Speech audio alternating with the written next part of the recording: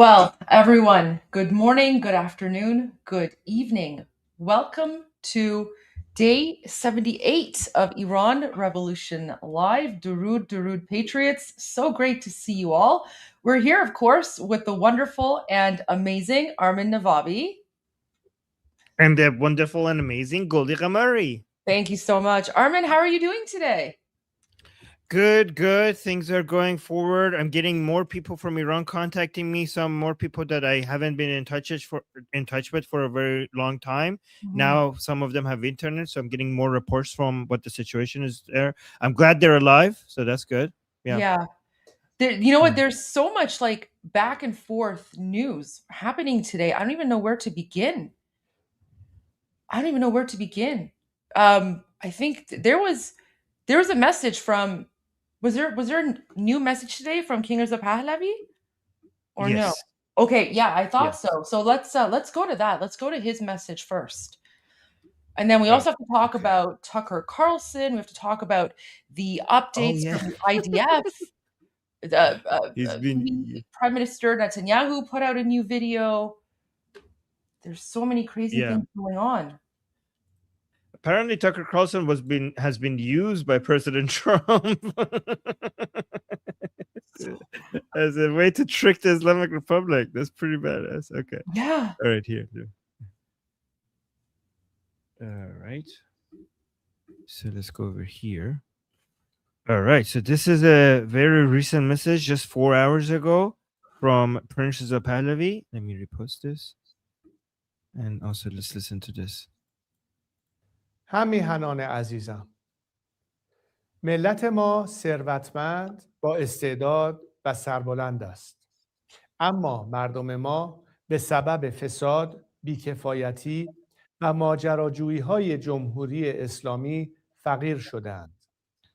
این وضع باید پایان یابد.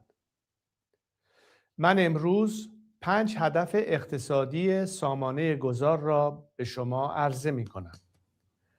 تعهداتی روشن و صادقانه بر اساس برنامه پروژه شکوفایی ایران با هدف بازگرداندن ثروت ایران به مردمش.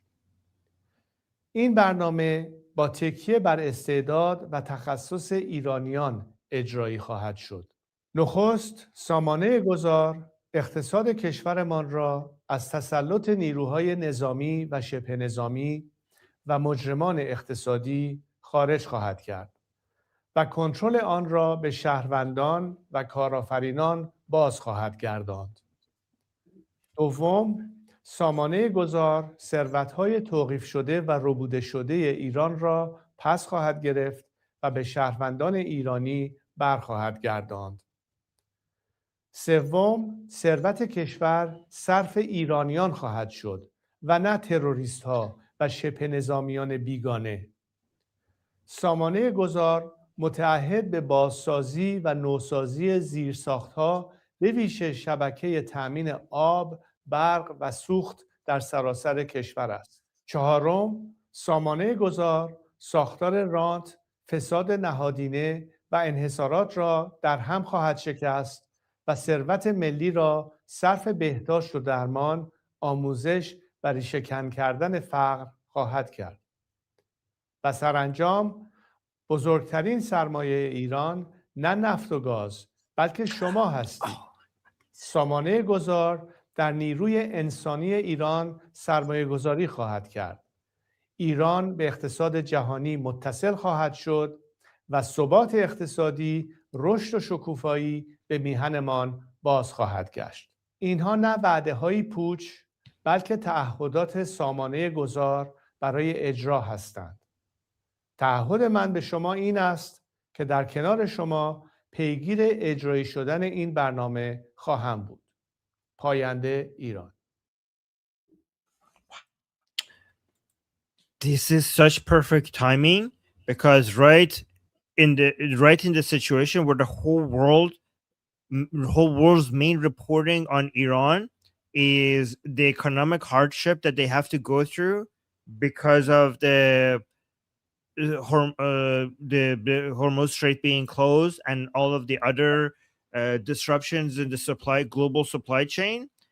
if you actually look at the global news, not just like US news, but everywhere else, like Japan and other places, they're mostly, their emphasis, like their main reason why they're paying attention is because of this disruption in supply chain, right? Because everybody, like the citizens of people around the world, that's what they care about the most. Like, I know we care about Iran's liberation, but that's the priority of other people around the world. So Princess of Pahlavi, very wisely, now that people are feeling the pressure because of what the Islamic Republic has made the world go through, is putting out a message out there regarding how much better things would be without the Islamic Republic, and how much the rest of the world doesn't have to worry about this anymore.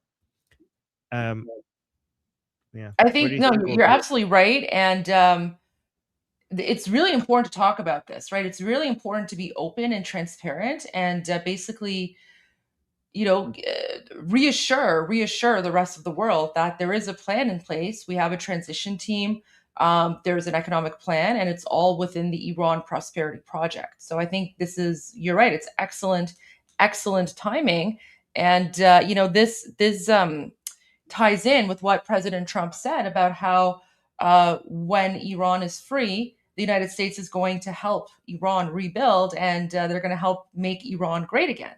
And it's not through just like, it's not like just donating, like sending aid or anything like that. It's all about economic investment, right? And that's one of the things that makes the Iranian Revolution very different than like other places. Is no one has ever asked, like, no, none of us have ever been like, guys, send taxpayer dollars, we need aid, we need funding, right? Like, no one has ever asked for aid. But economic investment, that's going to be huge. And I think in a future free Iran, I think Iran and the United States are going to be huge economic allies and trade partners. And I'm looking forward to that for sure. I really love the part, because on the Persian channel, I keep telling the Iranian people, because on my channel, on my Iranian audience, we always talking about the oil and gas resources of Iran. And I always have been an advocate of saying, guys, the greatest asset of Iran is not oil, is not gas, it's the people of Iran. Whatever society invests in its people, will be more prosperous. There are many countries in the world that don't have natural resources that are very advanced because they invest in the people, and there are many countries that have a lot of natural resources and they're very poor because they haven't invested in the human capital of their country. So our people are our greatest assets. Natural resources are just wealth. People are wealth generator. So whatever natural resources you have, it's a limited amount of wealth that you have that is just there, and it's just a constant level. But people and technology are basically the resources that you have that is not wealth. It creates wealth. It basically, whatever pie that you have, it makes it bigger. It's a wealth generating tool rather than a wealth itself. So that's why the human capital and technology is wealth generation, and that's the main asset that we have. And I was so happy to hear Princess of Pahlavi say that, because that's such an important message. It's not your natural resources, it's your people. Yeah, absolutely. And you're right. Like, that's very important. When you invest in people, that's what's going to make the difference in the country. And Iranians, we've already demonstrated that we're very smart, we're very intelligent. I mean, look at the Iranian diaspora, right? The Yes. CEOs, creators, like, it's just all over. Like, the Iranian diaspora, guys, we're basically a reflection of what Iranians in occupied Iran are like. So given that the Iranian diaspora is so successful in pretty much everything that they do, this is Iranians when we're in a free country. So imagine what Iran's going to turn into when you have 90 million Iranians who are now able to live and thrive and grow in a free country, right? It's going to be insane. Exactly. It's going to be insane. Exactly. And Goldie, one example of that is in the Middle East, the most prosperous country is Israel, that doesn't have that much oil and gas, all the country, right? So there you go. Exactly. Today also, Armin, before we continue, today is Reza Shah the Great's birthday. Whoa! Happy birthday! Yay! So Reza, guys, have you seen this? Wait, no, So I know that's a mullah beating video, right? yeah, it's the Mullah I haven't beating seen. video, but this is like a remix. This is like a remix. So guys, today is the Okay. birthday of the grandfather of the current Shah, or some people call him the Crown Prince, right? So today's his birthday, Reza Shah the Great, and he is we call him the father of modern day Iran, because for those of you who've watched those documentaries with me about the history of Iran, Reza Shah the Great basically took Iran and modernized it and made it into what it is today. So everyone is celebrating Reza Shah the Great's birthday. In honor of his birthday, I found this short video someone posted on X. So I just want to play this really quickly.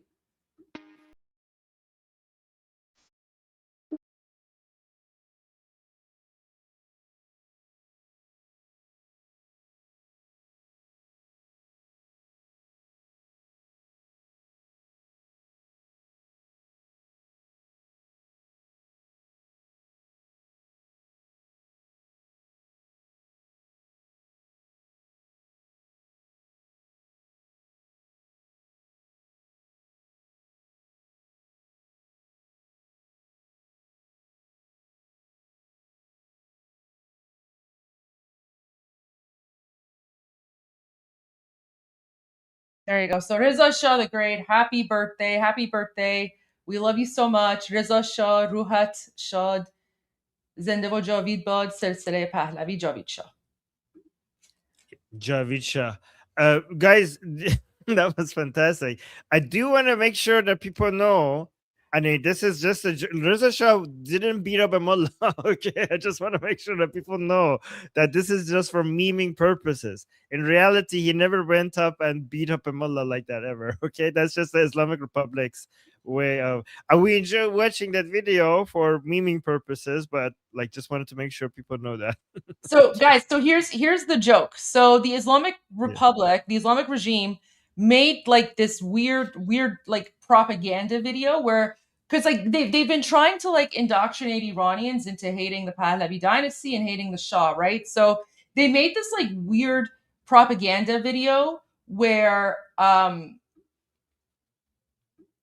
my gosh, what are these random people here? So they made this like weird propaganda video where apparently he's like going around beating up mullahs. Now, obviously, this never happened, right? So Reza Shah the Great never went around beating up akhuns, but the Islamic regime made this video to pretend like he did. And then Iranians turned this into like a 10-hour meme. So there's literally a video on YouTube called Reza Shah beating an akhund for 10 hours straight. So I'll just play like a few minutes of it, but here you go.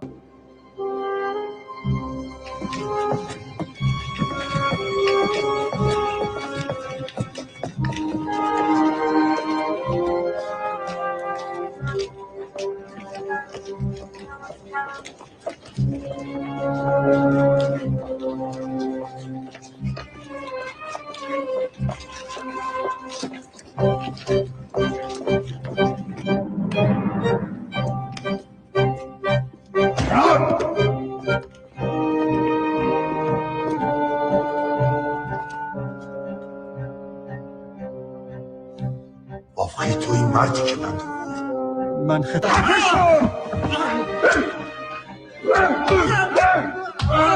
مردی که پدر سوده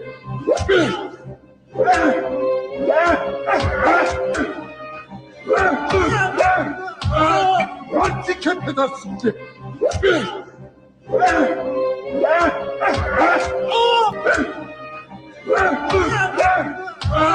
مردی که پدر سوده. Anyways, it's literally just now it's basically just 10 hours of him on loop, like beating up the mullah. And it's, it's really funny for us Iranians because first of all, it never happened. But a lot of Iranians are like, we kind of wish that he was that strict with the mullahs because then maybe they never would have taken over Iran and turned it into the hellhole that it is today, because it's those very same mullahs that are murdering Iranians in the name of Allah and Islam and jihad and all of that. So yeah, there you go. So that's, I mean, he never actually did it. He never actually beat up mullahs like that. So Yeah. But the fact that Iranian people enjoy watching that, so tells you a lot. Right? The fact that this is like meditation video and people sleep to it and watch it whenever they need to feel better. That's Terrible. that tells you. Oh my god. Uh, uh, All right, Armin, I actually need to head out for a little bit because I have to go somewhere. But I okay. will be back in about hopefully 2 hours. So I'll try to be here as soon as I can. Okay. So you want me to? I should cancel the school meeting or maybe delay it today.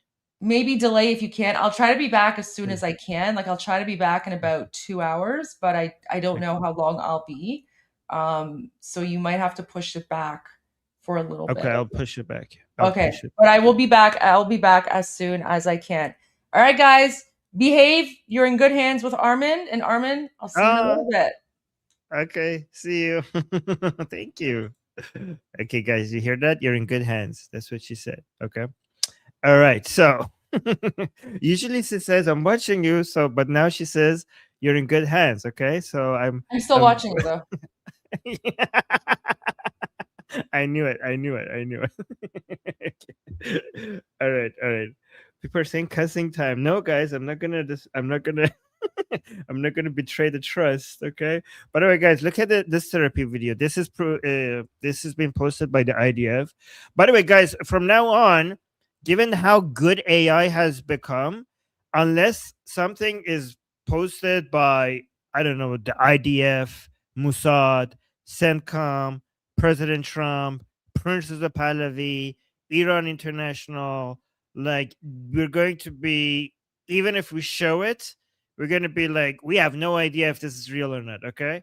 So, like, reminder that even if I show something to you and it hasn't been confirmed by some of the accounts or similar accounts that I've mentioned, then we even guys, even if it's based on people that accounts that people that we love, right? Because I've seen some of the people that we really love and we follow and we support, AI is getting so good that they're also getting uh you know tricked by it.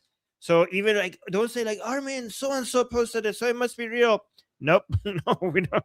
We have no idea. Okay, so it has to be posted by IDF, Mossad, I don't know, Princess of Pahlavi, CENTCOM, President Trump, something like that, like for us to, or basically organizations that spend a lot of time fact checking things before they post it because they need it for their credibility. Okay.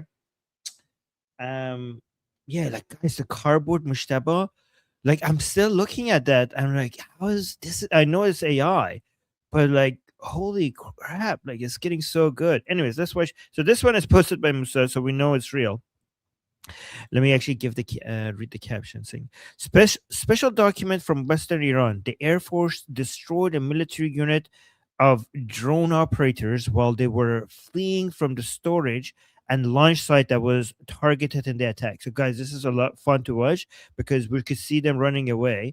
So, look at this. Within the framework of the Israeli army's ongoing activities in the region, an Air Force aircraft guided by precise and real-time intelligence targeted the drone storage site that had been established inside a launch facility in Western Iran. Every operative must know you are under threat. Even attempts to rebuild launch capabilities will be neutralized. The Israeli army will continue with intense attacks against launch operatives who threaten Israel. So that, guys, let's watch this Israel. By the way, guys, I'm gonna pay. If you have questions, I'm gonna try to pay attention to the chat today because Goldie is not here today. So I'm gonna try to do that as well. But in case I miss something, I apologize because I'm trying here. Okay, but let's watch this video because this is good therapy. Look at these mofos running away. Oh, DJ Goldie is not here to play music for us when we're watching this. Oof, look at this. Yes, yes, die, die.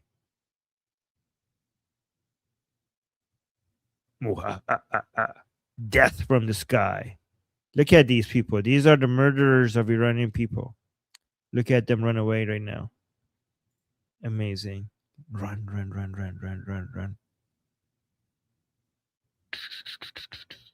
Amazing. Fantastic. Okay, that's great. Thank you, Israel. Woo! I'm Israel Chai. This is what you get. This is what you get. Anyways, let me go see what I liked here. Oh, guys, did you see this? I saw this yesterday, but I didn't want to show it until it's verified that it's real because I wasn't sure if it's AI or not. But then eventually got verified by other outlets and other places that this is real. So today I feel comfortable showing this to you. Yeah, look at this. So this was in the Quds on Quds Day.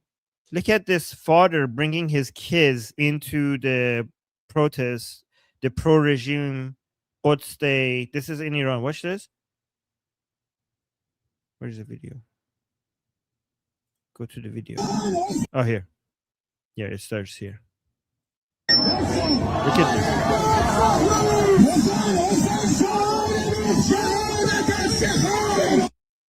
Look at the way he's holding his kids. Like they don't look like they want to be here.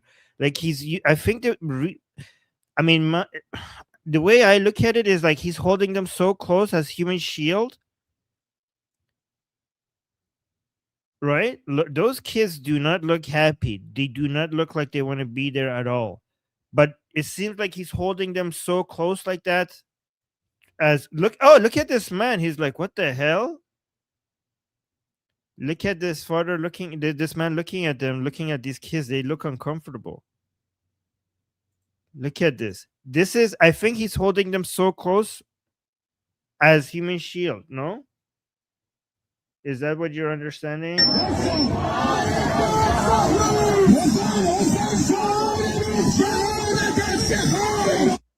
That is so disgusting. Look at it. Look at how uncomfortable they are. I think he's holding them there close because he's afraid that a drone might hit him or something. But they don't want to. Oh, by the way, you know what the text above says here? It says Technique Yahya Sinwar, which like it says the Yahya Sinwar technique. It's sick. Yeah, guys, I'm just guessing what's happening here. I don't know exactly, but it's vile. It's disgusting. Whatever is happening, I don't know exactly what's happening here, but whatever it is, it looks disgusting. So I saw this being this one says that the cleric was identified, the cleric that we talked about yesterday, but because I don't know how this person knows that, I'm not going to read it because I don't know if it's verified. This one, let's see what this one is. A senior Israeli security official told Fox News that Israeli intelligence has launched what it calls the Quds file, a campaign aimed at systematically targeting the infrastructure and leadership of Iran's Quds force across the Middle East. Amazing. According to the official, Israeli operations have already eliminated 7 senior Quds figures. So, guys, if you guys don't know what Quds is the branch of the IRGC. So the IRGC has multiple branches and multiple different organizations and institutions, economic organizations, but so the IRGC has 3 functions: political function, economic function, and military function. A lot of people think IRGC is only military. It's not only military. It's military, political, economy. A huge portion of Iran's economy is under the influence of the IRGC. So political, we could see, for example, the IRGC was the one who actually picked the supreme leader, the third supreme leader. You could see that they're very politically active. But the economic part, for example, one of the most important institutions within IRGC is the Khatamul Anbiya, which is one of the richest institutions inside Iran. It's completely owned by the IRGC. But the military section, the military part, has the IRGC Navy, the IRGC Air Force, which is separate from the other, Artesh's Air Force and Navy. So the IRGC Navy, IRGC Air Force, IRGC Ground Force, the Besiege units, the intelligence units, and one of the most important branches of the IRGC is the Quds Force. The Quds Force, which was famously led by Qasim Soleimani, and when Qasim Soleimani was killed by President Trump in his first term, the Quds was then after that was led by none other than Ghani. Okay, which is Ghani is a person that we meme that he's a Mossad agent, and he has been missing, by the way, guys. We haven't been hearing from him for a long time, which is actually increasing the memes coming suggesting that he might be a Mossad agent, right? By the way, guys, do you like all of this detailed information that I'm getting you, or is that too much information? Is that too nerdy, or is that good information? Let me know.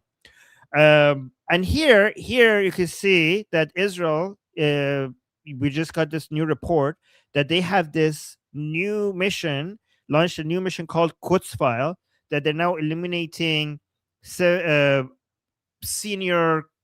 command leaders of the Quds figures, 7 senior Quds figures in Lebanon, and this were eliminated, and 17 cargo aircraft used by the force to move weapons and equipment to proxies such as Hezbollah was also eliminated as well. So they say, this is what they're saying: we destroyed almost all of the Quds Force fleet until now, 17 out of 20 cargo planes, and we will reach them all, the official said. They won't be flying anywhere anytime soon. So guys, before these military operations started, the IRGC, the Quds Army, the Quds Force saw this coming. So what the Islamic Republic did, they sent some of their Quds leaders to Lebanon because they knew that their ability to put some pressure on Israel once these military operations start will be very quickly suppressed and brought to a minimum as soon as the military operations start. As you can see, that's what happened.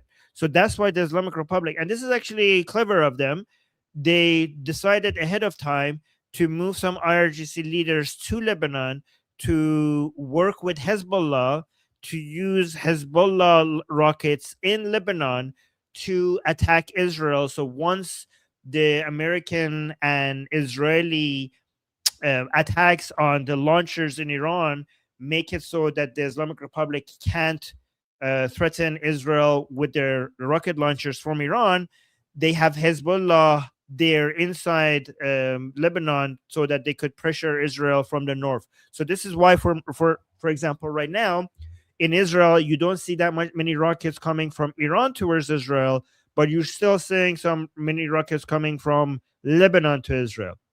Which is, by the way, guys, the Lebanese people are really angry right now, extremely angry, because the Hezbollah is dragging them into another war, and Israel now has the justification to move into Lebanon. And guys, last report I've seen, even the Shias of Lebanon are basically had enough with Hezbollah. So Hezbollah has never been this unpopular in Lebanon, and the Lebanese people are had enough. They're so tired of this, right? So, not nerdy. Okay, good. Thank you. So, people are okay. Israelis are saying correct. Correct. Okay, fantastic. Yeah, Lebanese people are really angry. They're like, not again, not again. We were just starting to rebuild. We were just, guys, I've heard that the Lebanese government is now even talking about directly basically working with the Israelis. Like, I know they secretly sometimes wanted to do that, but they're now openly talking about it, which is crazy. This is like a new thing in Lebanon, that the situation is so bad in Lebanon that the Lebanese government is openly I mean, they're putting conditions on it, but the fact that they're openly talking about it, working with Israel to get rid of Hezbollah, that's a taboo that is now being broken, which is really good. Let me see. Somebody saying, should we Torah is saying, should we trust them? And before I read the super chat, guys, it's not a matter of trust. It's a matter of figuring out who has mutual interest with you, right? So don't trust people. Analyze what they need and what they want, and see when achieving their goals is conflicts with your goal, has conflict with your goals, and when their goals is mutually aligned with yours. It's not a matter of trust. When it comes to politics and military warfare, you don't trust. You don't deal with trust. You look at what people have mutually aligned interests with you, and see if you could work with each other to get to that point. Okay, so don't trust people. Let me see. Okay, so we got a super chat saying from Musad, Rani told us to say hello. Well, thank you so much for that. Let me see. Never too detailed. Oh, so we got another super chat saying never too detailed. I'm here for the nerdy. Well, thank you. I appreciate that. And Amir, thank you for the membership gifts. And he's saying, Armin, you're a good man. I learn a lot from you. Well, thank you guys. I really appreciate that. I know, guys. When I go into my nerdy mode, it's not as like fun, but I'll try to add some memes to make it fun. I just think like this is good information to have, but yeah, I think it's good information to have. Okay, so they're saying Iran security agents. What? I haven't seen this. I just this was sent to me by Neil Bunny. I just liked it so that I could read it on air. But I'm actually, what the hell? 2 nurses working in Tehran hospital who treated wounded protesters during the nationwide uprising in January were tortured and repeatedly gang raped by security agents while in custody. People familiar with the matter told Iran International.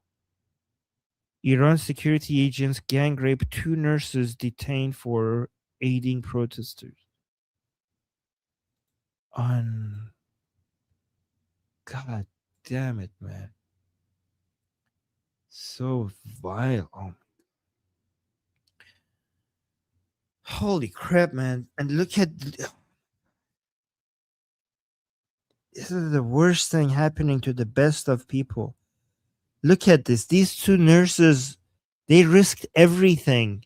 They knew what they were doing is illegal. These 2 nurses, they knew what they were doing is illegal.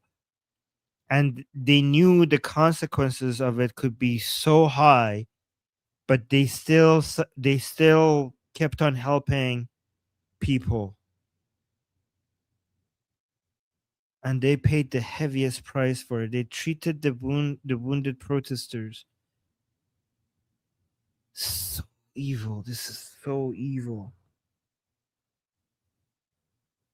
Guys, like after 40 years, like after 2 decades of covering this, I still get shocked. And when people tell me like, Armin, why are you shocked? This is normal for the Islamic Republic. Well, I'm sorry. I will continue to be shocked. I don't care how common this is for the Islamic Republic. I refuse to normalize this in my mind. I refuse to accept this as normal in my mind. This should be shocking. We have to be shocked. This is vile. This is sick. This is insane. This is disgusting.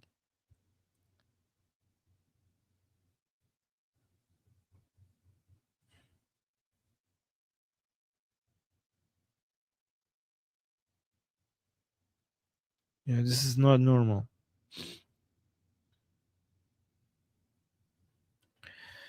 I don't know how to recover from that. Let's move. Okay. Let's just go, Laura.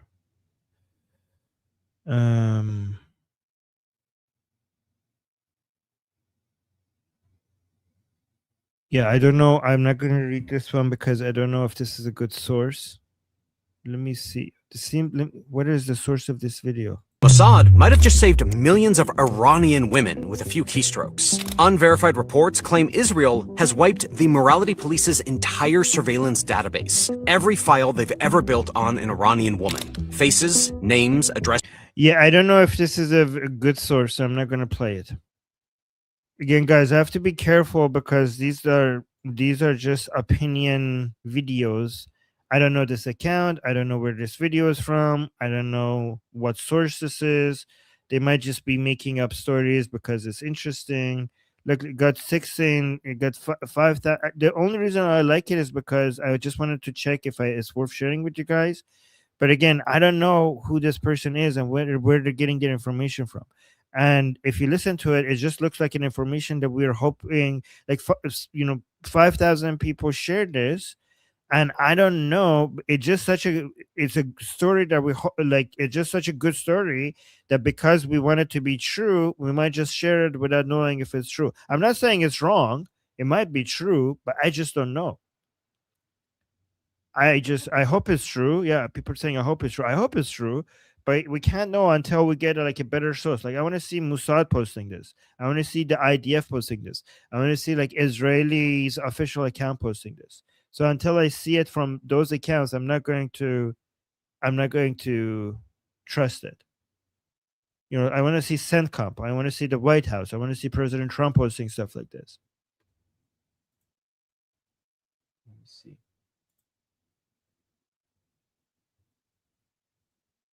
Yeah, and also, guys, the people who if you tell me like that person or that person confirmed it, it doesn't matter if it's not IDF, if it's not Mossad. I've seen so many people we love and support. They have gotten things wrong. I've seen them. So I mean, you shouldn't even trust. Like you shouldn't trust us until we verify it with a trusted source.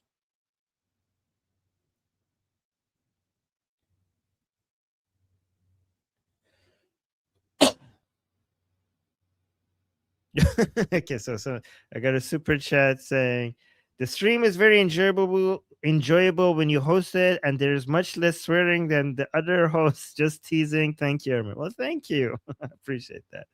Yo, wow, guys, thank you. Okay. Wow, I'm swearing less. Okay, sure. What is this? Okay, so if I can share these ones. Okay, let me see what this one is. روح خامنه‌ای در اتاق بیضی کاخ سفید. Okay, so this is Khamenei's ghost appearing in the Oval Office. And let's see what he's saying.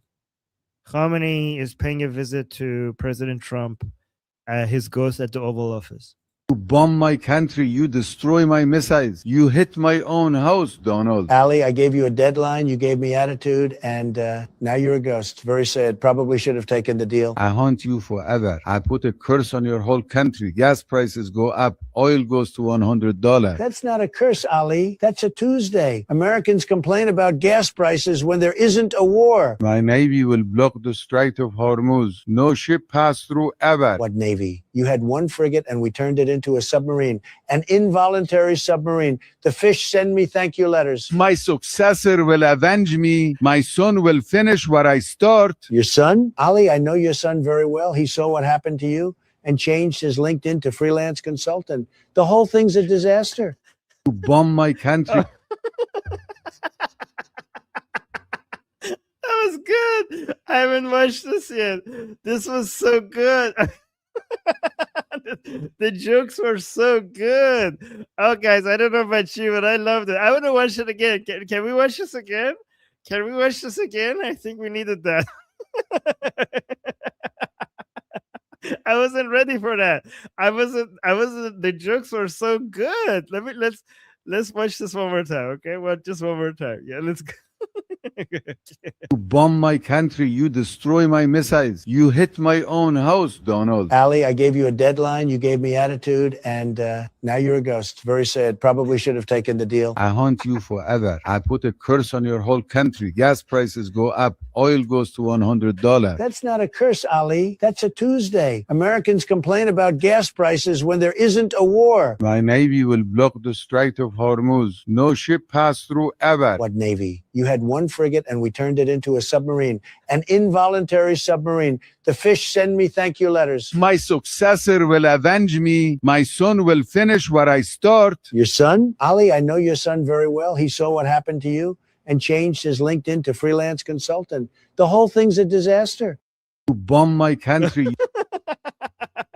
And you're like, and now you're a ghost. Now you're a ghost. Very sad. That's my favorite part. Like, and now you're a ghost. Hold You it this way. destroy my missiles. You hit my own house, Donald. Ali, I gave you a deadline. You gave me attitude, and now you're a ghost. Very sad. Probably. And now you're a ghost. Very sad. And now you're a ghost. Very sad. Oh, that was so good. That was so good. Oh my gosh, fantastic. Oh, we got a super saying keep all their records. We need records for trials. Oh, trust me, the Iranian people are keeping the information of all the people who have been working with Islamic Republic. They have. Don't you worry about that. And thank you for the support.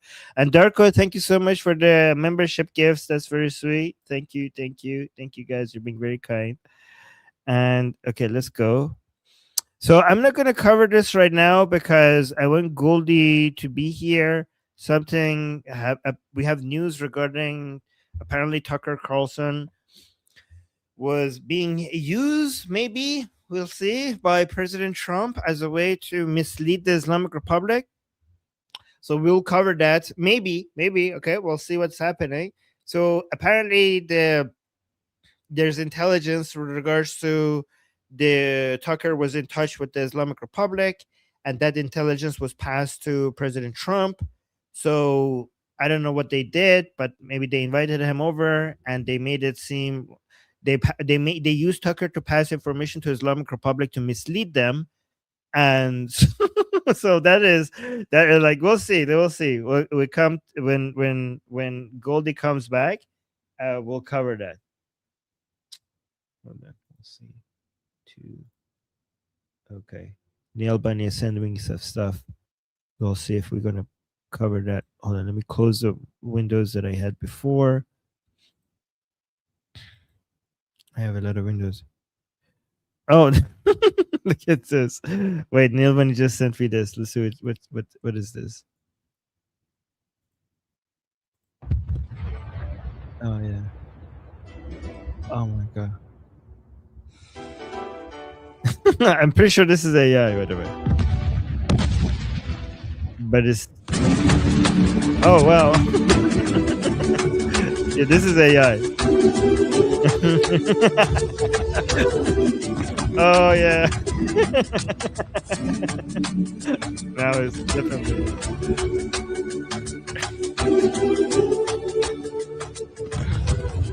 Guys, you know what they should put? They should say that I love the I love the smell of burnt basiji in the morning. Is that too dark?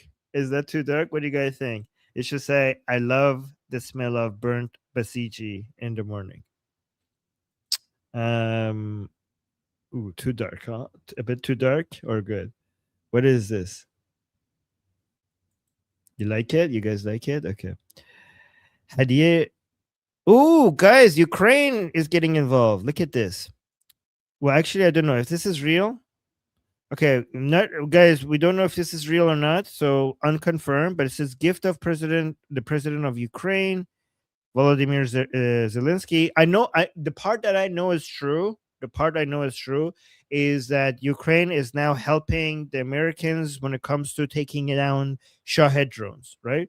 Let me see what it says here. Ukrainian made anti-drone costing $2,000, 1/10 of the price of the Shahed 136, and with a speed of 300 kilometers per hour, can easily destroy the Shahed 135 drone, which has a speed of 200 kilometers per hour.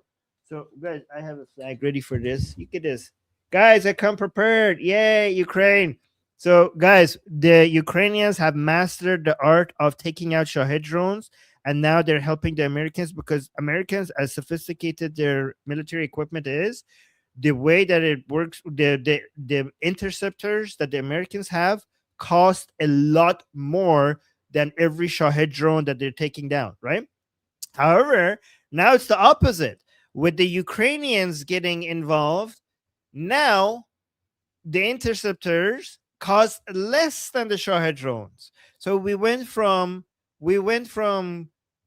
having the interceptors costing a lot more than the Shahed drones that they were taking down, to the Ukrainians giving us their expertise and being able to take out the Shahed drones with a lot less. So because you guys know what this is happening, right? Because Ukrainians, because the Islamic Republic has been selling a lot of Shahed drones to Putin, and Putin uses a lot of Shahed drones against the Ukrainians. So Ukrainians have mastered better than anyone else how to take them down. And now they're getting involved and they're helping United States, Israelis, and Americans. Let's see what this is. So that is how you stop an Iranian drone. That's the Ukrainian-made Sting interceptor drone that flies over 300 kilometers per hour. That's exactly the same interceptor drone that the Pentagon and the U.S. and its Gulf allies have been lining up to buy as Iranian Shahed drones have hit U.S. military bases, civilian centers, and oil tankers across the Middle East over the last several weeks. So right here you can see how these drone interceptors work. They take off just like a normal drone and they can hover here, but then as soon as the pilot sees the target that they want to intercept, they can reach up to 300 kilometers per hour just leaning forward in the air, just like that. One of the main reasons why the U.S. and its Gulf allies want these drone interceptors is that the Ukrainians have mastered the art of making these very cheap to manufacture. This drone right here costs about $2,000 to make. That's compared to the $4 million missile interceptors that the U.S. and its Gulf allies are currently leaning on. Guys, 2,000 instead of 4 million. So it used to be like a Shahed drone. I don't know how much it costs. Does it cost like 10,000, 20,000, something like that? I'm guessing. Okay. So it was like you had to spend $4 million to take out something that cost them $20,000 or something like that to take down. So that was like really economically costly for the Americans. But now they have something that costs $2,000 to take out something that costs $20,000 on to take down much cheaper Iranian drones. Flying these drones so guys, 2,000 now instead of $4 million. That's huge savings. Require combat tested, very experienced pilots. These could be some of the ones that are called upon by the U.S. and its allies to help defend their military bases. But until the Ukrainian government changes the official policy to allow these drone interceptors to be exported and their pilots to be sent over, these Ukrainians will remain here defending Ukraine from Russian drone attacks. Yeah, by the way, guys, the Russians are making their own Shahed drones, by the way, right now. So they don't even need the Islamic Republic anymore. This way, yeah, that's what. But this is great. This is great. So thank you for that. Long live Ukraine. We have mutual enemies with Ukraine. We Iranian people have mutual enemies with Ukraine, so we're in the same fight. Okay, the Islamic Republic and Putin are the enemies of Ukraine, and they're also the enemies of the Iranian people. So that's why you see so many Iranians. Like the number one flag, obviously, that the Iranian people carry is the lion and sun flag. You see them, right? The number two flag, you see them carrying flags of countries. Like I'm not talking about the Derafsh Kaviani or other flags or the Achaemenid flag. I'm talking about country flags, right? So the number one flag is the lion and sun flag. The number two flag you see them have with them most often is the Israeli flag and then the American flag. But the number four flag that sometimes you see them carry in protest is the Ukrainian flag. And now you know why. Now you know why. All right. So let's see. What is this?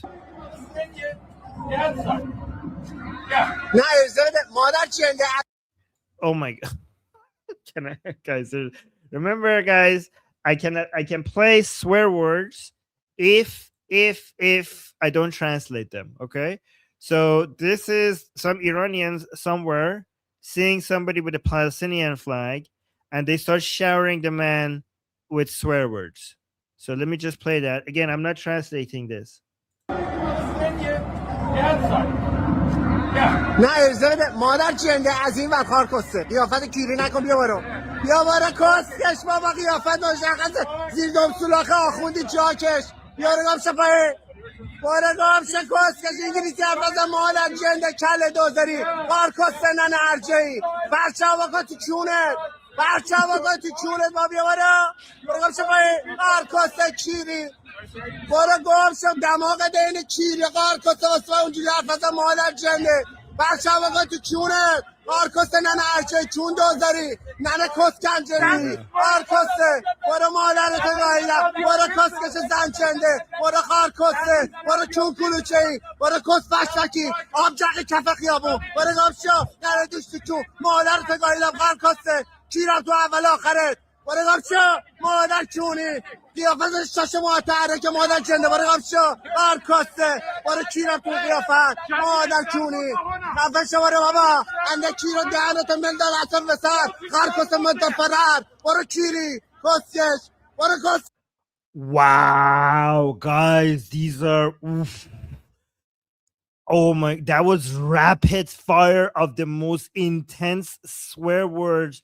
This man, whoever the cameraman is, he has a huge talent of being, that was the most creative, rapid fire of the most of the most extraordinary swear words that I've seen. The man, this was a work of art. The person was so creative and it was so it was so R-rated. It was so R-rated. By the way, guys, I don't need to translate this, but you can see that the Iranian people are not a big fan of the terroristic Palestinian flag. You can see, like, guys, do you think it's an exaggeration for me to say that the Iranian people hate Palestine more than Israelis? Is that an exaggeration? I don't think that's that might be true. Like, let me know, Israelis. I think the level of hatred that we Iranians have for Palestine is greater than you guys. I mean, like, you can see as soon as they saw the man with a Palestinian flag, they just came over and they just buried him under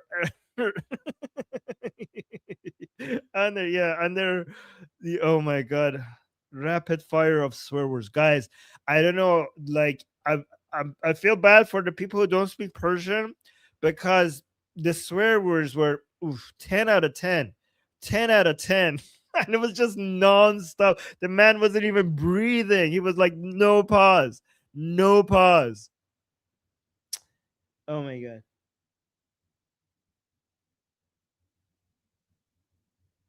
Yeah, he unloaded on him.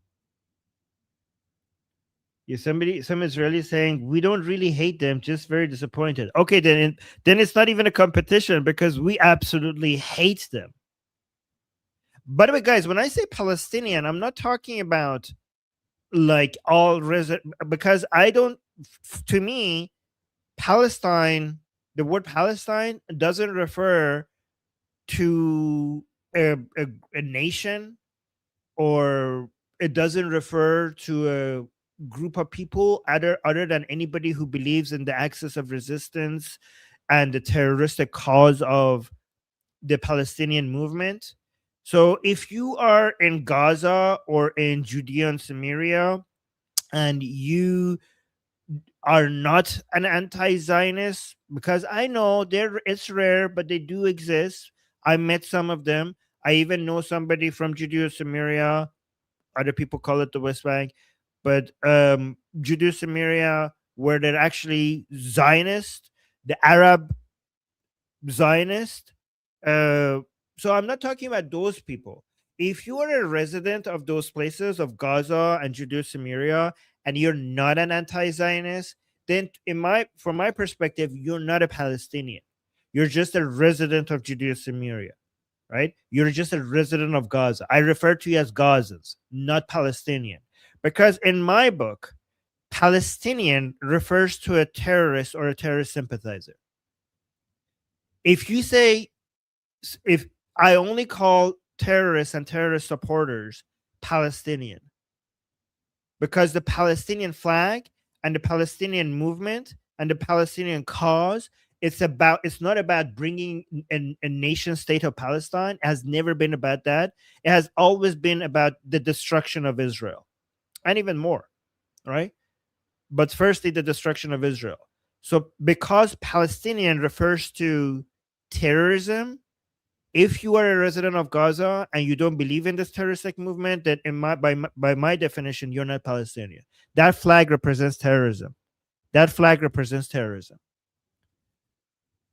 So when I say I hate Palestinians, if you're like somebody from Gaza who doesn't support this crap, I mean, first of all, good on you. Like, that's incredible that you managed to survive that brainwashing, especially if you're in Gaza. But if I say I hate Palestinians, I'm not talking about you. By my definition, you're not a Palestinian. You're just a resident of Gaza. Does that make sense? So don't think like I'm just like blanket blaming anybody who resides there when I say I hate Palestinians. Because if you're not a terrorist or a terrorist sympathizer, then you're not Palestinian.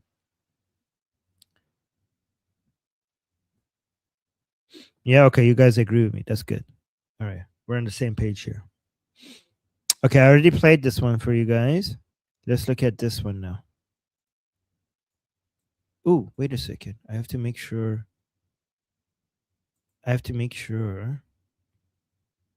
I unmute this.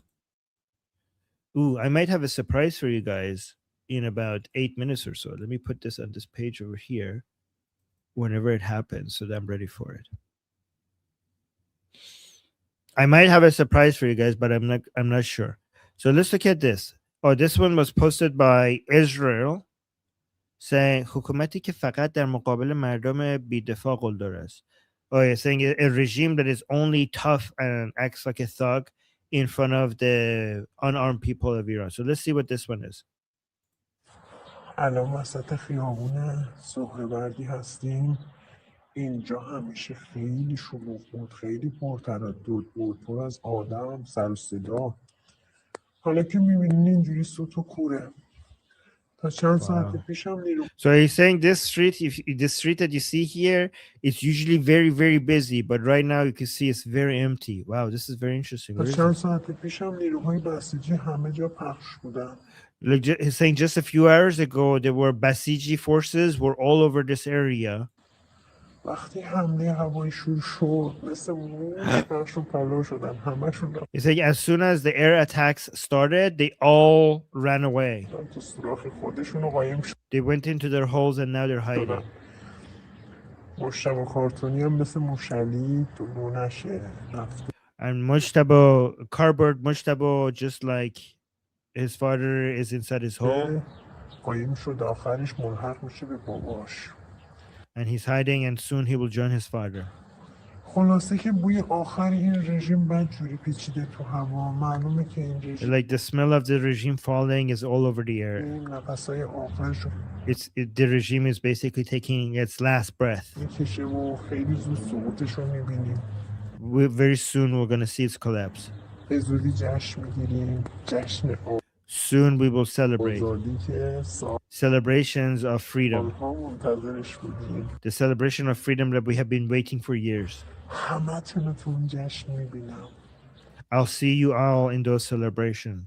So guys, this is a report from inside Iran. This is actually a very good report because it shows that the Basiji forces are running away because of the drones present. The Israeli drones in the air is making the Basijis empty the streets. This is good news. This is really good news. Oh, Goldie shared this earlier. Let me see what she's saying here. Oh, wait. We got a super chat. Oh, we got two super chats. No, we got three. I like who we're told we're losing for asking help from others, while Ukraine spent years demanding full NATO support, but we still winning. I like who we're told we're losing for asking help from others. Yeah, no, guys. Oh, yeah. Some people are saying you're asking help for Ukraine, so that means you're losing. That's obviously retarded. Ukraine has been getting American and NATO help for years. You're right. That's a good point. Yeah, this is just allied countries helping each other. That's completely normal. Saying Armin, it's not a competition. Palestine is a myth. Yeah, Palestine as a country is a myth. You're right. Palestine as the name of a terroristic movement, that's real. But yeah, Palestine as a name of a country, that's a myth. That's a myth. I'm not competing. I'm just joking. Oh, you mean like between Iranians and Israelis? No, that's a joke. Don't, like, you guys know. Well, yeah, guys, like, you know, like I mean, Israelis have taken out more of our enemies than we ever could, obviously. So when it comes to the competition that matters, you guys are ahead. I'm just joking. Like, that's just a joke. I'm just trying to relate with you guys to see that, like, guys, look at Iranians, like, because a lot of the reason why I said that is because a lot of people around the world assume that, for many years, assumed that Iranians support the Palestinian cause. But when I say that, like, we probably even hate them more, I say that to fight against that narrative. That's why I say it. That's why I say that. I wasn't trying to be like, I'm not trying to act like we're better than you guys. Obviously not. But yeah, Palestine is a myth as a nation state, as a country, but it's a real thing as a name of a terroristic movement. And oh, Sherry, thank you so much for the super sticker. Appreciate that. That's very sweet. Thank you. Thank you. All right, let's see what Goldie said here. Goldie's saying here, they just hit the telecom complex in Hamadan. Internet's gotten super fast now. Yeah, guys, I didn't know if this is how it works. Apparently, yes. Saying if this is true, the world is about to hear the roar of 90 million Iranians who have been silenced by the terrorist Islamic Republic occupying Iran for the last 16 days. So again, I don't know if this is true as well. Like, I know this explosion is true. Watch this. So this is the telecom complex in Hamadan.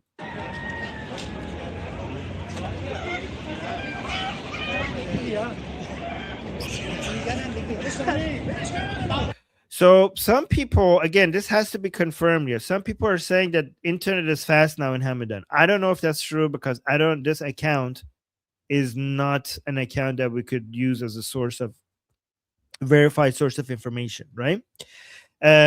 But I always wonder, because I don't know how technically how this works.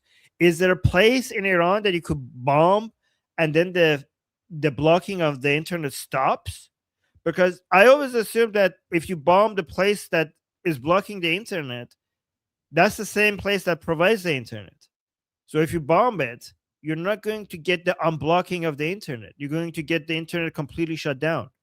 Isn't the place that blocks the internet the same place that provides the internet? So there's no way that you could bomb an area and then have the internet back? Or is it separate areas? Like somewhere that provides the internet is separate from somewhere that blocks the internet, and you could just bomb the place that's blocking the internet, and now you have fast internet. I assume that you can't just bomb a place and then get internet. But I don't know. I don't know how this works. Yeah, don't know. I don't know either. This might be... So you can see Goldie is saying if this is true. So Goldie is being careful as well because we don't know 100% if this is true. I already showed this one to you guys. That was good. Let's see. 100 of immigrants gathered outside my restaurant. Oh yeah, I saw this, guys. This is what happens to your country when you allow, people from Muslim countries into your country via mass migration. So this guy's restaurant in London was attacked because he doesn't sell halal food. This is just the beginning. As bad as things are, unfortunately, this is just the beginning. This is what you get with 6% of the population being Muslim. So imagine what happens when you get to 10%. Watch this.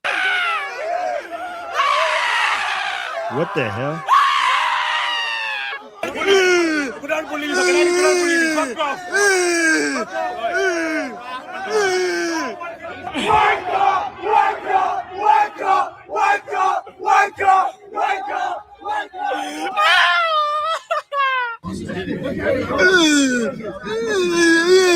What the hell is this guy? These Muslims are retarded. Wait, what does it say? Yeah. Just because it non-halal. Because of this sign, proudly non-halal restaurant. So they attacked this restaurant because it said they have non-halal food. All of you, you're causing breach of the peace. So you got to move and leave the area. Right, you got to move. You got to move. You're creating breach of the. What the hell? Why is he so retarded? Guys, what are you doing in the UK? Like, stop this. Is there a way to stop this? Let me know in the chat. How could you stop this? Like, because a lot of people say deport, deport, deport. But like, I know, like, there is one, if they're citizen, then there is no, I mean, I wish there was, but there is no legal process to deport them. And and I know I wish we could like, don't blame me for saying that, because I want them deported, but there is no path into deporting them, and there's not even a single political party in the UK, not even the Reform Party, is for deporting them. That is like, yeah, if you are naturalized, there's like, we could keep shouting deport, but they're not going to get deported. So what is the solution here? Like, what did you do? Like, what the hell did you do? Like, why did you guys let this happen to your country? Why did you guys do this? Fix it. But how do you fix it? No, people, somebody saying UK is a lost cause, but I don't know. I don't like to say that. I don't want to say that. Like, because we should keep defending these countries. If we say UK is a lost cause, then all of these, UK patriots, they're just going to give up. I was saying, Armin, please explain what halal food is. Halal food is when you torture the animal before you eat it. Halal food is, but instead of like killing the animal in the humane way where they have the least amount of pain, you do it the Islamic way so that they experience pain. Wait, let me see what Neil is saying. Oh, Neil is saying vote restore Britain. Yeah, restore maybe instead of reform. What do you guys think? I feel like even the people patriots now in the UK are getting now divided over reform and restore, and that means that none of them are going to have any chance. That's what's happening. Oh, let me see. We got a super chat saying internet, like electricity, follows general rules of pipes and plumbing. What? There's a special firewall device that stops the internet. Just get an IT guy. Well, you can't get an IT guy to unblock the internet. I don't know if that works. Let me see. We got another super chat here. It's saying Britain may want to take warning labels off everything and let nature sort itself out. Wow. Okay. What? Okay. No. Yeah. Okay. That's crazy. I know. Okay, no, guys. For you, YouTube, that was a joke. We're not seriously talking like that. Okay. I do think that your only chance right now is to basically reach out to their children. If you can't, like, I don't see a path. Sorry, guys. I know this might be bad news to hear. I don't think there is any path. Like, no matter how you vote, given what this legal situation right now in the UK is, there is no path to getting rid of these people out of your country. There is no path. There is a path to stopping them from coming in more, but there is no path of and getting rid of them. So, and I know, like, a lot of you are going to hate me saying this, because I want you to be able to get rid of them, but I just don't see it happening. I think the only path into saving your country is to get their children out of Islam. That's the only way. Get their youth make their youth ex-Muslims. You have to reach out to their youth. You have to get them out of that cult. There is no, I don't see any other way. Do you guys see any other way? Neil is saying they can't be denaturalized, not in the numbers that would make a difference. Not in the numbers that, like, you could maybe you could do it with like an ISIS member, or like somebody that has done something crazy terroristic or something like that, there is like they would be like you could count the number of people that you would have success with that on your hands. You're not going to be able to denaturalize on like the legal. If you look at the legal abilities that you have in the UK, you're not going to. It's not going to make a meaningful difference. So yeah, first thing you need to do is stop bringing more people in. Denaturalization. I mean, I wish you could do denaturalization. I just don't see a path to it. Yeah, so Neil Benny saying everybody on the terror watch is it, but that's not going to be the majority of them. And I think the problem comes from the majority of them that are not doing violence. Okay, getting rid of the violent ones legally, that's easy. Okay, but my problem is the ones who are the vast majority of them who just vote differently and don't do any crimes, but they will destroy your country from within because of the values that they have. For every Muslim that is doing a terrorist act or basically doing grooming or anything like that, for everyone like that, there's 1,000 of them that haven't done anything like that, but they destroy your country slowly by just voting differently.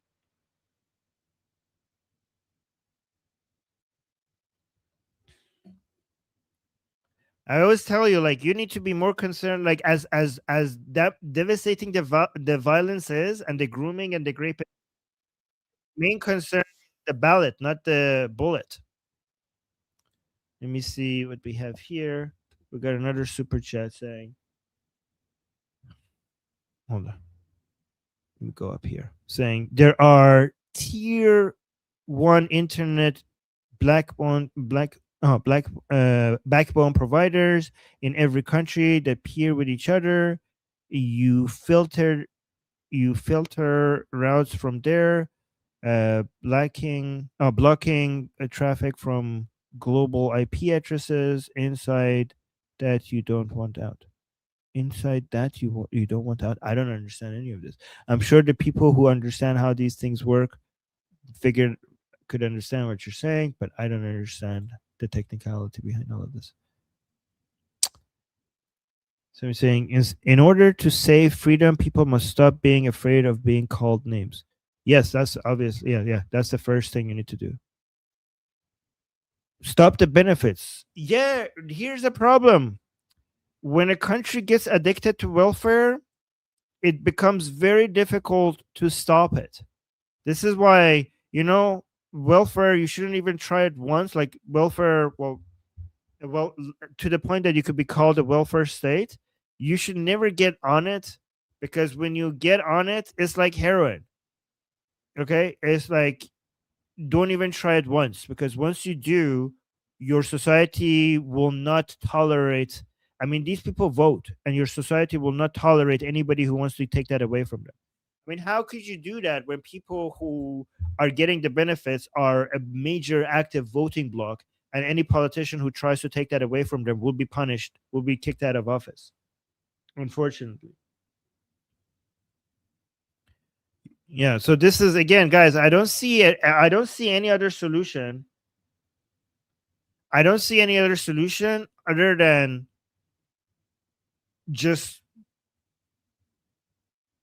de-radicalizing their kids and reaching out to the kids, and not to the point, like, I'm in favor. I get, by the way, guys, tell me if you agree with this or not.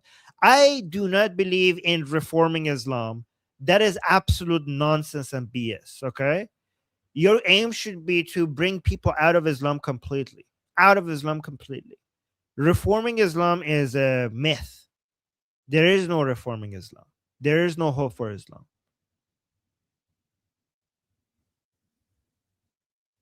So anybody talking about, like, oh, we need to reform Islam, it's like saying we need to reform Nazism.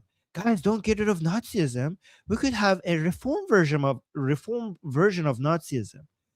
Okay, don't be intolerant. This is what I hear when people say, like, oh, guys, like, that's too much to ask to basically be anti all forms of Nazism. We should have like reform Nazism and support that instead. Like, how about no? You can't reform cancer. Okay, you can't reform. Okay, I almost swore. I stopped myself. I stopped myself from swearing. Okay. Let me see. The globalists have done this to Europe by design. The globalists. So, guys, depends on what you mean by globalists. Okay. So, if by globalists you mean people who don't believe in nationalism and the importance of sovereignty of your nation state, and people within a society making their own decisions rather than people outside of their borders making those decisions for them. If that's what you mean by globalist, I completely agree with you. Just be careful, because some people who say use the word globalist, there are other meanings for this word. Okay, if you're talking about people who are unpatriotic, they believe in open borders, they don't believe in the sovereignty of nation states, those people, if you're talking about those, I completely agree with you. Okay, but the word globalist, some people use it to refer to other people.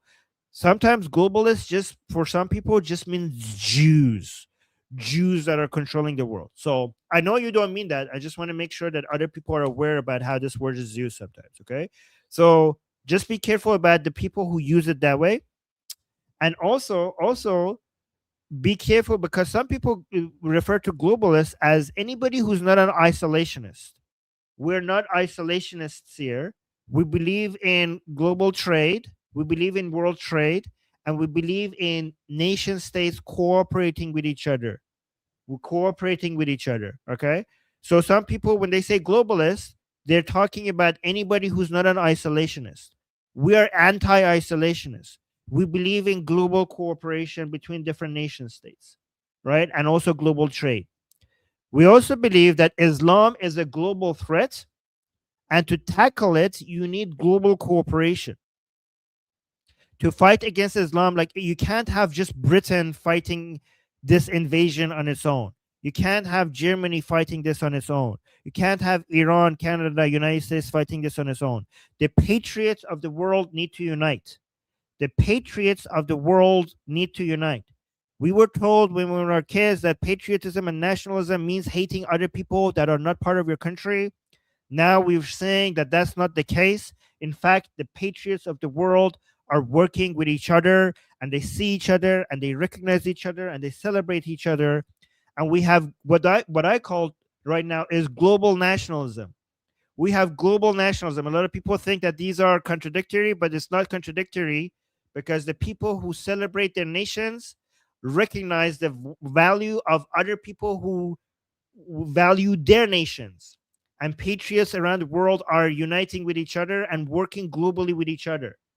So patriotism and global cooperation not only do not contradict, but they actually complete each other.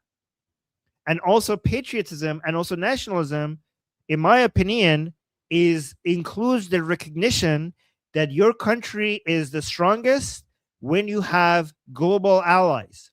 So a lot of people think that patriotism means that I need to focus on America or UK and ignore other countries. Okay, that's an isolationist understanding of patriotism. But a true patriot, an informed patriot, understands that the strength of your nation comes by having strong allies and working with the rest of the world. Oh, we got more. Hold on. We're having fun with the comments here. This is good. Ban foreign funding mosques and cancel imam visas. They are funded by Islamic governments. Completely agree with that, but that's not going to be enough. That should be a no-brainer that you need to do all of that. Completely agree, you need to do that. That is going to solve some problems, but it's not going to make a major shift when it comes to the demographic re-engineering of your country. So your problem is with hundreds and thousands of people, and the foundations of your country is changing. And that, I mean, the fact that they haven't even done that already is a shame. But that is just the beginning step of the many, many other things that needs to be done to save your country. That is just basically just scratching the surface. It doesn't even begin to address the main problem of, even if you do that, the people with these views are all over your country.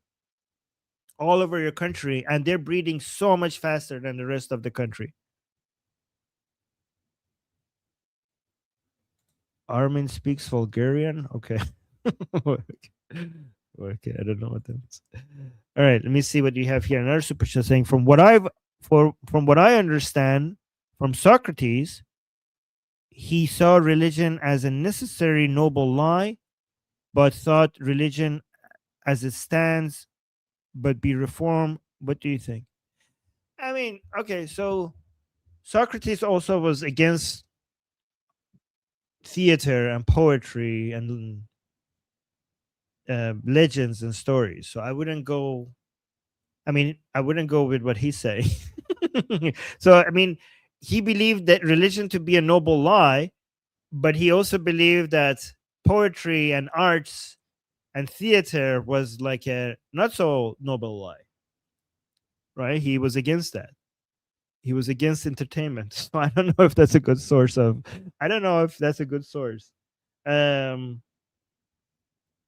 Yeah, but I mean, I can tell you what I believe. Socrates, ignoring Socrates, I could tell you that I believe that I actually changed my mind on this. So I'm an atheist.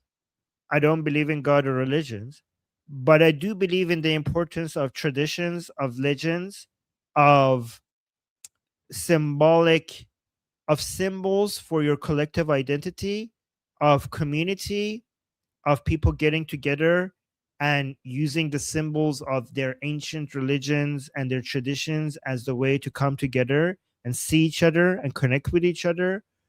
So, for example, when I traveled to Israel, I saw how many atheist Israelis continued to do their Jewish rituals. They celebrated the Jewish legends and his stories of their religion, all the symbolism, all the traditions, all the rituals, because Judaism was not in their mind. It was their culture. It wasn't their religion. It was their culture, and it was the identity and the symbols representing their country. So for me, you don't have to believe in it. It's just basically the branding. It's the branding of your collective identity, right? Oh, so he'll hear. Right, and humans require rituals and tradition, especially old and ancient traditions, and they need legends. Okay, so I think we Iranians have done that very well.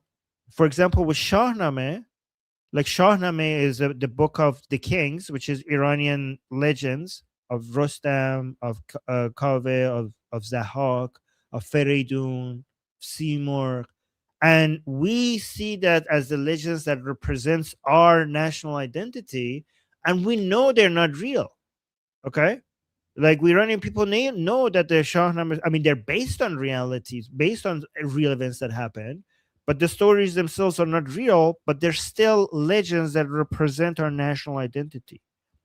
And Zoroastrianism, for example, as an atheist, I understand that Zoroastrian symbols and legends and rituals, many Iranian atheists celebrate those symbols because it reflects those are the symbols of our national identity.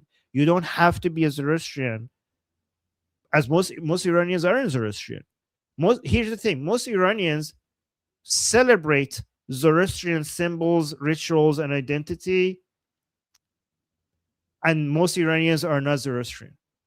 So you see, you don't have to believe in it for you to take value from it, for you to have a branding for your collective identity.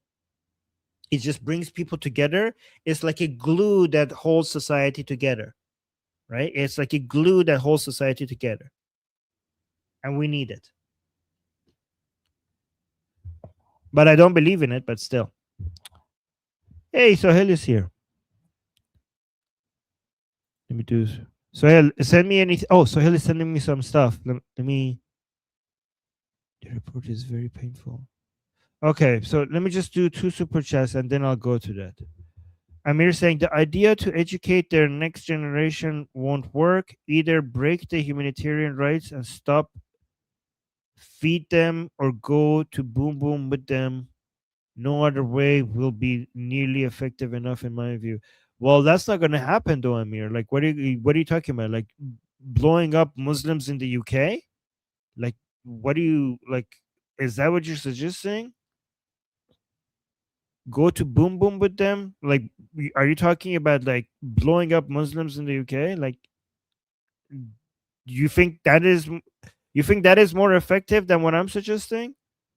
I think what I'm suggesting is that, yes, you're saying that. Okay, well, that is like, first of all, that's not going to work. That is not a good idea, and that's never going to happen. And no, that is never like that is not going to solve anything. That is going to make everything worse. You're saying I think what I'm suggesting unachievable, but what you're suggesting is even more unachievable, and it's not the right thing to do. And mine might not be achievable, but it's the highest likelihood of success. Even if it's unlikely, it's the most likely. Also, let me see here. Only 2 ways Iranians get back internet: 1, satellite direct to cell, if Elon activates it and Apple, Google enable it; 2, Iranians take telecom towers and remove filters. Strikes can restore internet. That's what I thought.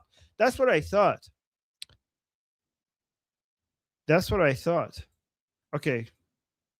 So maybe I was right. See, I didn't have technical information. I just put 2 and 2 together. Sohail, I've already reported that. We had like a huge, horrible Sohail, I already reported that. I already went over that. And now that I'm looking at what you're sharing.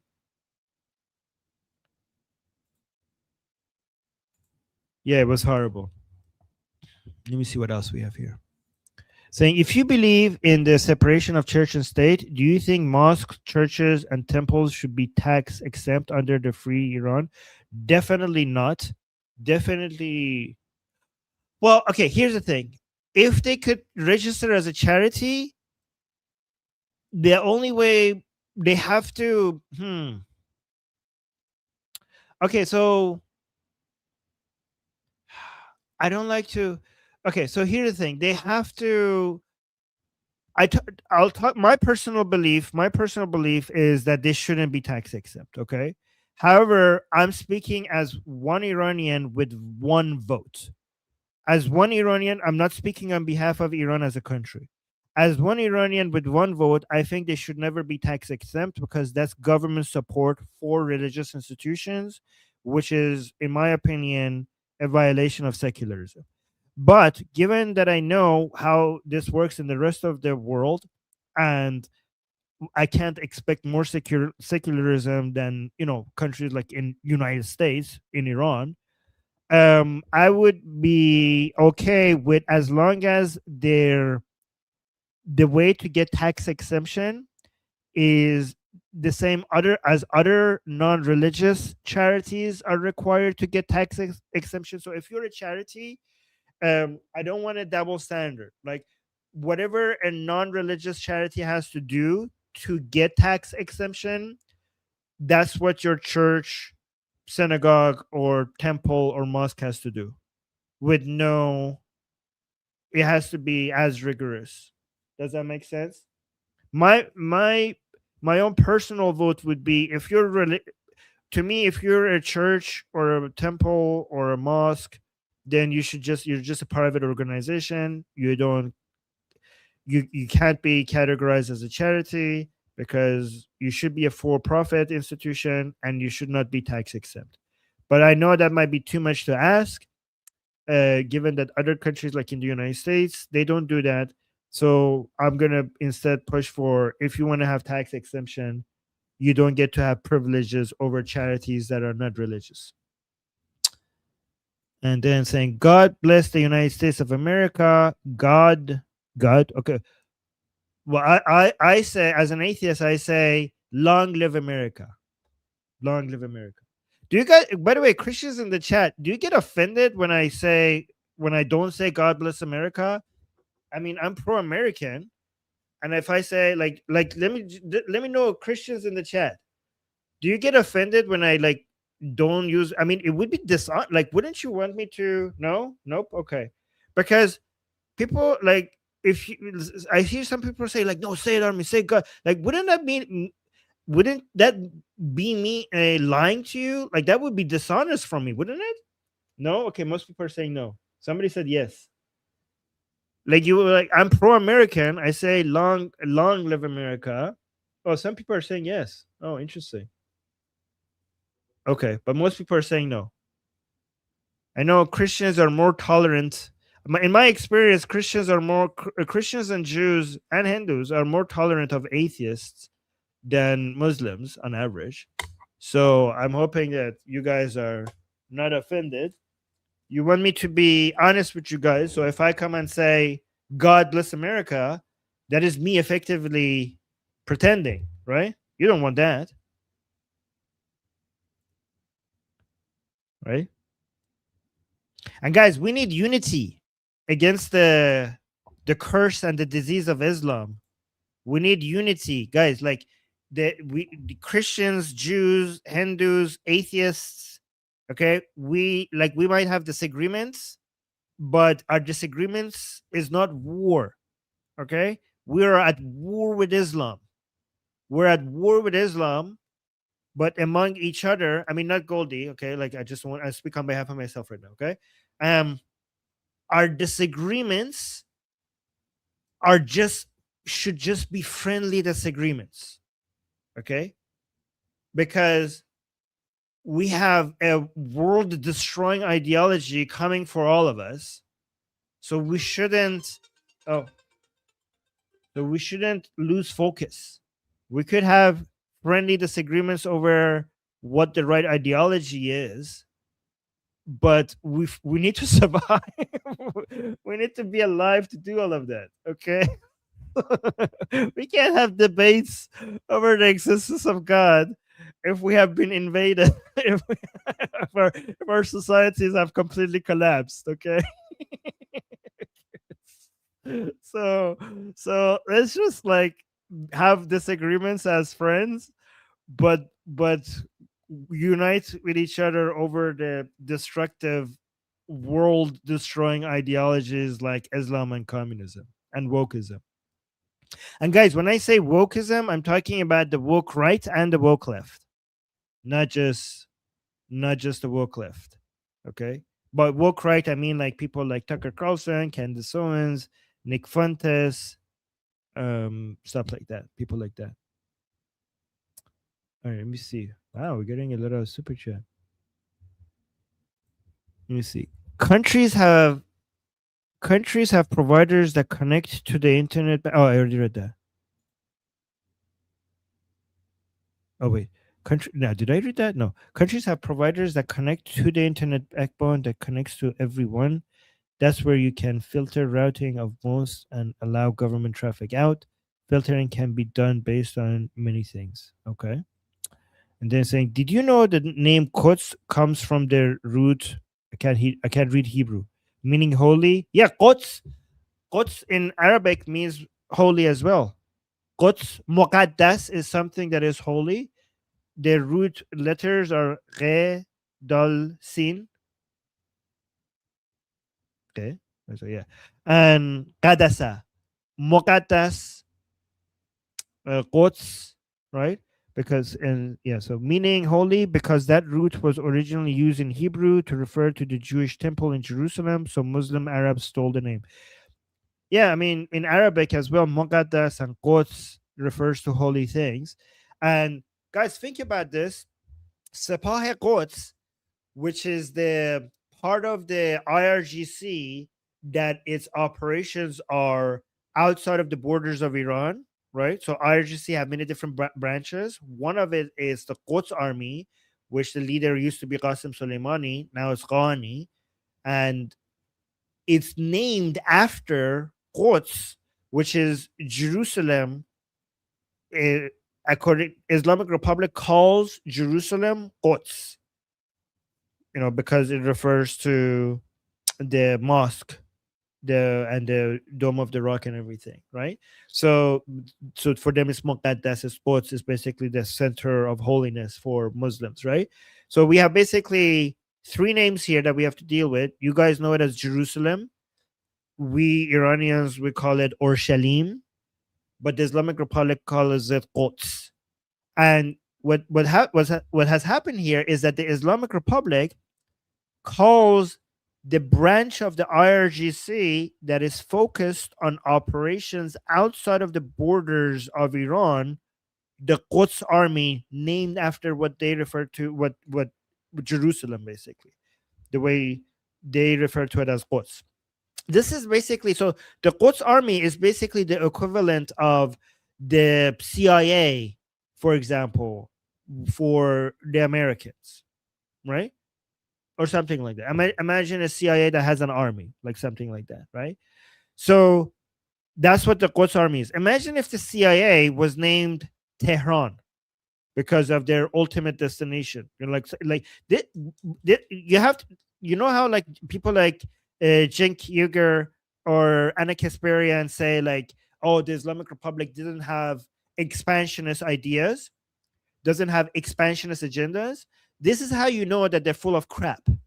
This is how you know they're full of crap, because they named the military, the branch of the IRGC that its operations are meant to be outside of the borders of Iran, that its stated goal is to export the Islamic revolution, to export it. It's their stated goal. It's this, like they have officially, that's their stated goal. And remember, guys, IRGC, the I in IRGC doesn't stand for Iran. The I in IRGC stands for Islam, and their goal is not to protect Iran. Their goal is to basically export the revolution from Iran across Iran's borders. And the Quds Army is named after their destination. So every idiot that tells you, like, the Islamic Republic doesn't have expansionist goals, just remind them that you effing moron. They named their military after their city that they're trying to invade. Like, think how insane it would be if the CIA, instead of calling itself the CIA, called itself Tehran, because their goal was to one day invade and take over and keep Tehran. Imagine if Mossad was named Tehran. Mossad called itself Tehran because they were publicly announcing to the world that, yeah, the entire point of our organization is one day to basically capture and keep Tehran. That's what the Islamic Republic has done. It named its military organization after the city that they're trying to invade and keep. And that's how transparent they are about it. And then Jen can be like, well, they don't have expansionist goals. Like they literally tell you. I mean, even if you are too lazy to study what they tell you, what they stand for, like if you don't want to read their mission statement, they put it in the name of the entire institution.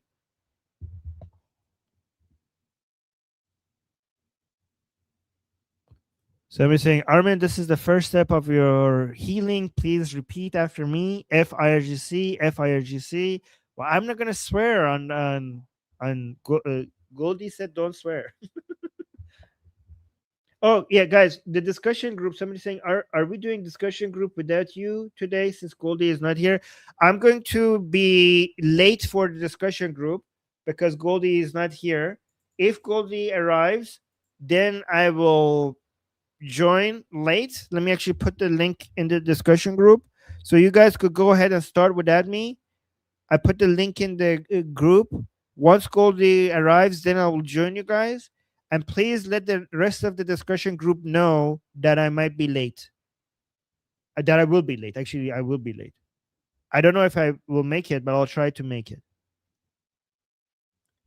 But yeah, again, I'll put the link to the discussion group in the chat. But we'll see if Goldie, when Goldie arrives. But please, people, from the discussion group. Oh, thank you. Amir saying I'll let them know you'll be late. Okay, thank you. I appreciate that. You guys are awesome. Let me see here. So we're saying since these are U.S. companies, the U.S. government could coordinate this. Could Trump push for it? Can we push online to get their attention? What do you mean? Oh, direct to sell. Oh, direct to sell. We don't have the technology there yet. The direct satellite to cell phone, with the technology is not there yet. Right now, it's only to the point of like SMS messages or stuff like that. We have to wait for the technology. Like we're not gonna get like proper internet. You still need like Starlink devices to make that happen. Let me see what else we have here. Neil Bunny sent me some stuff. Oh, there's so many stuff. Hold on. Okay, let me see. Neil Bunny sent me some stuff. Let me see if I could open all of them at once and then go through them. Oh no, I opened it on this page. Why did you open it on this? Okay, here. Fine. Fine. It's fine. I'm not mad. All right, what is this? I don't know if I could trust this source. Yeah, I'm not going to read this because this source, I don't know if I could trust it. So let's skip this one. Guys, we're only going with very trusted sources. I don't know if this is AI, so I'm not going to go with this one either because it's not a source that we know, we recognize. Okay, this source I know. What is this? This one I know this one. So neutralizing a riot by German police. This idiots thought it was the Islamic Republic there too. So let's watch this.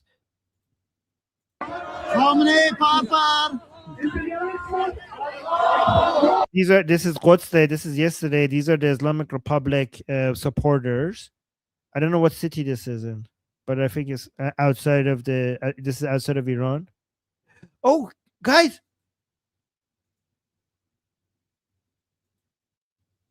We have been oppressed, we have been occupied, we have been silenced, but now we will no longer be silent. We are in the middle of a revolution. We are making Iran great again. Thank you to President Trump.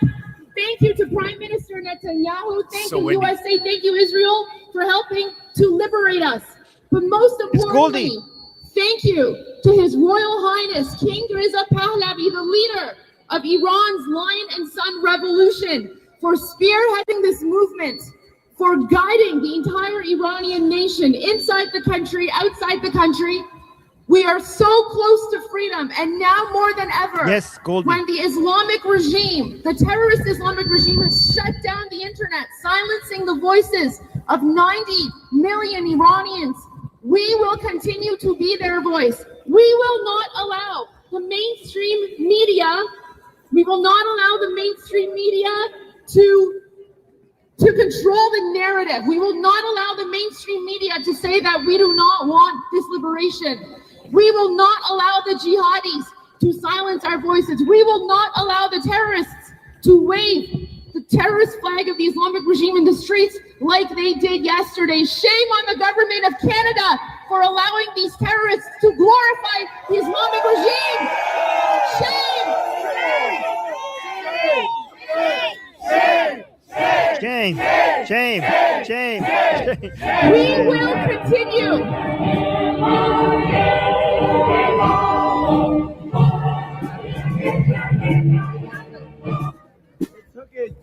It was actually, that's fine. You just played our national anthem. It's a good omen. It's a good sign, guys. That's a good sign. That was our national anthem. That means we are close to freedom. So I just want to say, continue the fight. We will continue to be a voice for people in occupied Iran. Thank you so much for your support. And at the end of the day, we will always say, این آخرین نبرده برنگی برمیگرده این آخرین نبرده برنگی برمیگرده این آخرین نبرده برنگی برمیگرده جاوید شاه پاینده ایران جاوید شاه. Yeah, Goldie's here. Yep, سپاس that's right. فراوان از بانو گلدی قمری سرفرازمون کردید که اینجا بودید. دوستان نازنین دوباره برگردید به همون ارنجمنت قبلی، همه اومدید دور چادر، همون جایی که بودید باشید. این جلوی چادرم اگه میشه بذارید یه ذره یه کوریدور باز باشه، اگه میخوان فیلم برداری کنن همون جوری دوباره برگردیم به گذشته. سپاسگزارم بانو گلدی، سپاس فراوان از شما، خیلی مهر کردید که اومدید. سخنرانی بسیار خوبی بودش، پیاممون رو به انگلیسی رسوندیم. خب حالا فعلا که حالا برنامه ادامه I داره. knew she was here. از اون ور رسیده. It's my live, yeah. They're watching though. Goldie Sales watching. We are watching. Yay! Hi guys, I know we're watching. Big ups, guys. Yep, thanks Trish for خب dropping Goldie's دوستان link. برنامه‌مون رو ادامه میدیم. من در ادامه سخنان بانو گلدی نازنین فقط ساعت رو چک کنم برای اینکه ما نزدیک 7-8 دقیقه دیگه یک سخنران، یک سورپرایز براتون دارم. یکی از بزرگترین کنشگران سیاسی که 4 دست داره برای ایران میجنگه از لندن به طور لایو به ما راحت سخنرانشون رو گوش بدیم. هر کسی که سیاستگزارشون رو میشناسه. Appreciate your boots on the ground, hugging face emoji, blue heart emoji, hugging face emoji. Thank you, Ronnie. Big ups again with the super chat. Guys, somebody tell Jeff I said thank you. اعتمادی از پارس تا خزر رو پلی بکنم براتون. پس از اون نزدیک میشیم به سخنرانی اون نازنینی که از لندن به ما خواهد پیوست و تلاش میکنم که سخنرانیشو خوب پخش بکنم براتون به طور لایو.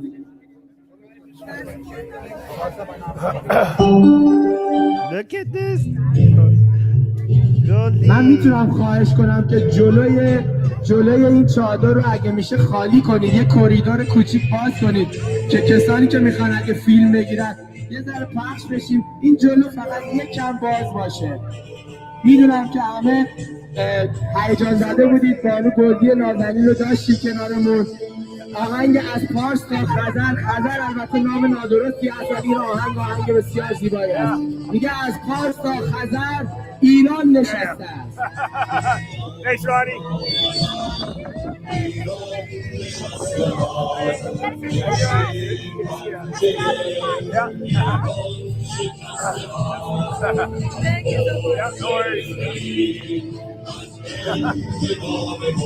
Nobody knew there was gold. I was already talking to Goldie behind the streams, but I guess she decided that she would do some pictures and speak. Now everybody wants to take pictures. That's awesome. That's good. Absolutely. Yeah. Guys, somebody tell Jeff that we said hi for the first time.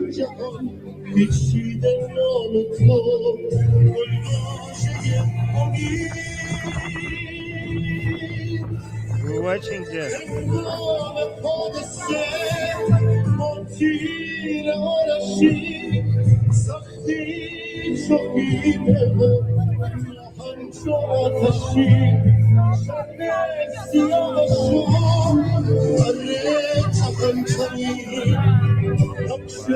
Yeah, dude. We got all our viewers watching too right now. Yes, we are. Yes. Gotta love the rat. Look at the rat. Love it. Yeah, it's a little rat. Like it. That's so cute. Yeah, big ups. Thanks, Trish.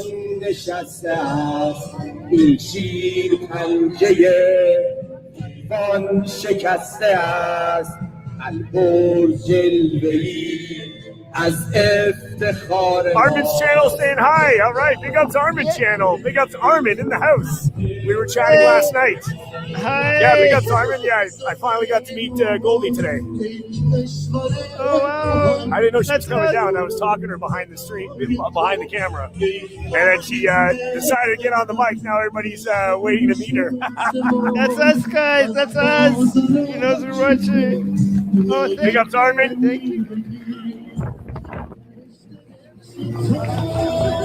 Thank you. Thank you. You guys went and passed the message. Thank you. Yes, that's right. Good to see you. Good to see you guys. Hit the thumbs up, like, share, subscribe, all that good stuff. Yes, subscribe to Jeff. Sign Goldie's petition. That's right. That's right. Thanks, Mark. Look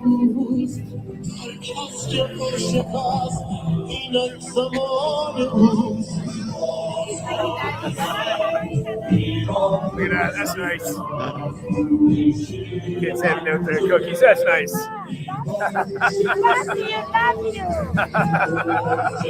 Nice. Well, guys, They made cookies. That's good. Hey, Tony. Good to see you. Yeah.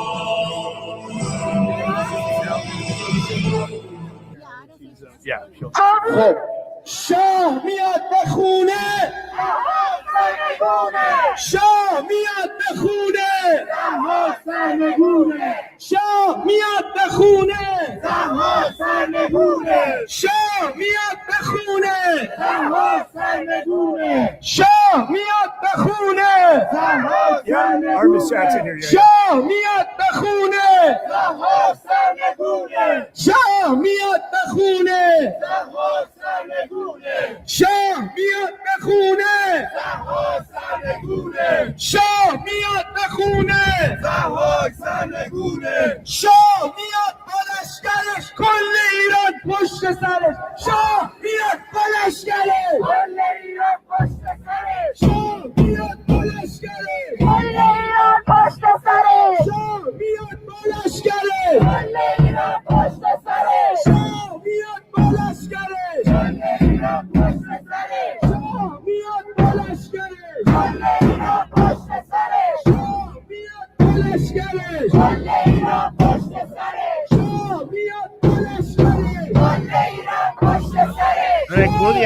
I think Goldie's on her way back. کل ایران پشت سرش شاه میاد با لشکرش کل ایران پشت سرش. So, guys, they're saying Shah Miyad Balashkarish, which means like the Shah is coming with his army. Kulli Iran Sarish, which means the entire Iran is behind him. The entirety of Iran is behind him. So the Shah is coming with his army. The entirety of Iran is behind him.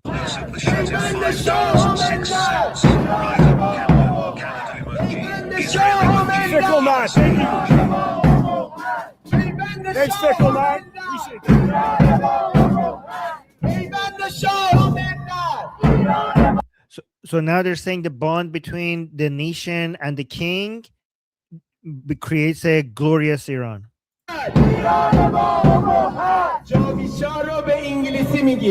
Long live Iran Shah! Long live Iran Shah! Long live Iran Shah! Long live Iran Shah! Is Goldie still there or did she leave? Is Goldie still there? I think Goldie is on her way back right now to the stream to us. I don't see her there. Do you guys see her there? If she's there, they would be trying to take pictures with her and stuff. So I think she left. I think she's on her way back. Long live Iran Shah! Long live Iran Shah! Long live Iran Shah! یادی کنیم از جاویدنامان میهن Yeah, good to see you guys. سوگند به خون یاران ایستادیم نمایان سوگند به خون یاران So they're saying so again بخون یاران ایستادیم تا پایان, which means we swear upon the blood of our friends who have fallen in the revolution. We swear on their blood that we will stand until the very end. ایستادیم تا پایان سوگند به خون یاران ایستادیم تا پایان سوگند به خون یاران ایستادیم تا پایان چند تا از جاویدنامان عزیزمون که Okay, Jeff said he left already. Is she left already? Okay, Jeff said she left. So there we go. Let me see if I missed any super chats. Let me see what people are saying in the super chats. They say, to my understanding, Quds is the shorter form of Baitul Maqaddas. Baitul Maqaddas. Yeah, which is Arabized from Beitul Haq. Quds is just the rooted letters of the word Muqaddas, which means holy. Yeah, I mean, both the Jew, like that entire area is considered holy for Jewish people and Muslims. So I wouldn't be surprised if they both refer to it as Muqaddas. It's based on a Quranic verse, which Muslims believe that is referring to that area, which actually it doesn't even refer to that area, but that's another story. And we got another picture saying, "Love the Mushtaba cardboard doll." Yeah, exactly. That was pretty good. That was pretty nice. I like that as well. That was pretty cool. All right, guys, let me know if you want me to do a few updates, or do you guys want to watch this gathering, or do you guys want me to answer questions? I'm here to serve. I could do either one of these. Oh, I don't want to share this until Goldie is here. There's something I want to share. Updates? Okay, let's do updates then. Look at this one. So guys, Emily does a lot of I consider Emily to not just be like a YouTuber. I consider her to be like a journalist, and I know that she does more fact checking. I mean, this is obviously real, but I really like among all the people who I follow, Emily Schrader is one of the people that I trust the most. Okay, I'm not saying, I mean, nobody gets everything 100% correctly, but Emily has a really good track record. Really good track record. Right, so let's switch this. She's saying, can't make this up. So the reporter is saying, you're speaking to us via Zoom. The Iranian people don't have open internet access, but but you do. Why? And he's saying, and this is Arakchi, the foreign minister of the Islamic Republic. He's saying, because I'm the voice of Iranians and I have to defend their right. What the hell? Unbelievable. You really can't make this stuff up. Watch this. I just do want to point out, you're speaking to us via Zoom. The Iranian people don't have open internet access, but you do. Why? Well, because I'm the voice of Iranians, and I have to defend their right. So this is why I have access to internet to just have our voice being heard by the international community. But internet is closed because of the security reasons, because we are under attack, we are under aggression, and we have to do everything to protect our people. In any country, there are urgent measures taken for the sake of war. Guys, the audacity. Think about this. The audacity of cutting the voice of the Iranian people and then coming out and saying to the world that, well, I'm their voice. If you are their voice, why do you have to cut their voice? If you are their voice, why do you have to silence them? Wow. Oh my God. Like, every time you think that these people can't disgust you even more than they have already, they just come up with another way to do it. Unbelievable. Unbelievable. It's just so vile. Like, oh yeah, guys, this is why the people who are for democracy, for people having access to the internet, are the people who know the people are on their side. They're not afraid of the voice of the Iranian people because they know they know that the Iranian people are choosing well. But if you cut their voice, then you know that you fear what they have to say. But it's another level of evil when you cut their voice, knowing that they do not represent you, but then come and announce to the world that you are their voice. Listen to this again, his answer, just a few first seconds. This is so vile. I do want to point out, you're speaking to us via Zoom. The Iranian people don't have open internet access, but you do. Why? Well, because I'm the voice of Iranians, and I have to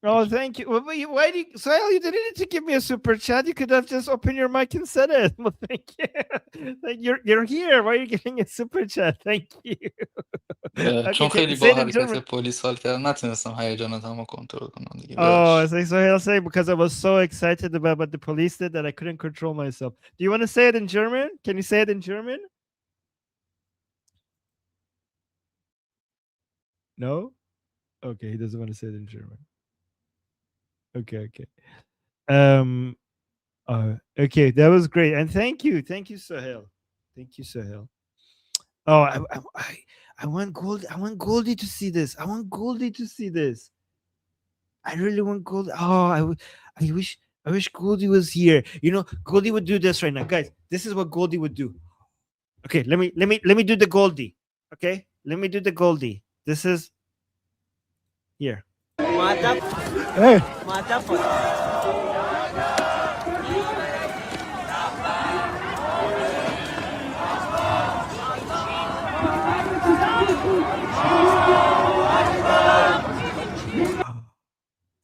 Baby چیکار کرد؟ آرمین ببین چیکار کرد؟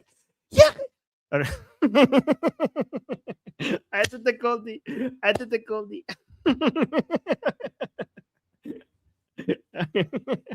Okay. Yeah. Armin ببین چجوری بردش. Okay. I did a good Goldie. That was good. Okay. Oh yeah, people want the link here. Let me put in the chat. Okay. This would be so much more fun with Goldie. I wish I had this when she was here. Oh, yeah, I'm gonna watch this with her when she comes. Oh, she's here. She's in the chat. Okay, she's here. Yay. She saw me. I basically, guys, I need to do both my reactions and Goldie's reactions, which she's not here. I hope I did the Goldie reaction well. Okay, so she's in the chat. Look at Goldie's in the chat. She's saying LOL. Yeah. Hey, okay, so I did well. Guys, I have to watch this part again. This is so good. Guys, he said Mu'adabash, which is be polite. Like he means like don't insult my supreme leader. And immediately after.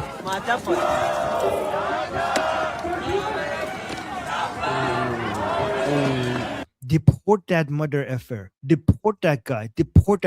I hope he's not a German citizen. I really hope. Ooh, look at this. This is the moment that he figured that he effed up. Look at this. He did not see that coming at all. Okay. Guys, I hope he's not a German citizen. I hope he gets a criminal record and he gets deported for this. What are the chances that he's going to get deported for this? He needs to deport this guy. Wow, guys, why is the UK police don't act like this? The German police has no chill. Good, right? What do we need to do for the UK police to behave like this as well?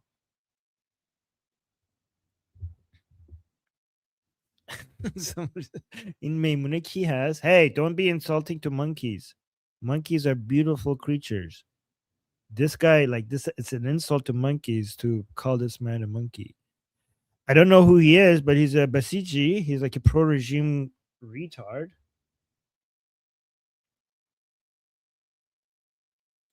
Oh, let me see. So I'm saying, Arminjan, I appreciate your hard work, bro. I think you should keep making those 10 to 15 minutes solo videos like FDR friends fireside chats. The world needs them. Really? You think those are good? You guys like them? Guys, on my personal channel, on the Atheist Republic channel, I am doing daily short videos. Look at this here. That gives you, like, for people who can't watch like hours of live streams, I give you the most important, most recent information. That if anybody wants to get really updated about what's the most important thing that needs to be clarified, I mentioned over there. Let me actually post the link to my channel here in the chat. So somebody in the chat is saying those are really good. Okay, I'm glad that you are enjoying them. Yeah, this is the Atheist Republic channel. If you guys want to go see theirs. All right, let's do more updates. Let's do more updates. This was the most fun. By the way, Nail Bunny, thank you for that. That was a really fun update. I wasn't expecting that being that much fun. Let's do this. Wait, hold on. I'm getting another super chat. Let me respond to this one. Saying thoughts on possible gatherings of Chaharshanbe Suri and Nowruz in Iran. Could the catalyst for the final call from Princes of Pahlavi align on these days? Honestly, I don't know. Honestly, I have no idea whether we're going to be in Iran by then or not. I don't know. I don't know when Princes of Pahlavi is going to give his call to action. Oh, we have a new. So Goldie is going to be here in 50 minutes. We have a new message from Princes of Pahlavi. That is, let's do that first. Goldie is updating me from behind the scenes on what's the most important thing to cover.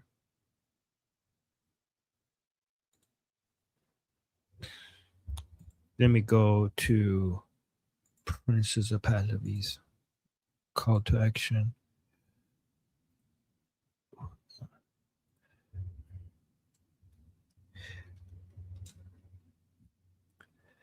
There we go. Latest message. Ooh, 9 minutes ago. 9 minutes ago. Amazing.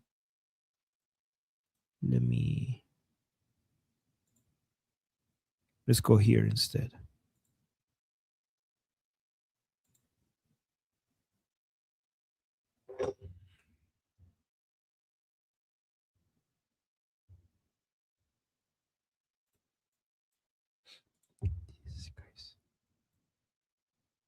Let's play this. Wait, I made a mistake here. همیهنانم در Goldie saying, wait for me. Okay, never mind. We're not doing this right now. We're waiting for Goldie. We're waiting for Goldie. So let me go to another. Let's go to another message, another update. So Goldie said, wait for me before I do that one. Okay, so Goldie is on her way. She's going to be here in 15 minutes. So we're not doing that one yet. Let's look at this one. You guys know Rezai, right? Mohsen Rezai. Mohsen Rezai is the most delusional member of the IRGC, giving us updates from time to time. Let's listen to what he says here. By the way, guys, one thing I don't know if you know about Mohsen Rezai, he's responsible for his own son getting executed. He basically killed his own son for being anti-regime. Did you guys know that? Mohsen Rezai is basically handed over his own son and got him killed by the Islamic Republic for being anti-regime. Yeah, I know, guys. I know Tuesday is live. We're not doing that until Goldie, until Goldie is here.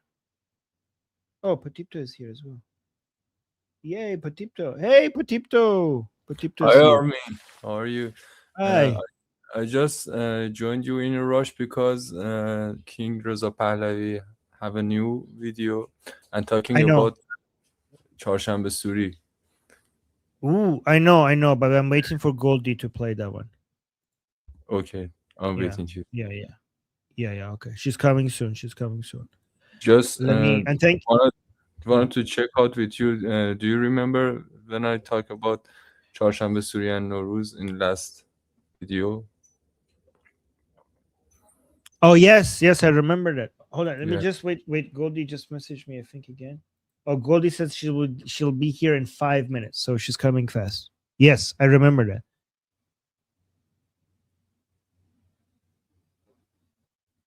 Yes, so things are going according to plan. Things are going very much according to plan. This is amazing.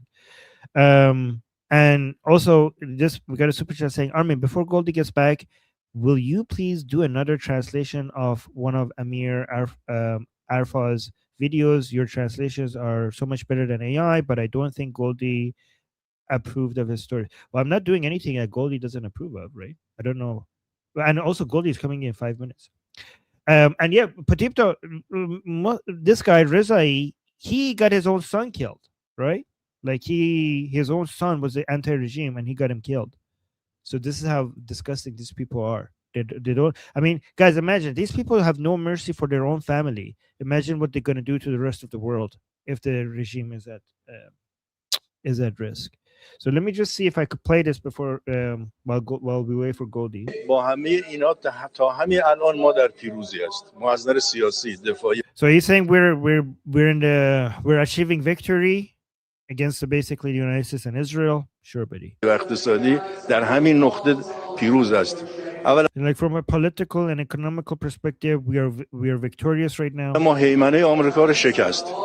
یعنی آمریکا در حمله به ایران خودش رو کوچک کرد و ما رو Like we have defeated the United States. The United States has belittled itself in its attack on us. بزرگ کرد. دیگه And we have become greater. They have become smaller and we have become greater. بعد از جنگ ایران دیگه مثل قبل از جنگ نخواهد بود. ایران با He's saying after the war, Iran is not going to be like what it was before the war. هیبت بزرگتری در منطقه و آمریکا با هیبت So he's saying Iran, like Iran, meaning the Islamic Republic, is going to be so much greater and more powerful in this region after this war. هیبت کوچکتری زندگی خواهند کرد. آمریکا با هیبت کوچکتری And the Americans are going to be a lot smaller after this war. زندگی خواهند کرد. از نظر اقتصادی هم برای اولین بار آمریکایی‌ها اومدن طی 44 سال گذشته دست به یه کاری زدن که تاکنون نکرده بودن. And the Americans, from an economic perspective, the Americans have done something that they haven't done in the past 40 years. یعنی 170 میلیون بشکه نفت از ذخایر ریختن تو اقتصاد که قیمت نفت رو $100 saying they have put like a lot of oil. They have added a lot of oil to the market so that they could bring the oil prices down from $100. ریختن تو اقتصاد که قیمت نفت رو $100 نگه دارن. که این تا چند روز یک هفته دو هفته بیشتر دوام نداره دوباره. Like that will only last a week or 2 weeks. قیمت‌ها جهش و and then the prices will go back up. پیدا خواهد کرد. از نظر دفاعی هم که پیروزی ما مشخصه. Like from a military perspective, from a defense perspective, our victory is obvious. هیچ کسی فکر نمی‌کرد یک کشور مثل ایران در مقابل مدرن‌ترین تکنولوژی‌ها و هواپیماها و موشک‌ها و سیستم‌های پدافندی بتونه تو دهن آمریکا بزنه که ما He's saying nobody thought that we would be able to hit the Americans in their mouth with all their most technologically advanced military equipment. Nobody could have thought that we would be able to, give them such a punch in the mouth, but we did. و این بنابراین ما از نظر دفاعی ما در پیروزی به سر میبریم. So even from a defense perspective, we are being victorious right now. آینده مال ماست. آینده He's saying the future belongs to us. مال ماست که پرچم ایران بالاست. He's saying our flag is up. ان شاء الله همیشه بالا خواهد ماند. Guys, how do you deal with this? Hello. Oh, hey, back. Goldie. Yay, Goldie's back. I rushed as fast as I could so I could get back for the Shaw's new match. I can't believe you're gonna play it without me, Armin. I like that impression you did of me though. Yeah. Hi Petito, hi Sohail. Hi Goldie. Okay. I had a feeling something was gonna happen for Chaharshanbe Suri. I just didn't know what. Wait, oh my gosh, wait, let me put my jacket away. I'll be right back. I literally just rushed inside. Oh, you guys watched me? Did you like my speech? Yeah, I played it. I had it on the I love how like randomly in the middle of my speech the Surah Shahanshah started playing. I thought that was very fitting. I thought it enhanced it. It was a good omen. Yeah. All right. Okay. Let me just put my jacket away. I'll be right back. Okay.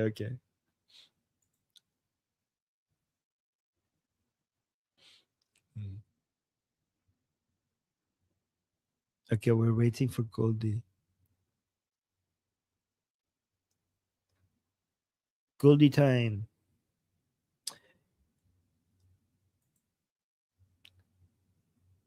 Her speech was so good, huh? Goldie's speech was so inspirational. I was like, oh my God. Like when Goldie was speaking, I was like, I need a sword. Like I felt like I needed a sword to pick up and like charge into battle. Like I was like, I'm really missing a sword or an axe or something. Like when she was talking, I was like, holy crap. Like I really feel like I needed a sword. And then picking it up, going like, charge. Right? Okay. All right. Okay. All right. Let's watch his speech. Okay. Let's do. Oh, and by the way, Armin, everyone there was like, we love your live stream. We love everything you guys are doing, you and Armin. So they were very appreciative and grateful for the live stream. Oh, amazing. Yeah, and a lot of them watched people here were so inspired by your speech. It was so epic. Like, really? Yeah, it was so good. People were like, it gave us so much energy. Guys, I'm good at speeches. I'm good at speeches. Guys, you are. Before I was a streamer, I was a politician. I can give good speeches. And I don't write my speeches beforehand either. I just sort of speak from the heart. So I just say what's on my mind. Yeah. That's pretty good. Yeah. Thank you. Spontaneous. Yeah, it's like it's obvious that you know what you're doing when it comes to speeches. Anyways, let's watch this. هم میهنانم در آستانه چهارشنبه سوری رژیم ضد ایرانی جمهوری اسلامی بار دیگر میکوشد مانع برگزاری این آیین ملی و باستانی شود. اما امسال ما چهارشنبه سوری را به یاد دلاورانی که جان خود را برای بازپسگیری ایران و هویت ملیمان فدا کردند با شوری ملی برگزار می‌کنیم. پیام ما روشن است. آتش ما نماد نور و پاکی ایران بر تاریکی و پلیدی این رژیم ناایرانی پیروز خواهد شد و خاک ایران را از اشغالگران جنایتکار پاک خواهد کرد. از همه ایرانیان خارج از کشور نیز می‌خواهم در چهارشنبه سوری در برابر سفارتخانه‌های رژیم در سراسر جهان گرد هم آیند و فریاد بزنند تا وقتی ایران آزاد نشود و جمهوری اسلامی از صفحه روزگار محو نگردد، ملت ایران آرام نخواهد گرفت. همچنین از رئیس جمهور آمریکا و نخست وزیر اسرائیل می‌خواهم تحولات این روز را با دقت زیر نظر بگیرند و اجازه ندهند جمهوری اسلامی در این آیین ملی با مردم شجاع ایران با خشونت برخورد کند. ما با برگزاری با شکوه چهارشنبه سوری به پیشواز نوروز و بهار آزادی ایران می رویم و نشان می دهیم که روز رهایی ایران نزدیک است. پاینده ایران. پاینده ایران جاوید شاه. پاینده ایران جاوید شاه. Javid Shah. Goldie, do you want to explain Chaharshanbe Suri to people before I read the translation? Do you want to go over? Actually, that's what I want to do. I want to find a good video on YouTube. There's one here, but I think it's in Persian. Okay, so there's a video here that explains it in Persian with English subtitles. Should I play this? How long is it? Yeah. I don't know. It's like 4 minutes, maybe. Okay. Wait, let me see if I can find something else. Is this in English language? Let me see if I can find this one. Oh yeah, okay, here we go. I found one that's in English. And it's only like 4 minutes long. So guys, this will explain Chaharshanbe Suri. Okay. Oh guys, honestly, Chaharshanbe Suri is so much fun. I love Chaharshanbe Suri. This year's Chaharshanbe Suri is going to be even better. All right, let's go. Chaharshanbe Suri, an ancient celebration to bid farewell to winter. Chaharshanbe Suri is one of the ancient Iranian festivals held annually on the eve of the last Wednesday of the year. This celebration involves lighting fires, jumping over them, reciting traditional chants, spoon-banging, fortune-telling by eavesdropping, and other special rituals. Chaharshanbe Suri is not only a farewell to winter. Oh my gosh, this is AI slop. This is It's not AI even slop. AI. It's like the worst Terrible. kind of text to speech. Yeah. Okay, you know what? Let me just, I have something on my X account that I posted about Chaharshanbe Suri. Let me pull that up. Oh. So it's basically an ancient fire festival. We jump over the fire. It goes back to like Zoroastrian traditions. Yeah. And it's celebrated by all Iranians regardless of like religion, right? But the Islamic regime, they're trying to prevent us from celebrating our traditions, right? So okay, here's actually a video from last year in occupied Iran. So these are people. So Chaharshanbe Suri, guys, it's like a combination of jumping over bonfires, but also Halloween, like trick or treat, because that's like Ashok Zani, right? So you jump over fire, but the little kids also go door to door, and then people at the doors are supposed to give them like candy and treats and stuff. And this is celebrated on the last like Tuesday evening. I know it's like supposed to be Wednesday, but it's actually like Tuesday evening. So the last Tuesday evening of the year, Iranians celebrate Chaharshanbe Suri. And what it is like we jump over the fire and we say Zardi man az to, surkhi to az man, which means I jump over the fire, and then you say like I give you my like illness and bad luck, and then as I jump over the fire, I get the fire's health and good luck for the next year. Yeah, they do it in costumes. They actually they wear costumes when they go around doing the trick or treating. So yeah, we actually have an Iranian version of trick or treat, which is like thousands of years older than Halloween. And yeah, they wear they're supposed to dress up and like cover their faces and stuff.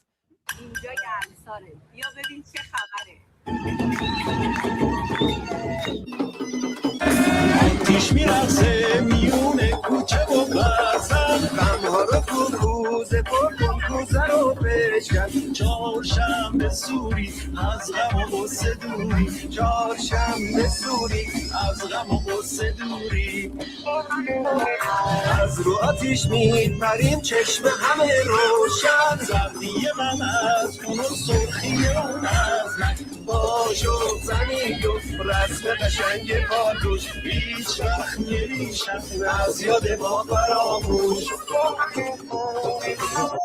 Goldie? Yeah. People in my chat are saying that I should go to my group discussion. Is it okay if I go down? Yeah, I mean, go, okay, and then we can talk about the message when you get back, or I think because Potito came because he wanted to speak about that. But yeah, you can go to the group if you like. Yeah. Okay. So I'll be right back. Okay. Sure. Right. Yeah. Take your time. Okay. Because people are saying, why are you not there? Or do you want me to finish the message and then go? Do you prefer to do that? Up to you. However you want to do it. Yeah. Let's do the message, then I go. Let's finish the message. So that's Chaharshanbe Suri, guys. So Armin wanted me to share and explain what Chaharshanbe Suri is. So there you go. It's a old traditional pre-Islamic celebration that we Iranians have celebrated for thousands and thousands of years. It's basically part of our cultural heritage. So Chaharshanbe Suri is a big deal. Chaharshanbe Suri is a big deal. And one more context that we need to give people is that, guys, for the past 47 years, there has been a competition between Shia holidays and rituals and Iranian holidays and rituals. And the Islamic Republic has been trying to eliminate like Nowruz, Shab Yalda, or Chaharshanbe Suri, because these are ancient Persian holidays and rituals in favor of Shia ones. And the patriotic Iranian people have been resisting that. And this is not recent. This is like a more than 40-year struggle between the Iranian people. So the Islamic Republic wants to celebrate, well, not celebrate, but basically have memorials for the death of their 12 imams, or like Karbala, Hussein, Ali, always wearing black. And you could always see the difference, right? Their Shia holidays, they're always like black and death and crying and blood and hitting yourself. But the Persian holidays, they're always about life and flowers and color and food. and dancing and singing. So it's literally life versus death. Like if you put the pictures of their celebrations next to our celebration, one of them is black and the other one is filled with color. Like if you wanted to write a movie to show good versus evil, the people would be like, okay, this is too much. Like you made it too on the nose. Like this is the bad people are black and death. They're celebrating death, and the good guys are celebrating dancing and singing and color and life. It's a bit too much, but this is like in real life. That's actually how it works. That's how it really is. Like that's how clear good versus evil is in Iran. So that so here's Chaharshanbe Suri. Let me actually now read the translation.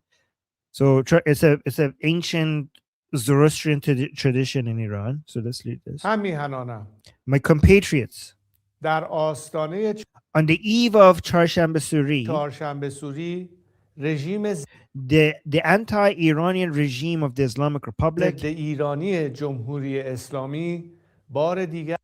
is once again attempting to prevent this ancient national ritual. مانع برگزاری این آیین ملی و باستانی شود. اما امسال But this year ما چهارشنبه we will mark Chaharshanbe Suri with solemn national pride. سوری را به یاد دلاورانی که جان خود را in pride in memory of the brave souls who have sacrificed their lives برای بازپسگیری ایران و هویت ملیمان فدا کرد. To reclaim Iran and our national identity. با شوری ملی برگزار می‌کنیم. پیام ما Our message is clear. روشن است. آتش ما Our fire, the symbol of Iran's light and purity, نماد نور و پاکی ایران بر تاریکی will triumph over the darkness of this un-Iranian regime. و پلیدی این رژیم ناایرانی پیروز خواهد شد و خاک and cleanse the soil of our homeland from its criminal occupiers. Guys, remember in Zoroastrianism, fire is has cleansing effects. So he's using Zoroastrian symbolism here right now. ایران را از اشغالگران جنایتکار پاک خواهد کرد.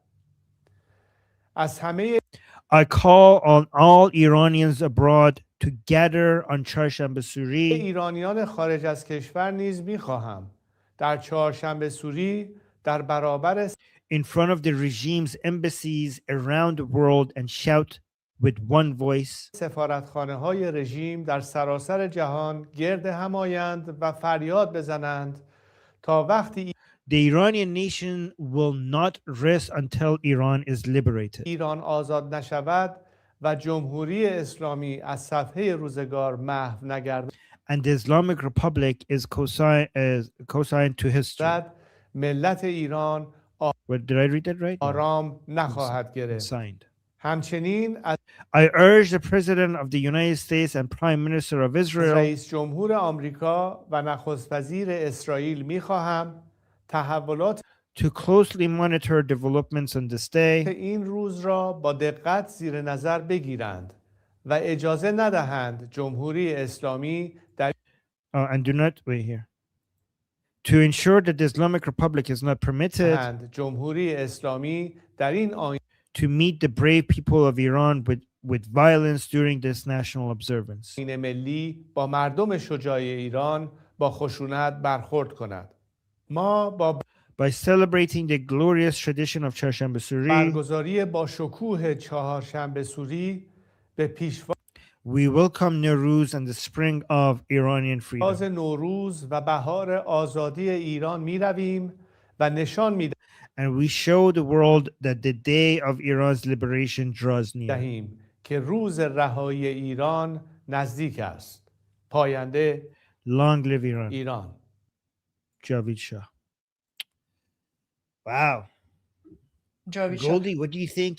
I think that I think something's gonna be happening on Chaharshanbe Suri.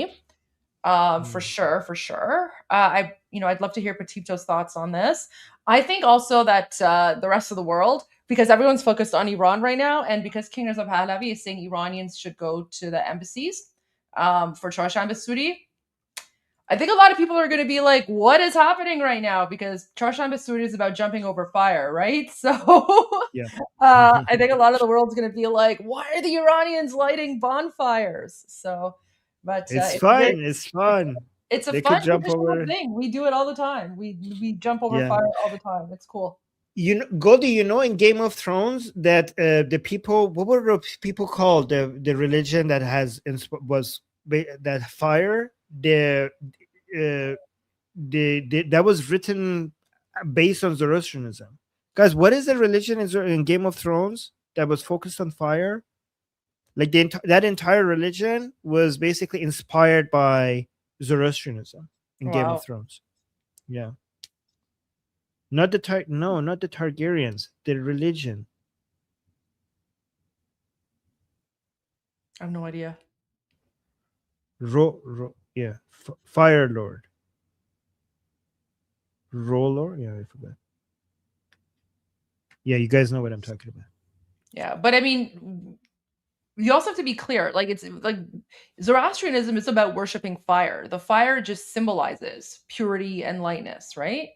So Yeah. it's not like a fire religion. Yeah, they don't worship, guys. They don't. Zoroastrians don't worship fire. That's what Muslims think. Yeah, that's what our haters say about Zoroastrianism, to try and like make it seem like, you know, we're savage, even though, like, you know, I don't want to get into religion, but when they call us fire worshippers, it's like an insult, right? They're basically trying to claim that we're these barbarians. But, you know, we'll leave the judgment for you guys on whose beliefs are barbaric. But Zoroastrianism, like, it's not about fire worshiping. The fire symbolizes purity and light and goodness. Cleansing. So the fire is symbolic. It doesn't actually like represent anything. Yeah, Savog's right. We're nursing the fire. There we go. We're nursing the fire. Yeah. All right. Petito, I noticed that you joined. Did you have any thoughts that you wanted to say on King Reza Pahlavi's message? And then we'll go to Tusi afterwards, because I know Armin wants to go as well to his group chat. Of course, Goldie. First of all, huge thanks and love to the people on the chat. I love them all. I'm very grateful for their messages. And do you remember last time I spoke on the live stream about Chaharshanbe Suri and Nowruz? Yes. And I don't believe that Prince Reza Pahlavi exactly addressed that matter, but due the fact of his speech and what I was saying in between the lines of he was talking, the message have three faces. First of all, addressing the people outside of the Iran to go in front of the embassies. That's a very, very important thing. And for the people who doesn't familiar with Chaharshanbe Suri, as Goldie and Armin was telling you about, it's a very, very old tradition, and it's like being happy because we have conquered the winter and welcoming the Nowruz and spring at that moment. So this is the main look of Chaharshanbe Suri. But inside of occupied Iran, in the last 47 years, Chaharshanbe Suri has become some kind of protest for Iranian, and that's the important thing for you to know. Every single Chaharshanbe Suri in the last years, from whenever I was remembering, was a huge protest against the regime, and from young kid to older people, they are going to create handmade firecrackers and handmade fireworks, and among dancing and having fun, they already crippling the regime's forces in the every year. Years before that, everything happened. Years before that regime was weakened. This Chaharshanbe Suri thing happening, and we have huge impact and huge pressure on the suppression system. So as I was telling you, this message has three faces. First of all, Iranians outside of Iran must go in front of embassies and sending a message of love and peace to the world, and staying in front of embassies of occupied Iran. It's a very, very strong message for the world to know that every Iranian in diaspora is ready to go back to free Iran after everything happens. So the next the next phase of this message is the reason about how protesting this celebration has become in Iran. As we saw in 401 or 2022, very young people has very big achievement in these specific nights, and I think this time, due to the matter of fact that we already crippled the regime, and suppression forces have bombardment, and through this few weeks, regime suppression system has no logistics, has no connectivity, and just wanted you to remember at January 8th, with the Ayatollah Khamenei alive and hundreds of his commanders was alive, people with barehanded already take the regime to the cliff of fall. But this time, with this momentum and with these weaknesses in regime, so especially Chaharshanbe Suri is going to be huge.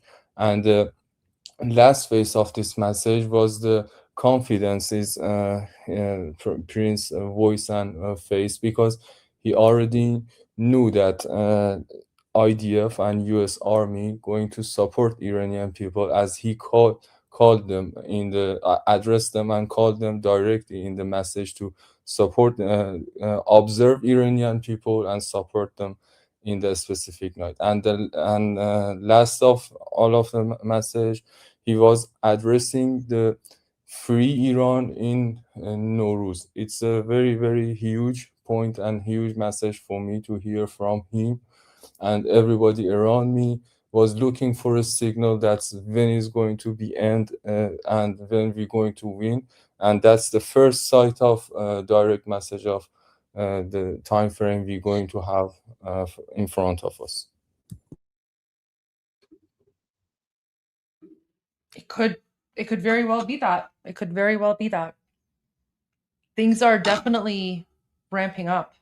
So yeah. Goldie, before I go, the embassy of the Islamic Republic in The Hague posted a video that I think you might want to, that you guys might want to see. Sure. What did they post?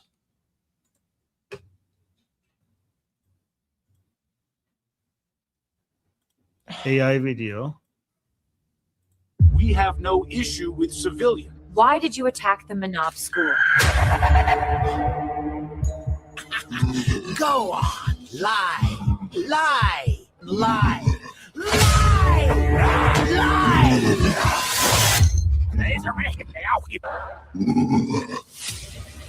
We didn't hit the Manab school.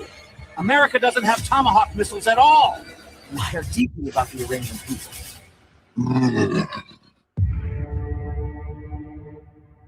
This is crazy. These people are next level insane.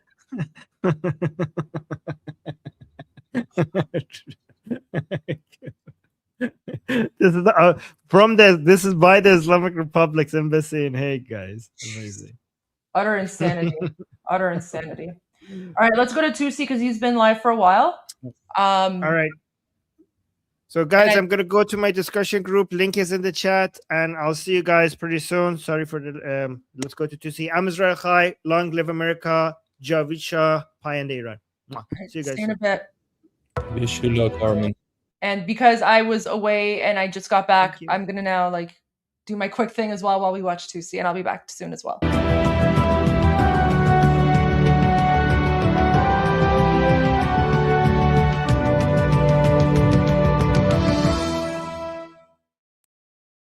Well, hello, ladies and gentlemen. Welcome to Tusi TV. This is your global news channel. I'm Maya Tusi, and we come to you guys with the latest, the live coverage of the conflict in the Middle East. We're going to show you the latest videos coming from Iran as the IRGC bases in Isfahan and Tehran continue to get destroyed.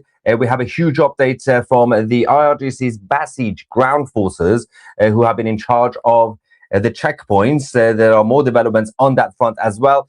Also, the family members of the top of the regime in Iran, Ali Larijani's family, is obviously wife and kids, Abbas Araghchi, the foreign minister, and Ghulam Hossein Mohseni Ejei, all of them are now staying in a number of hotels in Oman. The Kempinski Hotel, the St. Regis, Al Mui Resort, all of them in Muscat, Oman. The families of Ahmad Reza Radan, who is in charge of the policing in the Islamic Republic, have also left for Oman from Iran. But the Prime Minister Netanyahu is back from the dead. Over the last few days, a couple of days, we've had a lot of conspiracy theories from absolute crazy nutters on the internet. We had Shabbat, Friday and Saturday. Of course, now the Prime Minister was out and about in Israel. We're going to show you guys the evidence of that. Apparently, we have to show evidence of Prime Minister being alive. First, let's talk about what's going on in Iran. Then we're going to talk about the role of Tucker Carlson, because he unintentionally became very hopeful in bringing down Ali Khamenei's Islamic leadership. Let's go to Hamadan first in Iran, as the telecoms headquarters has been hit. This place was used massively to do censorship, both when it comes to the internet and, of course, the telephone lines across Iran.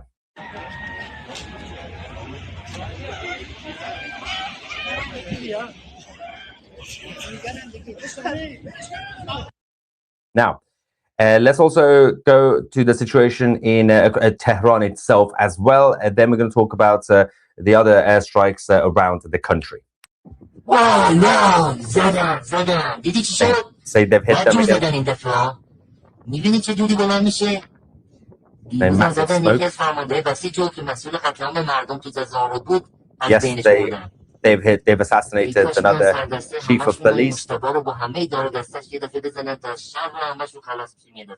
He's saying, let's hope that they can hit Moshtaba Khamenei and the rest of the leadership as well, so we can get rid of them as soon as possible. That video came from the capital, Tehran. We also had massive explosions in Desful. I think this was the fourth Air Force base of the Islamic Republic that has now been flattened. And I'm not really sure exactly what we should be expecting when it comes to the missile situation, because today the Islamic Republic have only managed to launch a handful of ballistic missiles towards Israel and other neighboring countries. We're going to obviously show you guys the situation in Israel as well. There was an impact and there was some damage to residential buildings. Let's go back to Desful in Iran. This was the Air Force base of the Islamic Republic in Saqqari in Desful. Not that they needed that, because they're not really using anything when it comes to the Air Force right now. They can't really, because both the Americans and the Israelis have full air superiority. They are controlling the airspace across Iran. So there's no need really to use any of your Air Force assets, because you can't really clash with the Israeli Air Force and also the Israelis. There have been some rumors, by the way, on social media.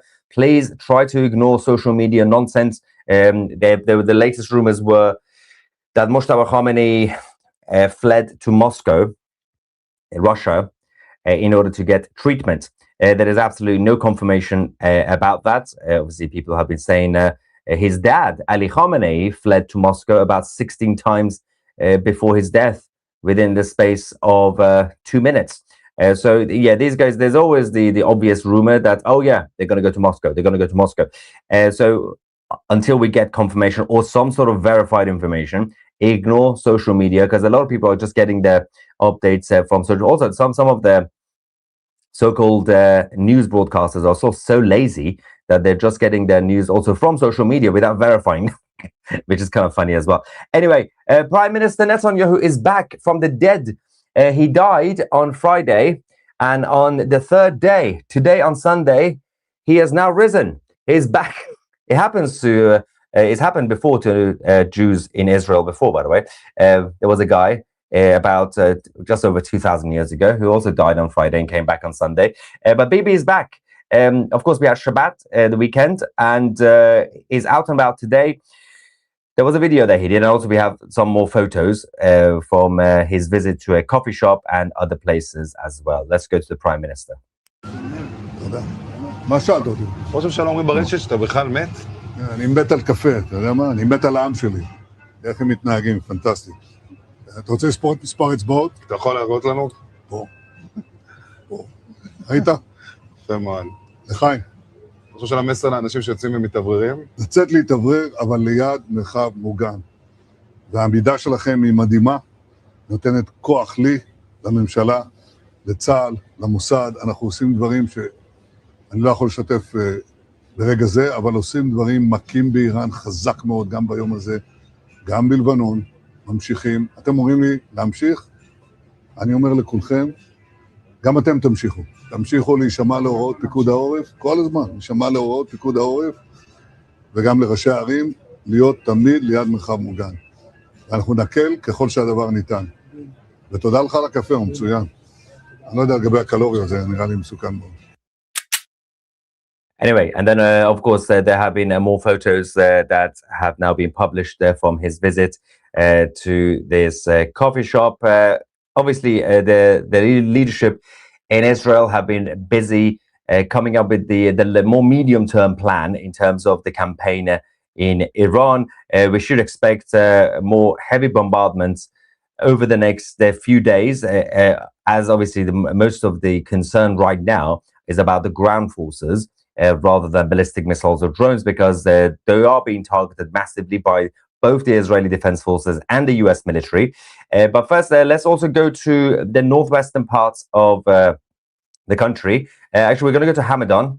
This was yet another Basij unit base. So these are the IRGC Basij forces. They are the ground forces who have checkpoints, who obviously do crackdowns against uprisings and protests. Another headquarters gone.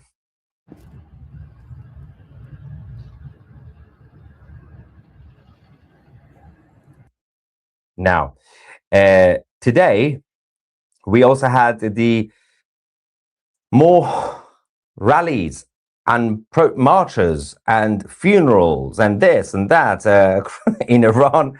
And obviously, this is the perfect time for the IRGC commanders to come out in the public for a little bit, because they can hide among civilians, because they can use them as human shields.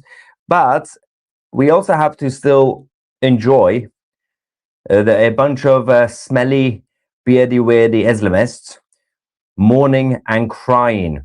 We had yet another funeral, actually a number of funerals yesterday and today. Let's go to the footage of the Islamists in Iran crying. Oh, this was when he was hit. Look at the airstrikes right behind him.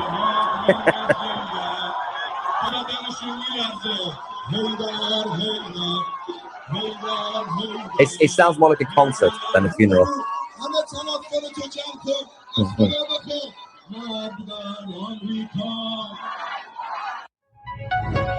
That's crazy. But then that was actually the IRGC media fast news. Then we had the Shamkhani's funeral. This is the guy who was supposed to be dead ages ago. He was hit like 50 times during the 12-day war, and now he finally died.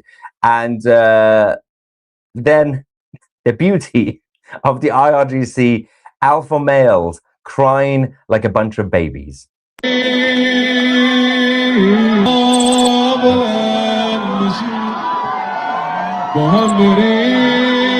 Wait for it.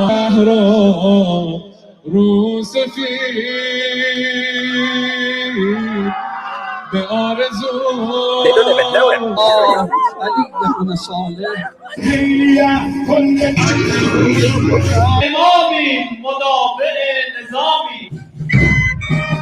They picked the smiliest photo of him as well. It looks creepy when he's smiling. It's like North Korea.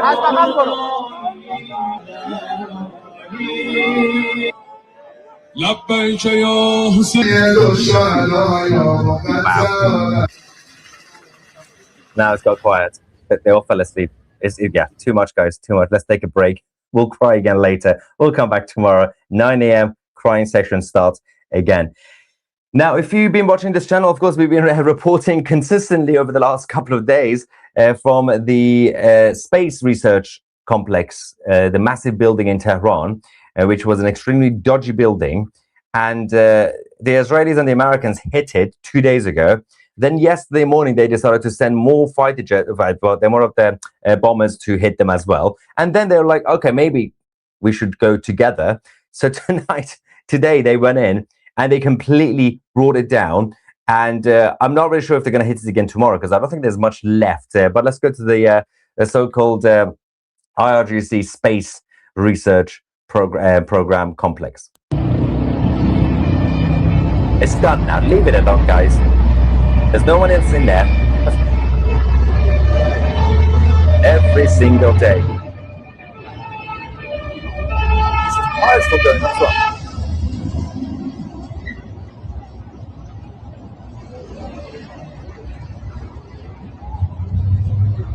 Oh.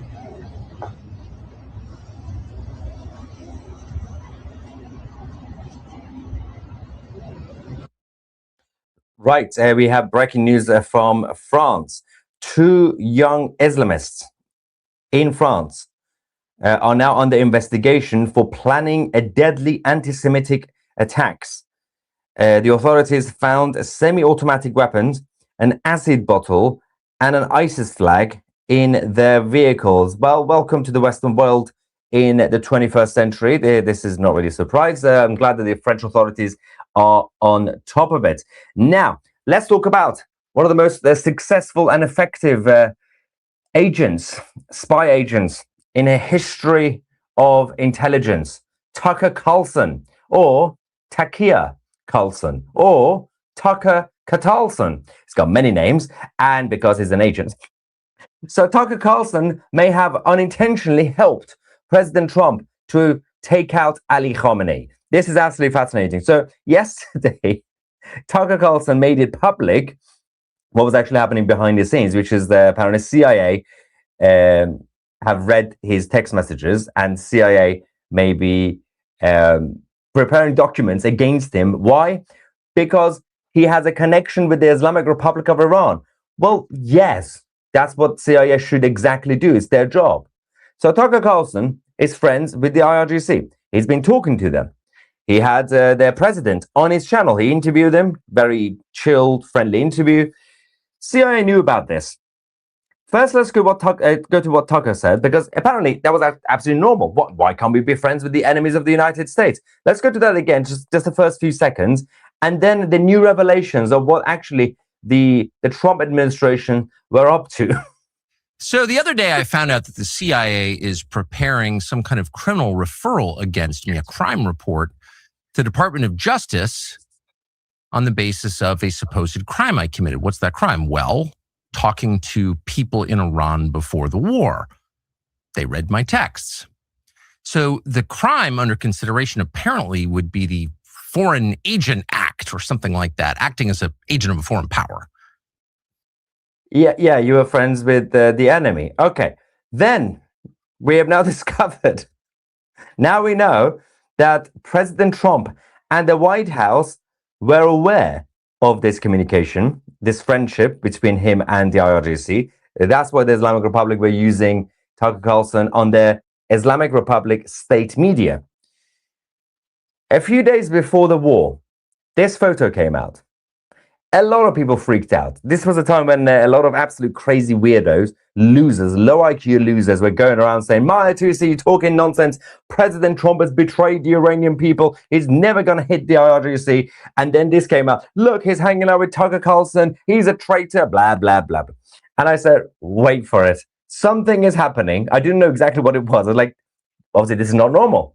But Trump seems to be very happy. Then we discovered, considering then afterwards Trump came out saying Tucker Carlson lost his mind, has lost his mind. I've known for a long time he's crazy and everything else. So, based on what we now know is that in this moment, Trump knew that Tucker Carlson was in touch with the IRGC. This was a moment when everybody was speculating, is Trump going to attack or not? So he invited Tucker to the Oval Office before the strike, just before the strikes, knowing that Tucker Carlson, obviously, the IRGC are watching him, saying, well, this is a good sign. Our friend Tucker is now hanging out with President Trump, and they're happy. So seems like Trump is bluffing. He's not going to attack. Now, Trump was bluffing, but the other way around. President Trump knew exactly what he was doing. We then got this information as well from PragerU's Shabbos Kestenbaum, who said, on the 17th of January, I called a friend of mine at the White House to express concerns about Tucker Carlson visiting the Oval Office. She answered rather quickly and said, just trust the plan, the White House said.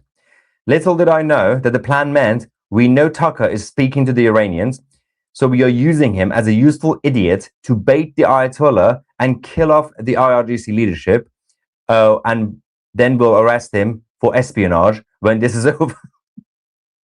Tucker Carlson is now in huge trouble over his links with the Islamic Republic. Now, of course, unless he actually has shared some sensitive information or has done anything against national security, technically, as on an individual level, he should probably be all right. But if he has actually done something dodgy with the IRGC, there's no evidence of that, by the way. The only evidence which he has admitted is his connections, his communication with the IRGC. That's the only thing. But we don't know exactly to what extent. So there's no evidence of him, for example, sharing some sensitive information, right? So he might be okay with this investigation, but he's already done what he was supposed to be there to do, which is to trick the IRGC without him even knowing. Anyway, let's go back to Isfahan in Iran as the Americans and the Israelis continue their strikes throughout. Wait, guys, before we continue, I really want to add something here. I need to find the post. It was from Dan, but let me see if I can find it. It was about Tucker Carlson.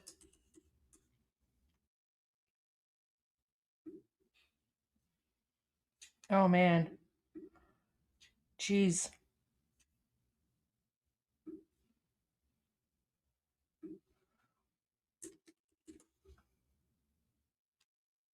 Okay.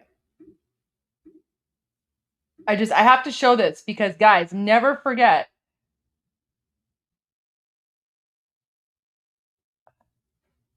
Never forget that. Oh, I look different without the flag? Sorry guys. Sorry. I know. I was in the middle of eating. Okay. Don't worry, I have my flag. Okay. Oh, sorry guys. I'm sorry. Look, I have my flag. Sorry. There you go.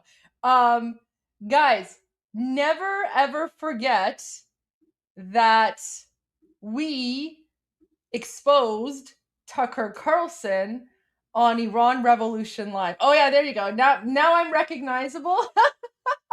You guys are so funny. Oh, much better. That's better. Oh yeah, there's Goldie. That's better. You guys are so funny. Oh my gosh. Oh. Yeah, I was incognito. It's like Superman, right? It's like Superman when I don't have it's like, you know how he has like the eyeglasses and no one knows who he is. He's Clark Kent, and then there you go. Yeah, so guys, let me find it because we shared that. We exposed him being played on Islamic regime state TV. Remember?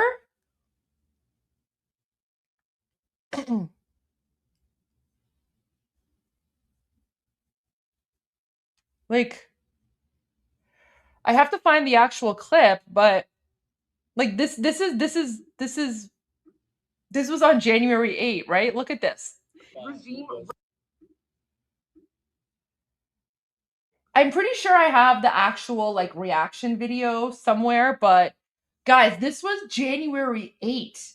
This is when Armin, Sohail, and we found out that the Islamic regime is playing Tucker Carlson on Islamic regime state TV, and they're playing like his dubbed interviews, right? You guys are so funny. I was gonna say, who's this woman on the screen? Then you put the flag and you said, oh, it's Goldie. Oh, you guys are so funny. Guys, but watch this. Look, this is January 8. Wait, second, Armin. So the Islamic regime right now is literally broadcasting Tucker Carlson interviews in Persian on their 24-hour news channel. The country is in a state of chaos, and yet for some reason, the Islamic regime is choosing to Tucker Carlson interviews because this is like, you know, it's Islamist propaganda. I'm just filming this right now because if I didn't do this, no one would believe. This is literally what's going on in occupied Iran right now. And remember, guys, this is the first night. This is the first night that the Islamic regime shut down the internet and when they began the mass slaughter of Iranians, right? So the 30,000 Iranians, over 30,000 Iranians that were slaughtered in the first 2 days, January 8 and 9. This is January 8. This is before Armin and I heard about the slaughter, because this is right at the moment that the Islamic regime shut down the internet. And that's why we were like, why don't we check like state media to see what's going on? And the fact that like they were playing Tucker Carlson, it was wild. And then guys, this went viral. Everyone was talking about it. Even Senator Ted Cruz called Tucker Carlson out for being like played on Islamic regime state TV during like an interview with Maria Bartiromo, right? But yeah, like it's wild. It was wild. It was wild seeing this. I'm gonna try to find the actual footage from January 8. Because like our reactions are crazy. But okay, let me go back to Mahir Tusi. But there you go. Like, guys, this Tucker Carlson thing is insane. And then you're right. Like, a lot of people were like, why is Tucker Carlson going to the White House when he's doing this stuff? And even I was having some difficulty understanding. But I know a lot of people were criticizing President Trump. And I was like, guys, I'm pretty sure there's a reason. I was like, President Trump is not, President Trump is very smart. He's very, very well informed. There are like all the, and guys, this is the key part here. This is the key part here. All the people surrounding President Trump were talking about Tucker Carlson, right? So Mark Levin, Senator Ted Cruz, Laura Loomer, like all these other people, right? So they were all speaking about Tucker Carlson and pointing all this stuff out. But President Trump himself was silent. He didn't say anything. He kept on inviting Tucker Carlson back. And now we know why, because even I posted about this. And a lot of people were criticizing President Trump for inviting Tucker Carlson to the White House. But I was saying to myself, I was like, guys, there has to be a reason. Like there's a reason for President Trump inviting Tucker Carlson to the White House, because I mean, I let me put it this way. The possibility of President Trump taking advantage of Tucker Carlson to go after the Islamic regime, I mean, it sort of crossed my mind, but even like I was like, no, that's insane. Like I was like, I don't know. I don't know if that's like, I don't know if that's a thing. But now that I look at this picture from January 17, right? Just the way that President Trump is smiling, like just from the way President Trump is smiling, he knew. Right? So President Trump is like so, and Tucker Carlson has no idea what's going on. But that smile from President Trump, that's the smile of someone who's like, you're too stupid to know what's going on, Tucker. Right? This is 4D chess. I mean, the thought, honestly, guys, the thought crossed my mind. Yeah, exactly. President Trump is laughing at him, right? President Trump is laughing at him, right? 100%. So the thought crossed my mind, but I was like, no, guys, I can't. I was like, if I say that I think President Trump is using Tucker Carlson to get to the Islamic regime, people are going to think I'm insane. So I was like, I'm going to keep that theory to myself, but it made no sense. It made no sense why Tucker Carlson kept on getting invited back to the White House, right? It literally did not make sense. Okay, we have to go back to 2C, but I see some people are posting some links, something from Laura Loomer. Let me just go to that because she's amazing. I love Laura Loomer. What did she say?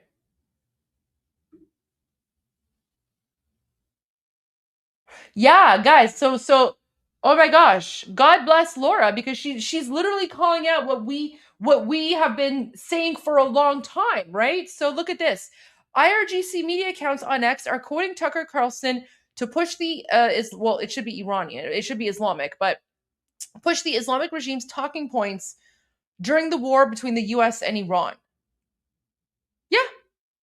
Oh yeah, guys, this screenshot here that you see, we Iranians are the ones who expose this, right? So this isn't Laura, this is us. Iranians are the ones who are calling it out, and thank God Laura Loomer is paying attention to us, right? So I'm glad that Laura Loomer is speaking about this stuff, but this is what we have been trying to put out there. So these are the guys. These are Iranians. Iranians are exposing Tucker Carlson. Iranians are calling out Tucker Carlson. And then thank God, like, people like Laura Loomer using their platform to raise awareness about this, right? Because even like Tucker Carlson showing up on Islamic Regime State TV, that was like, we broke that. Armin and myself and Sohail, we broke that. Okay, let's go back to 2C and then we're going to go to some other videos. I just want to finish 2C. But there's the context for Tucker Carlson. The day.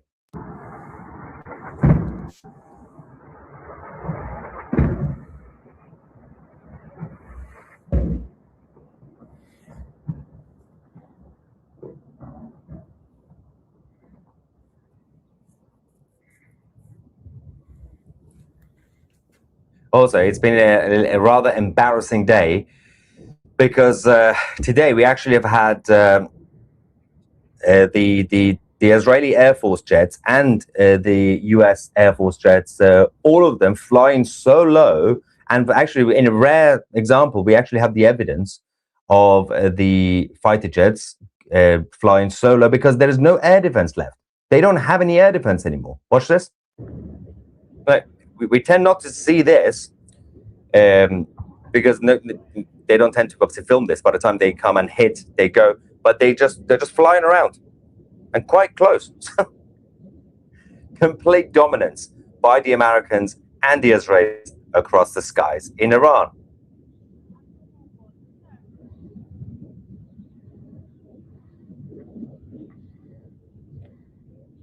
Now, Let's also talk about the Crown Prince Reza Pahlavi's latest announcement. He's been very proactive over the last few days. We've had at times multiple video statements and written statements by the Crown Prince in every day. But today he made a major announcement about his government plans. Of course, his transition government is getting ready. Wait, I found the video. I found the video of us exposing, literally. So we posted this. Guys, this is from January 8th, okay? This is from over 2 months ago when Armin and I found out that the Islamic regime is playing Tucker Carlson on Islamic regime state TV. Watch this. It's live Islamic Republic's. They're airing on Sada Sima on Islamic Republic's TV. They're airing live stream. Show that. They're translating it into time in Persian.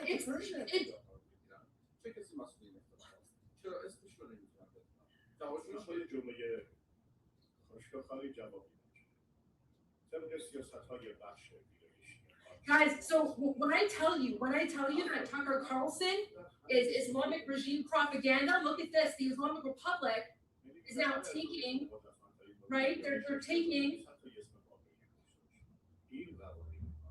They're literally taking his garbage interviews and they're translating it because this is propaganda.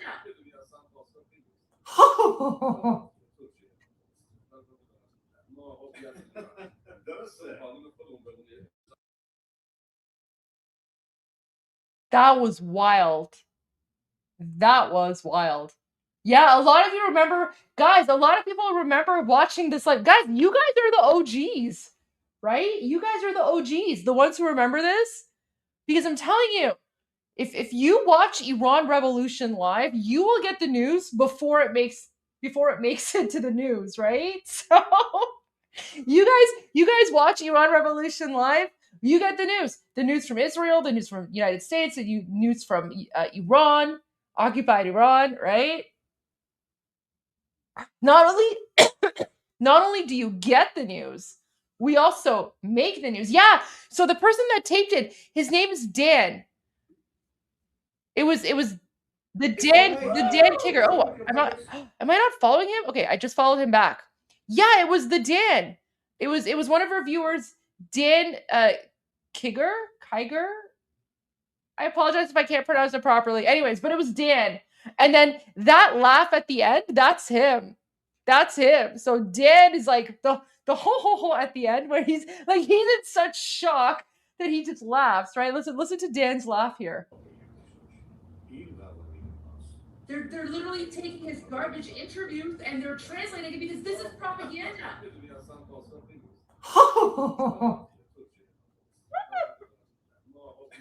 I'm telling you guys, there's so much drama and so much so much happening.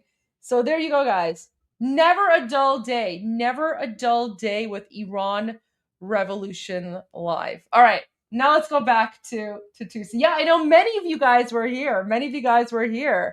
And it was just, oh yeah, we were just shocked. We were just like, what? So there you go.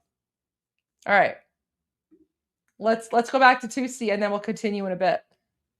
To eventually take control of Iran. Of course, he made in a few days. There's a latest announcement. He's been very proactive over the last few days. We've had at times multiple video statements and written statements by the Crown Prince in every day.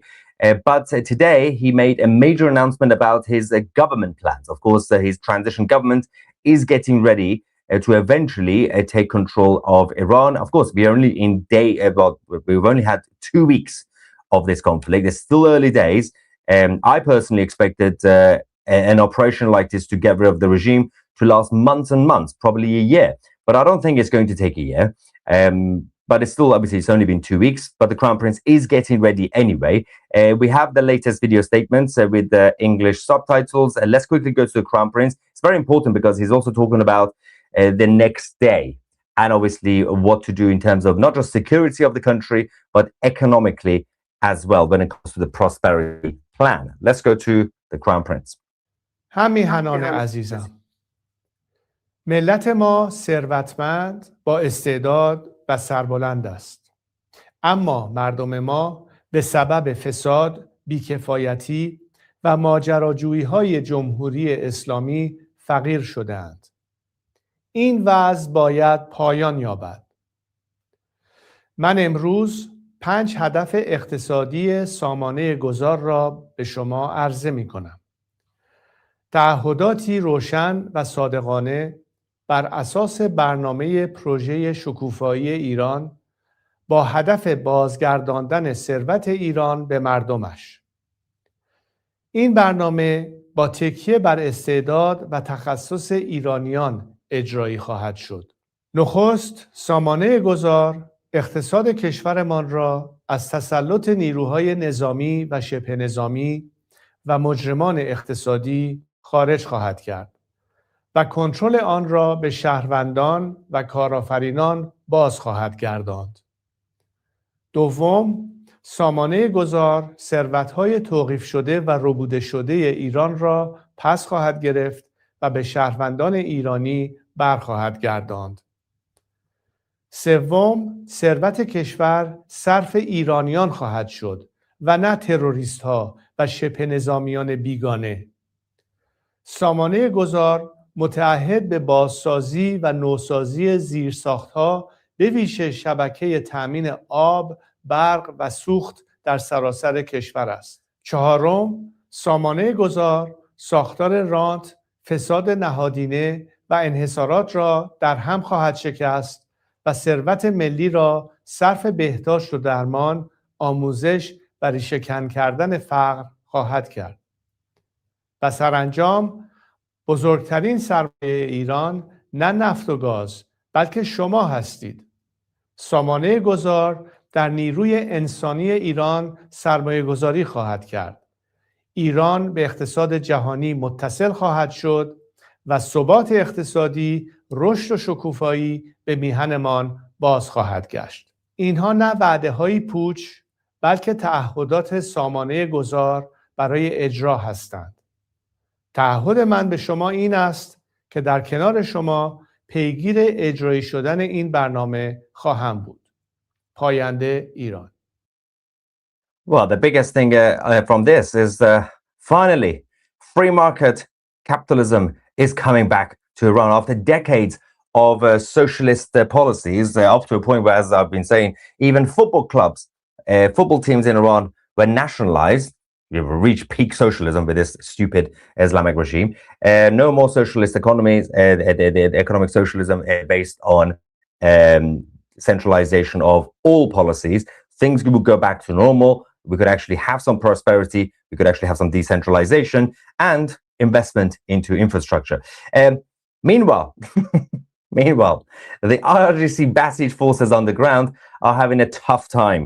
Now, this is fascinating because they have been receiving more threatening text messages. These are the guys in charge of the checkpoints. These are the guys in charge of arresting people on the streets, because that's the only thing they have left, because they can't control the skies, they can't control their military bases. It's just the streets. 300,000 security forces, Basij members, are now living in absolute terror. Missiles have been hitting them, drones have been hitting them. Their personal details are being exposed online. They are receiving these text messages, basically threatening them, saying it's time for you to surrender. Otherwise, we know where you are. We know who you are. We know your family, and we are going to come for you. Despite the internet shutdown, there's been many of them who thought that they could be secure, but people are still working closely with Mossad and CIA to give intel on the ground from the civilians to the intelligence to be able to take them out. There's still quite a lot of them, by the way. There's a huge number of Basij members in Iran. So this operation, this part of the conflict is going to take some time unless they decide to, at the end, surrender. I don't see these guys surrender because they are the fanatics. They are the younger people, slightly younger, who've been brainwashed, radicalized, and the only way is to either take them out or arrest them at the end. when there's only a few of them left, you arrest them. Then that's the job of the armed forces of Iran. At the end of the day, the military should come to sort this out. But they're also losing their leaders. And this is where it gets more interesting based on everything that we've seen in the last 3-4 days since the Israelis started this new operation, which is to basically target specifically the IRGC Basij wing, the units on the ground. The first 2 weeks, we had a lot of eliminations when it comes to the top of the regime, the top of the Islamic Republic and the IRGC themselves. But now we are seeing a lot of assassinations from the Basij forces. We have the latest one, who is Mohammad Sarlak, who was the commander of the Basij units 171 in Tehran, the capital. He was eliminated a couple of days ago in one of the drone attacks carried out by Israel on the streets. And obviously since then, 2 days ago, most of them, the leadership, the commanders are no longer around. They're just hiding. They have their minions, the more junior ones, manning the checkpoints, but the checkpoints are now also mostly under tunnels and in tunnels and under bridges. Some of them are still out, but they are going to get targeted unless they surrender. Let's go back to the latest videos from Iran. In Isfahan, there's a man who filmed this, and the translation of what he's about to say is, good morning. They have hit the air base, the Air Force base, and also the aviation complex. They've hit them 15 times, more than 15 times. They also came here to attack yesterday. Let's go to the video from Isfahan. صبح 24 اسفند اصفهان یکم ترسیدیم. Isfahan. بگم بیشتر از 15 بار زده، دیروزم زده. My spray is going up. Nope, it's running out. امروز ساعت 6 شروع کرده، الان ساعت 6:30. همونطور که می‌بینید اینا مسیر پروازش آزادانه حرکت Just saying what I said. پدافندی چیزی Massive cloud. بیش از 15 بار فکر کنم زد. Yeah, more than 15 times it was hit. I'm also having a crisis since I stopped vaping and stopped smoking. I'm on Nicorette sprays and I've just run out. So that's not really good news, guys. We are in crisis right now. Shortage of nicotine sprays. All right. If you want to send me gifts, send me some nicotine sprays. Anyway, let's also go to the lashing out of the IRGC in the Middle East. Yesterday and today, Israel was targeted, but only a handful of times because they don't seem to be able to launch enough ballistic missiles anymore. So they're doing single attacks. But we have a CCTV footage from Israel. This was the moment that what they tend to use, even though they only use a handful of missiles, they are using cluster warheads. So obviously it spreads around and it hits residential areas. This was this morning in central Israel. And also there is a bit of a quick update. I'm just going to bring that video for you guys. There is an update in terms of the Arab countries who are uniting against the Islamic Republic, but there seemed to be some conversation amongst the so-called Arab League. But this is in central Israel this morning. You can see the cluster warheads hitting the streets.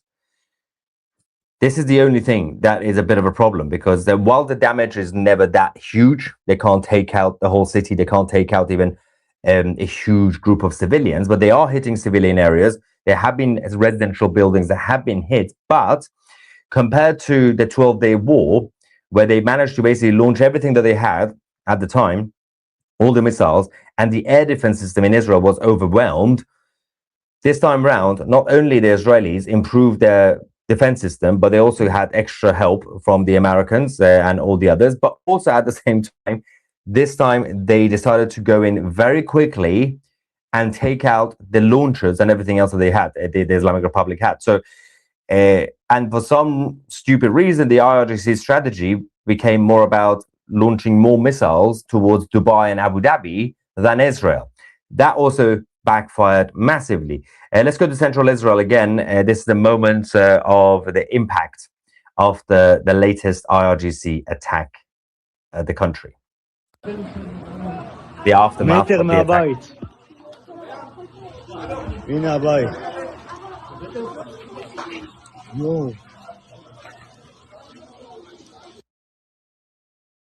Yeah, that's in Ramat Gan. And also, there is a video that I want to show you guys, and then I'm going to get your reaction as well. There's more updates coming in as we speak, but what is happening? Oh. Okay.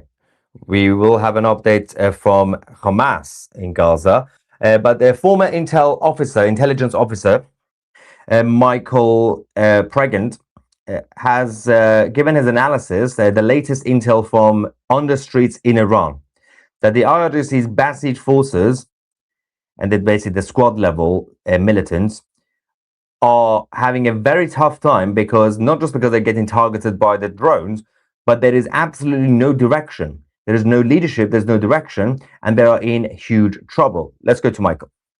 This is day 14 of Operation Epic Fury.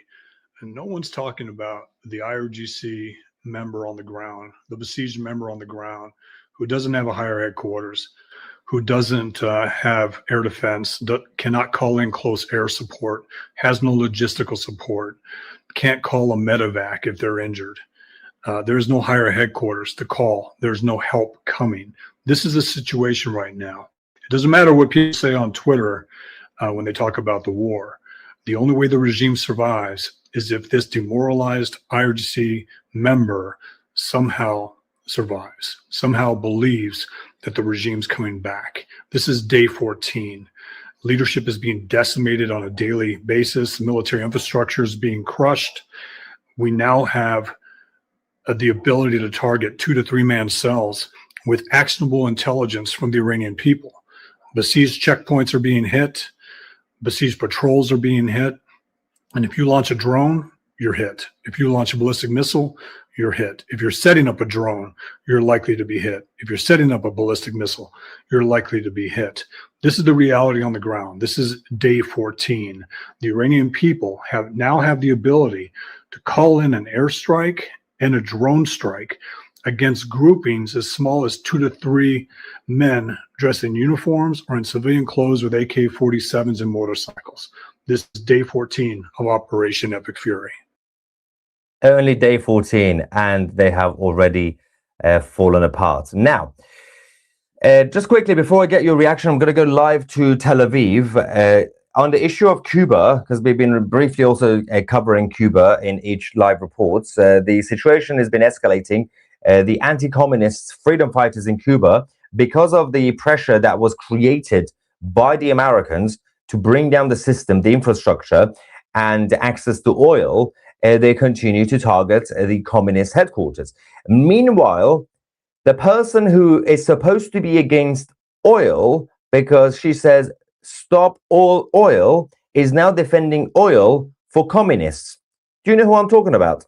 Yeah, it's Greta.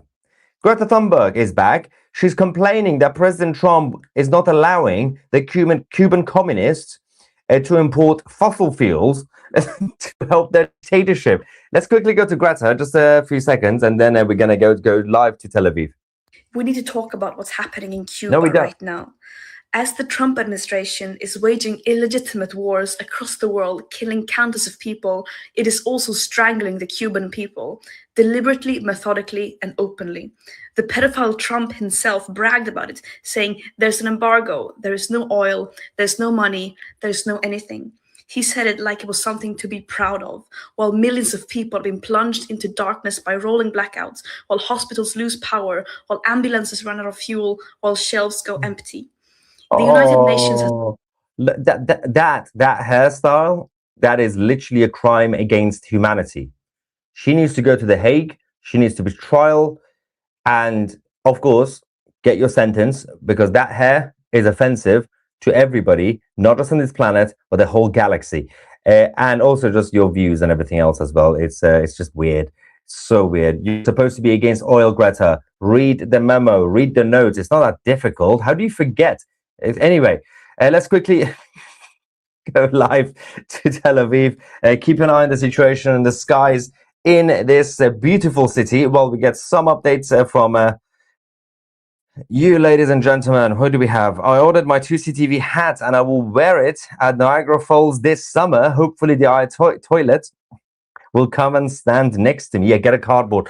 Well, I hope you like it. Also, send your pictures. If you already have your latest Iran merch, then send a picture to, if you're a member of 2CTV Plus, post it in our chat forum on our private Discord server. If you're not a member of 2CTV Plus, then become a member of 2CTV Plus. What are you doing?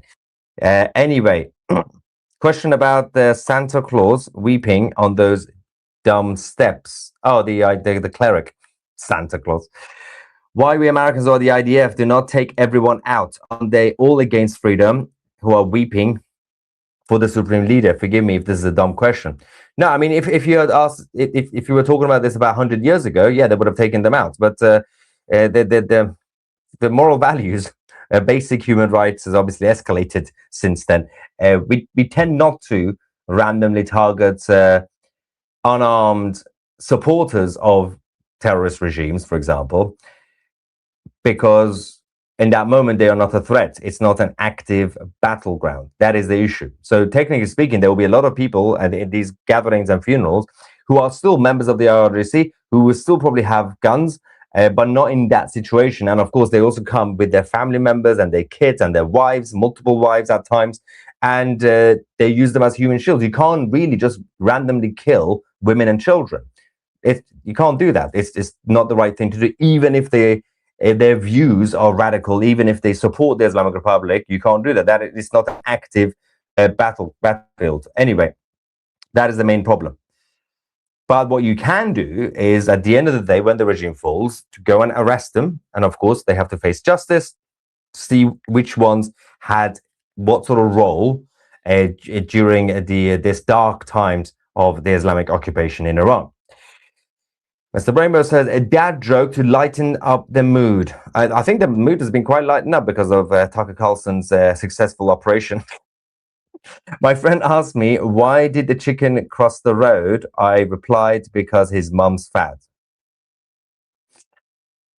If you want to bring dad jokes into this, at least make it about the IRGC. Come on. Good evening, morning from Sydney, Australia. Love your work, TCTV. Love and strength. Thank you so much. And I am mega supporting in this historic event. I am proud of this decision. Promises made, promises kept. I look forward to a renewed relationship with a freed Iran. This is the other thing, by the way. It reminds me of what all these weird anti-Trump weirdos have been saying for the past few days. They kept saying, well, this is so not like Trump because he's being controlled by the Jews.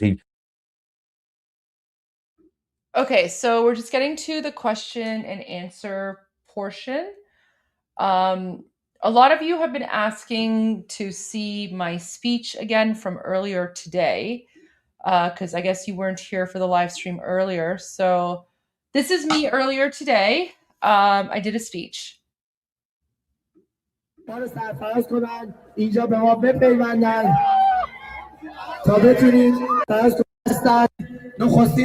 دوست دارم در این بخش برنامه سرفرازی اینو داشته باشیم که نخستین سخنرانمون که بانو گلدی قمری نازنین هستن ازشون درخواست کنم که So he's just basically saying, he's basically saying, we want to start off our speeches today by introducing Goldie Gamari to come and speak. ما رو سرفراز کنن اینجا به ما بپیوندن تا بتونیم از سخنانشون بهره بگیریم.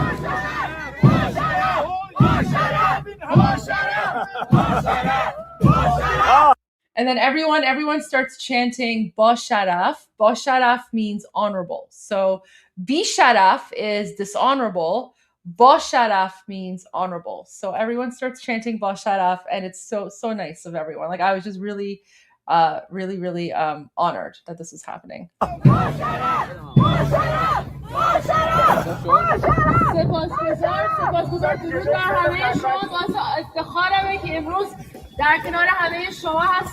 So I basically say thank you so much. Durud, which is, hello to everyone. It's my honor and privilege to be here beside all of you. واقعا از همه شما سپاسگزارم که هر هفته میایین بیرون و یه صدایی برای مردم ایران هستین. واقعا And I say thank you so much for coming out every week and being a voice for the Iranian people. درود به همه شما. شما همتون با شرف هستین. And then I say all of you are ba sharaf. All of you are honorable. با اجازه شما من به زبان انگلیسی صحبت میکنم چون که خب الان خیلی‌ها دارن نگاه میکنن. Then I say, with your permission, I'm going to speak in English because there are many people who are watching, especially online. There's, like 10, 20,000 people watching on our channel, so I'm going to speak in English. I say like live stream خودم, like my own live stream. People are watching on my own live stream. I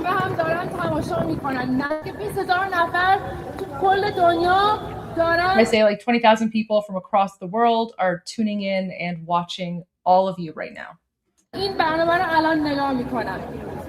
So, good afternoon, everyone. My name is Goldie Gamari. It's an honor to be here beside all of you as we celebrate the birthday of Reza Shah the Great. Reza Shah the Great is the founder of modern-day Iran, and he is the reason that Iran was the thriving, beautiful, successful country that it was. Up until 1979, when the terrorist Islamic regime took over our country and turned it into a third world Islamic hellhole. And for 47 years, we, the people of Iran, we have been oppressed, we have been occupied, we have been silenced. But now we will no longer be silent.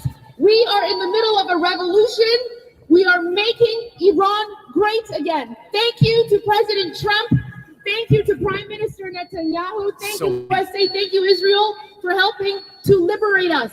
But most importantly, thank you to His Royal Highness, King Reza Pahlavi, the leader of Iran's Lion and Sun Revolution, for spearheading this movement, for guiding the entire Iranian nation inside the country, outside the country. We are so close to freedom, and now more than ever, when the Islamic regime, the terrorist Islamic regime, has shut down the internet, silencing the voices of 90 million Iranians, we will continue to be their voice. We will not allow the mainstream media, to control the narrative. We will not allow the mainstream media to say that we do not want this liberation. We will not allow the jihadis to silence our voices. We will not allow the terrorists to wave the terrorist flag of the Islamic regime in the streets like they did yesterday. Shame on the government of Canada for allowing these terrorists to glorify the Islamic regime. Shame!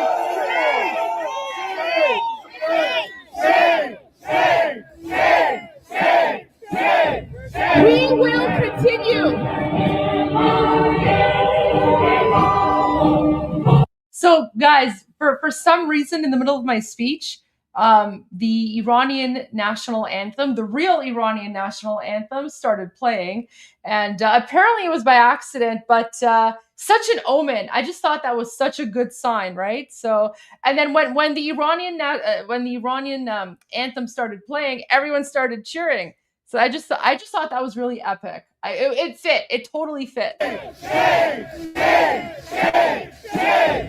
We will continue.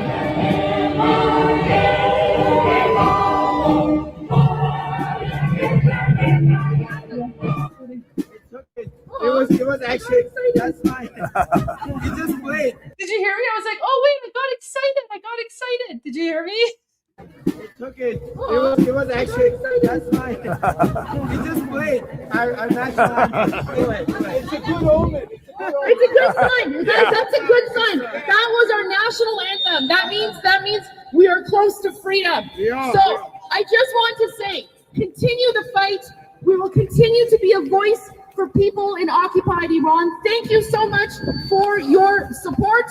And at the end of the day, we will always say, این آخرین نبرده، این پهلوی برمیگرده ایران آخرین نبرده پهلوی برمیگرده جاوید شاه جاوید شاه درود بر همه شما پاینده ایران جاوید شاه جاوید شاه Yeah, Goldie's here. Yep, سپاس that's right. فراوان از گلدی قمری سرفرازمون کردید که اینجا بودید. دوستان نازنین دوباره برگردید به همون ارنجمنت قبلی، همه اومدید دور چادر، همون جایی که بودید باشید. این جلوی چادرم اگه میشه بذارید یه ذره یه کوریدور باز باشه اگه میخوان فیلم برداری کنن. همونجوری دوباره برگردیم به گذشته. سپاسگزارم بانو گلدی، سپاس فراوان از شما، خیلی مهر کردید که اومدید. سخنرانی بسیار خوبی بودش، پیاممون رو به انگلیسی رسوندیم. خب حالا فعلا که حالا برنامه ادامه I داره. knew she was here. از اون ور رسیده. It's my live, yeah. Yeah. They're watching, though. Goldie Sale's watching, yeah. Big ups, guys. Yep, thanks, Trish, for خب dropping Goldie's دوستان link. برنامه‌مون رو ادامه میدیم. من در ادامه سخنان بانو گلدی نازنین فقط ساعت رو چک کنم برای اینکه ما نزدیک 7-8 دقیقه دیگه یک سخنران، یک سورپرایز براتون دارم. یکی از بزرگترین کنشگران سیاسی که 4 دست داره برای ایران میجنگه از لندن به طور لایو به ما راحت پیدا است که سخنانشون رو گوش بدیم. هر کسی که سیاست بودهشون رو میشناسه. Appreciate your boots on the ground. Hugging face emoji. Blue heart emoji. Hugging face emoji. خب Thank you, Ronnie. Big ups again with the super chat. Thank you. بسیار حماسی رو که داریم از خشایار اعتمادی از پارس تا خزر رو پلی بکنم براتون. پس از اون نزدیک میشیم به سخنرانی اون نازنینی که از لندن به ما. Oh yeah, everyone was so nice. Honestly, everyone was so nice to me. They were like, Goldie, can we have a picture with you? And I was like, of course. Oh my gosh. Like I was so honored that everyone like wanted a photo. And then everyone was like, Goldie, we appreciate you. We appreciate your channel. We appreciate your posts. We appreciate you, sharing our message in English. So yeah, like it was fantastic. Like everyone was just so nice. And it was just such an honor to be there among everyone. And yeah, it was just so nice. Everyone was just like, they wanted a photo with me. And I was like, oh my gosh, really? Me? Everyone wants a photo with little old me. It was just so sweet. It was honestly super humbling. Such an honor. Like it was just such an honor for me. And it was a great event. It was a fantastic event. Yeah, I know some people wanted me to speak longer, but guys, politician. The key to a good, effective speech, you want it short, you want it sweet, and you want it to the point. Because if you go on and on and on, people will eventually they'll lose interest, right? They lose interest. So I've already mastered the speeches. You say especially in a rally, right? Like in a rally like this where it's very, very busy, very packed. Also, in this case, it was very windy. There was a lot of just it was very cold, very windy. You do not do long speeches at rallies. Pro tip from a politician. You do not do long speeches at rallies. You keep it short, you keep it simple. You get to the main points, boom, boom, boom, and then you move on.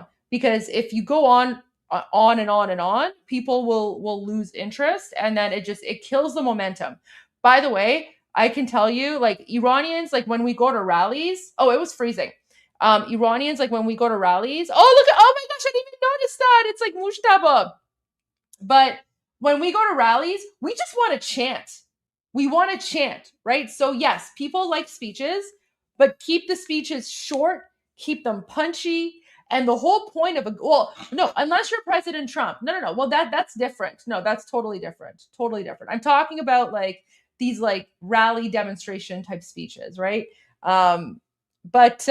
Yeah, like you keep it short, you keep it punchy, and the whole point of a speech is to like energize the crowd, motivate the crowd. And so that's why I ended my speech with, we have a message, and I say in akharin nabarde, and then everyone chants Pahlavi barmigarde, which means this is the final battle. Pahlavi will return. So Yeah, behind the camera. And then she decided to get on the mic. Now everybody's waiting to meet her. She, I didn't know, yeah, she got some arms. Didn't like it. Yeah. We'll do some pictures. Wait, now I have to hear Jeff's commentary because Jeff is so nice. I don't think he was prepared for this though. Yeah, no worries. Nobody knew there was gold. I was already talking to behind the streams, but I guess she decided that she would do some pictures and speak. Now everybody wants to take pictures. That's awesome. That's good. Absolutely. Yeah. Yeah, so I got to meet her today for the first time.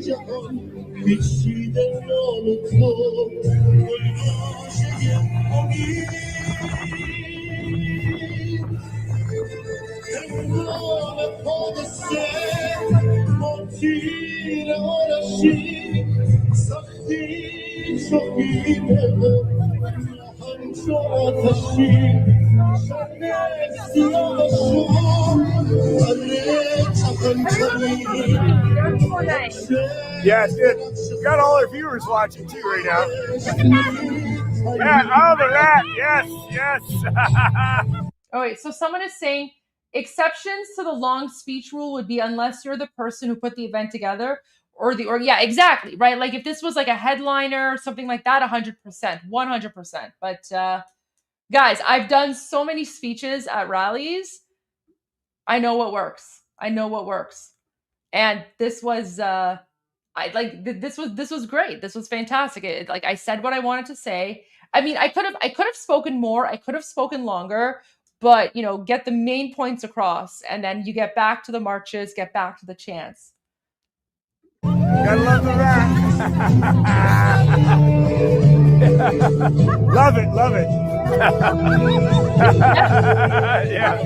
Yeah. Jeff is in shock. Jeff is laughing because Jeff is like, wait, what?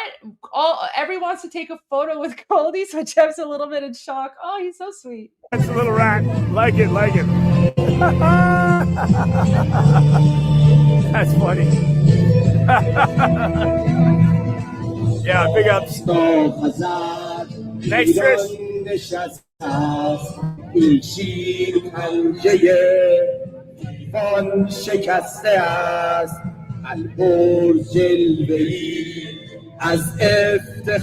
Armin's channel saying hi. All right, big ups Armin channel. Big ups Armin in the house. We were chatting last night. Yeah, big ups Armin. Yeah, I finally got to meet Goldie today. I didn't know she was coming down. I was talking to her behind the camera. And then she decided to get on the mic. Now everybody's waiting to meet her.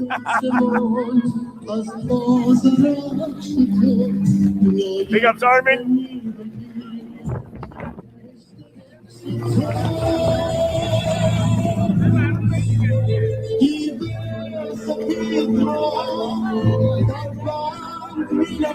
Yes, that's right. Good to see you.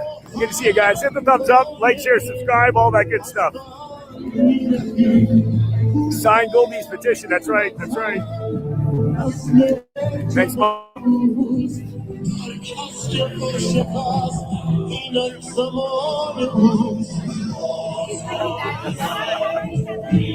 Look at that. That's nice. Kids handing out the cookies. That's nice.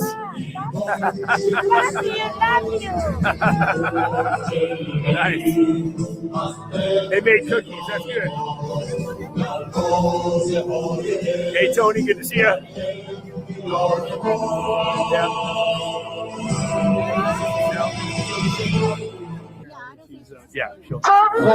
شاه میاد به خونه شاه میاد به خونه شاه میاد به خونه. There we go. So that was my speech from earlier today. Okay. Let me just go to some new.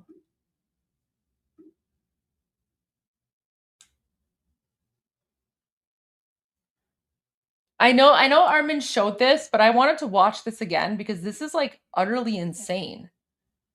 Like, guys, this is like North Korea. This is North Korea level of like propaganda. I just do want to point out, you're speaking to us via Zoom.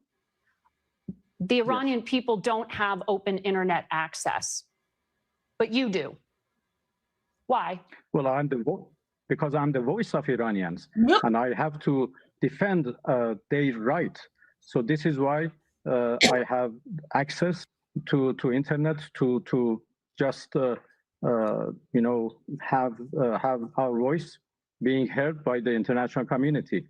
But internet is closed because of the security reasons, because we are under attack, we are under aggression, and we have to do everything to protect our people. In any country, there are urgent measures taken for the sake of war. Literally North Korea style propaganda. Right? Like, that's insane. That's insane. Like, that's just next level crazy. The audacity to go there and just say, oh yeah, we shut down the internet for security reasons, but don't worry, I'm the voice of the Iranian people, right? The Muslim Nazi who slaughtered, just in the last 2 months alone, 90 million Iranians, right? He thinks he's the voice of Iranians. And then he's trying to say, yeah, we shut down the internet for security reasons. Really? Do you see like the insane level of like, I don't know, the level of insanity that we Iranians have to deal with? I don't even know how to describe it. And look at this, new footage. So new footage coming out of occupied Iran. This is from tonight. So Sunday night, they're chanting, long live the Shah, death to the IRGC and Basij, and death to the Islamic Republic. So here's the actual voice of Iranians.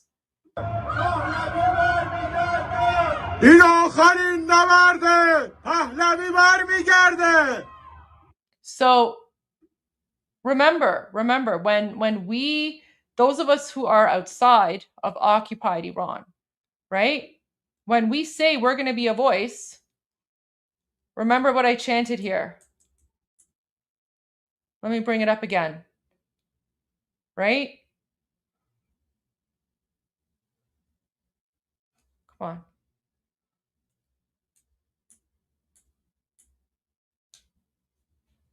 Remember this?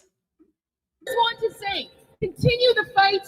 We will continue to be a voice for people in occupied Iran. Thank you so much for your support. And at the end of the day, we will always say, این آخرین نبرده پهلوی برمیگرده این آخرین نبرده پهلوی برمیگرده این آخرین نبرده پهلوی برمیگرده.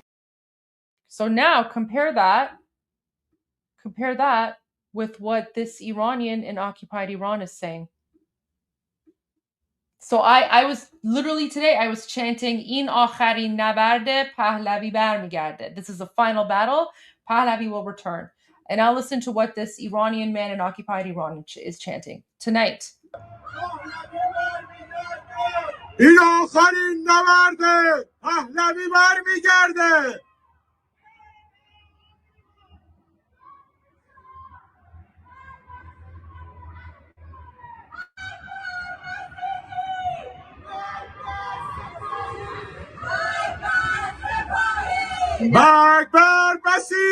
Now they're chanting death to the Sipahi, death to the Basiji, right? The Basijis, those are the ones who are being currently targeted and boom-boomed by the Islamic regime.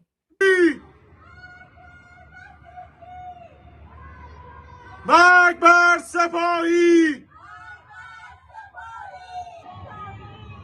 مرگ بر جمهوری اسلامی. Now they're saying death to the Islamic Republic.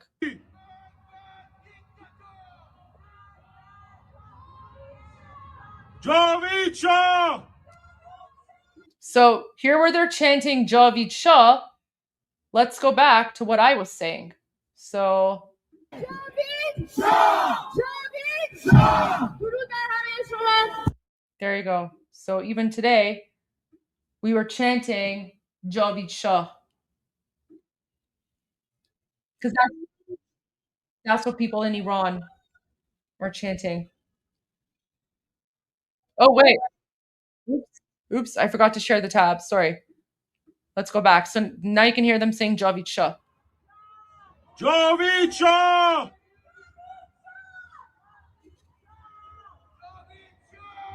مرگ بر بسیجی!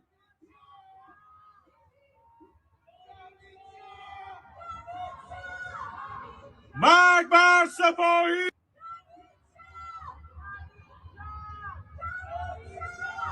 جاوید شاه! جاوید شاه!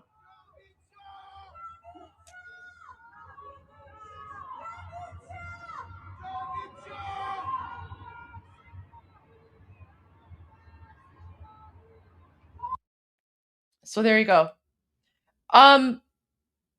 Guys, Ted Cruz is having a lot of fun. Oh, what's the Magbar S word? It's Sepahi. So Sepahi is another word for Islamic Revolutionary Guard Corps. So Magbar Sepahi. That's what they're saying. Okay. So I want to show you. So Ted Cruz is having a good time. Ted Cruz is reposting President Trump and Tucker Carlson memes. So I'm going to share this. I'm going to share this one only because Ted Cruz reposted it. So this is a message. This is a message from an elected government official of the United States. So it's okay if I share it because Ted Cruz shared this. I haven't watched it yet. I was waiting to watch it with you guys. So here we go. Tucker, I want you to come to the White House. Believe me. Me? I mean, sure. Thank you, Mr. President.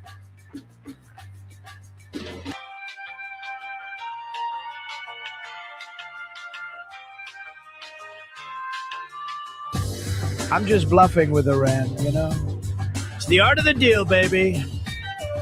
Okay, yeah, President Trump is just bluffing. You guys are totally safe.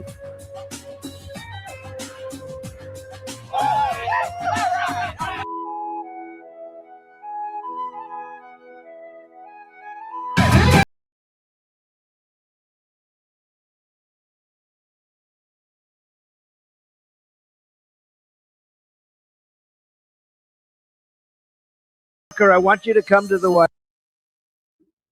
Oh, look. He posted this. He posted this from his government account that has like a great tick, right? The great check mark. The great check mark means that. Oh my gosh. That's so funny. Oh, Ted Cruz is having a field day with this. Okay, I'll play it one more time and then we'll continue. Tucker, I want you to come to the White House. Believe me. Me? I mean, sure. Thank you, Mr. President.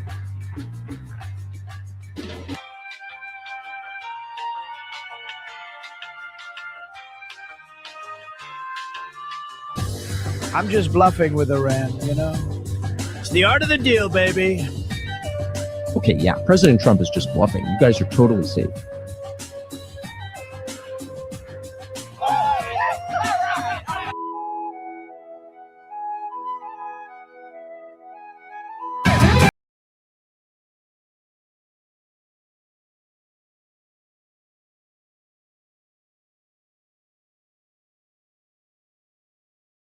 Man, honestly, I should have been an American. I feel like if I was an American politician, I would have been way more successful as an American politician. Because Canada has gone to shit when it comes to politics, unfortunately. But that's fine. That's fine. I would have made an amazing American politician because I would literally be calling out the terrorists left, right, and center. Like I would just like no quarter, no mercy. So guys, I can't be an American politician. I'm not a citizen. I'm not a US citizen.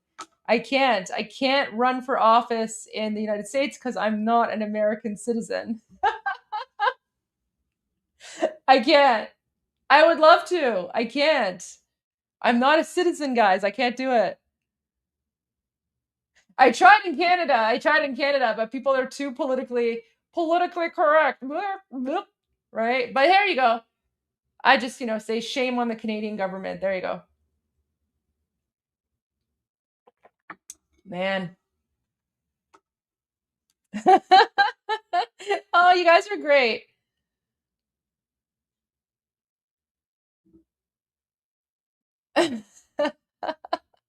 Oh, the love. Oh, Americans, you guys are amazing. Love you guys. Love you guys.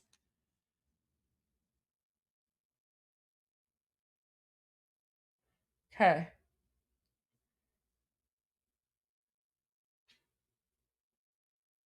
So here's like new footage.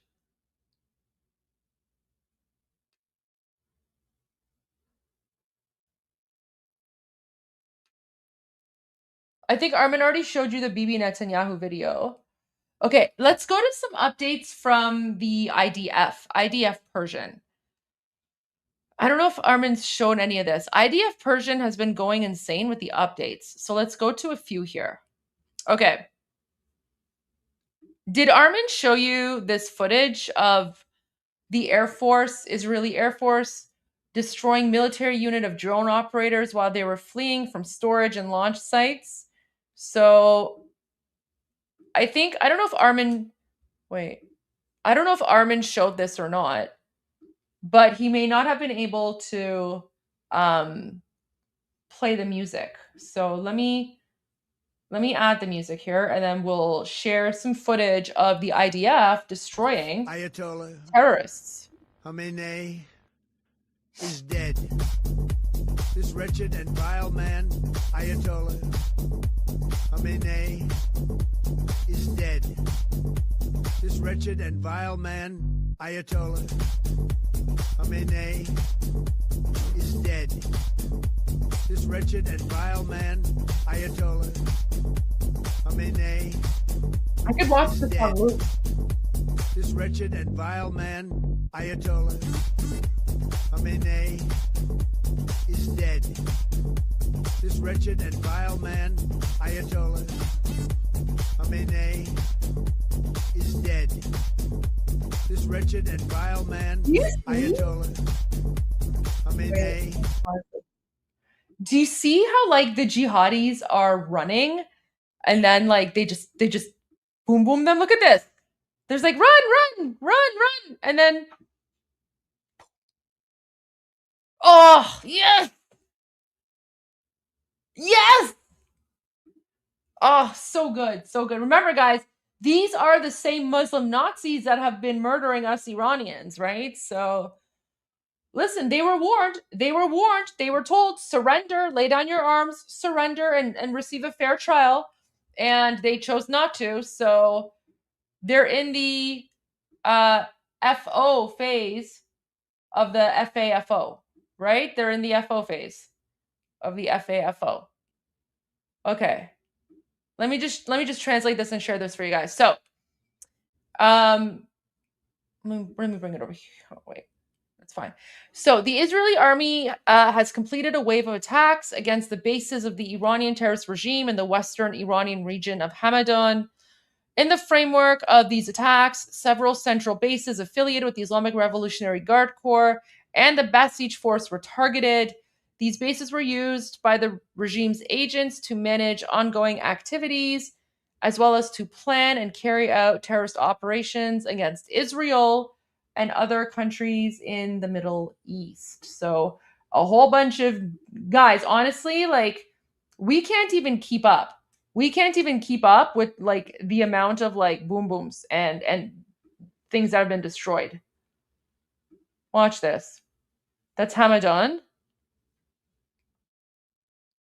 Wow.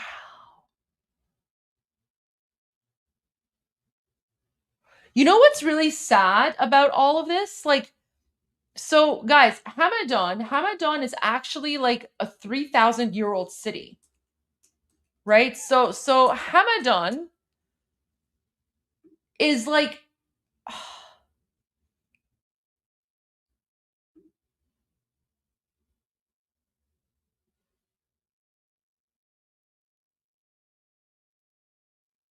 Hamadan is 3,000 years old. So the entire city of Hamadan is basically like a cultural heritage site, right? Let me show you some pictures.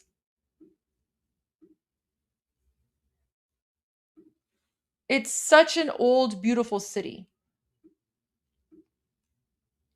And look at this. So this is the city of Hamadan, founded in the 12th century BC. It became the first Iranian capital in 700 BC, chosen by both the Achaemenid and Parthian empires.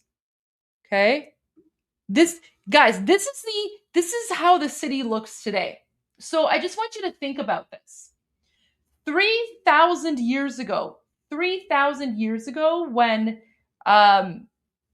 ancient peoples, ancient Persian Empire built the city of Hamadan, do you see how like symmetrical this is? Like, look at how perfect this circle is, right? So they basically built it with like, these straight lines going through, and then like basically like a perfect circle. Like they used math and geometry to build this city. And this is how it looks today. So it's pretty much kept most of its layout and character, right? So this city was built 3,000 years ago. Everything about aliens. Yeah, okay, it's not aliens. Oh my gosh.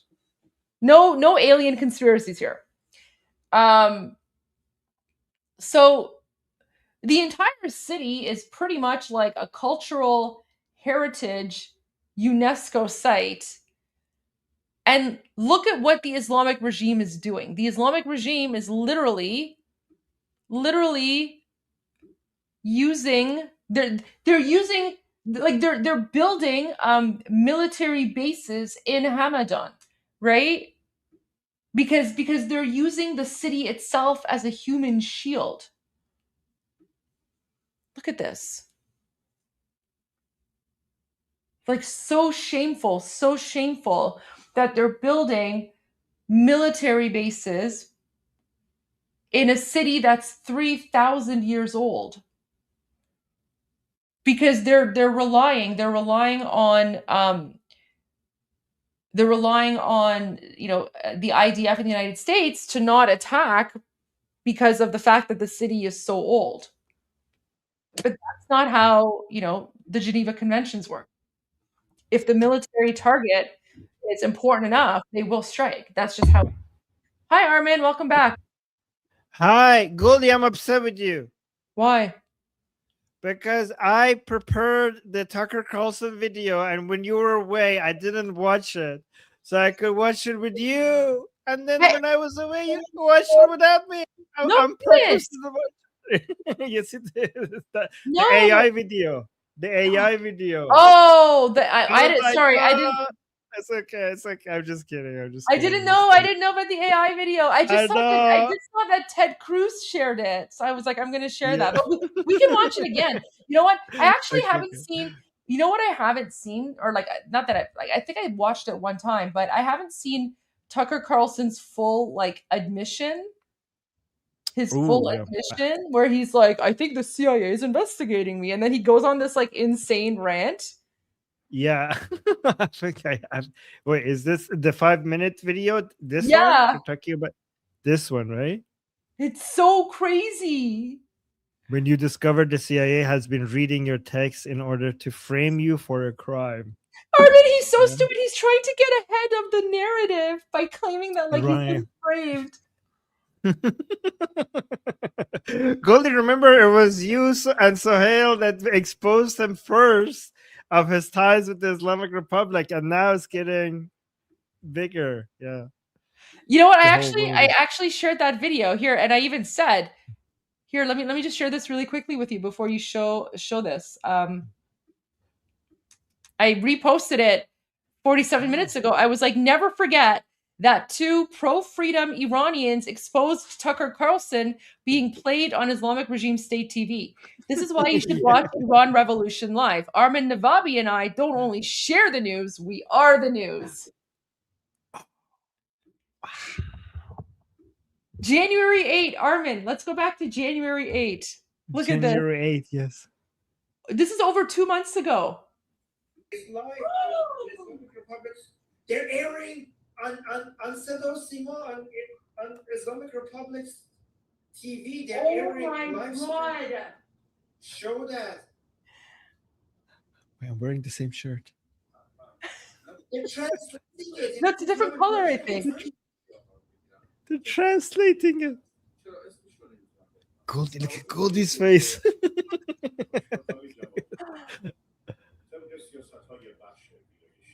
Guys, so when I tell you that Tucker Carlson is Islamic regime propaganda, look at this. The Islamic Republic is now taking, right? They're taking. They're literally taking his garbage interviews and they're I actually look younger now. Propaganda. Young Armin and Goldie. Goldie, remember those days? We were so young. So young and innocent. So young and innocent. Honestly, I feel like I've aged a lot these last 2 months. I really do feel like I've aged a lot. But just like look how surprised we were.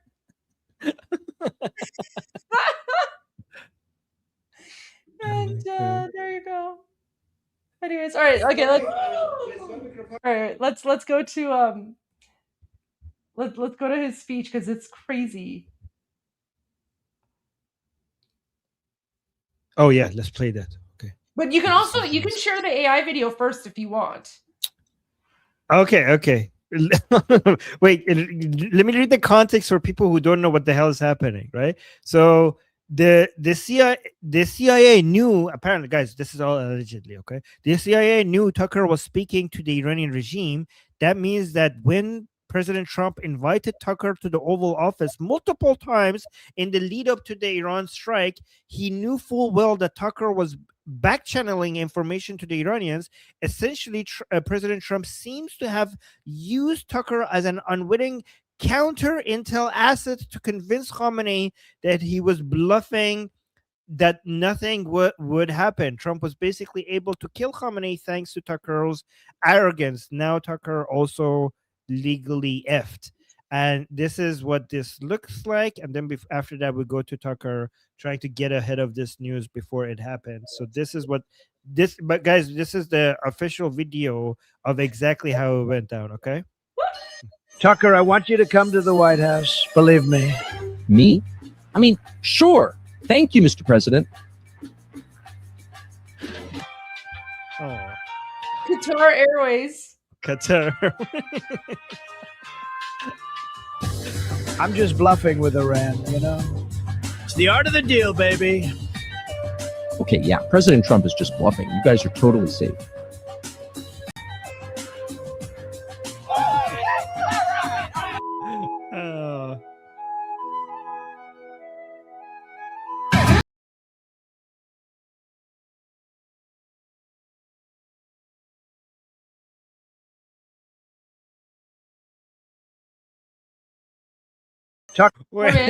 So we know this is exactly how it happened because Ted Cruz retweeted this meme. Yes, it's official. Ted Cruz reposted the meme, so it's official. So this is true. It's not AI. This is now fact. Goldie, I want a 2-hour version of this. I want a 2-hour version of this movie. Somebody please make it. It's now canon. Ted Cruz posted this for sure. He reposted that AI video, yeah. But Armin, look at the way President Trump is smiling. This is back in January. This is back when like everyone is like, what? Why is Tucker Carlson going to the White House? Like, what's going on? Do you see President Trump's face? Now it all makes sense. Now it all makes sense.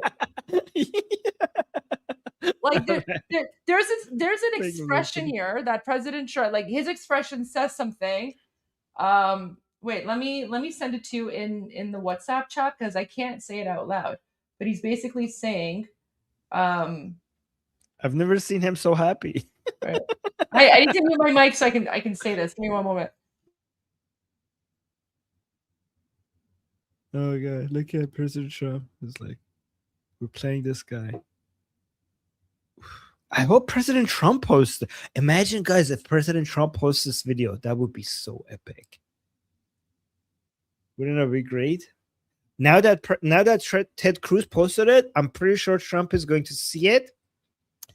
And if President Trump sees it, it's very likely that he might actually post it on Truth Social, on his Truth Social account. Armin, look.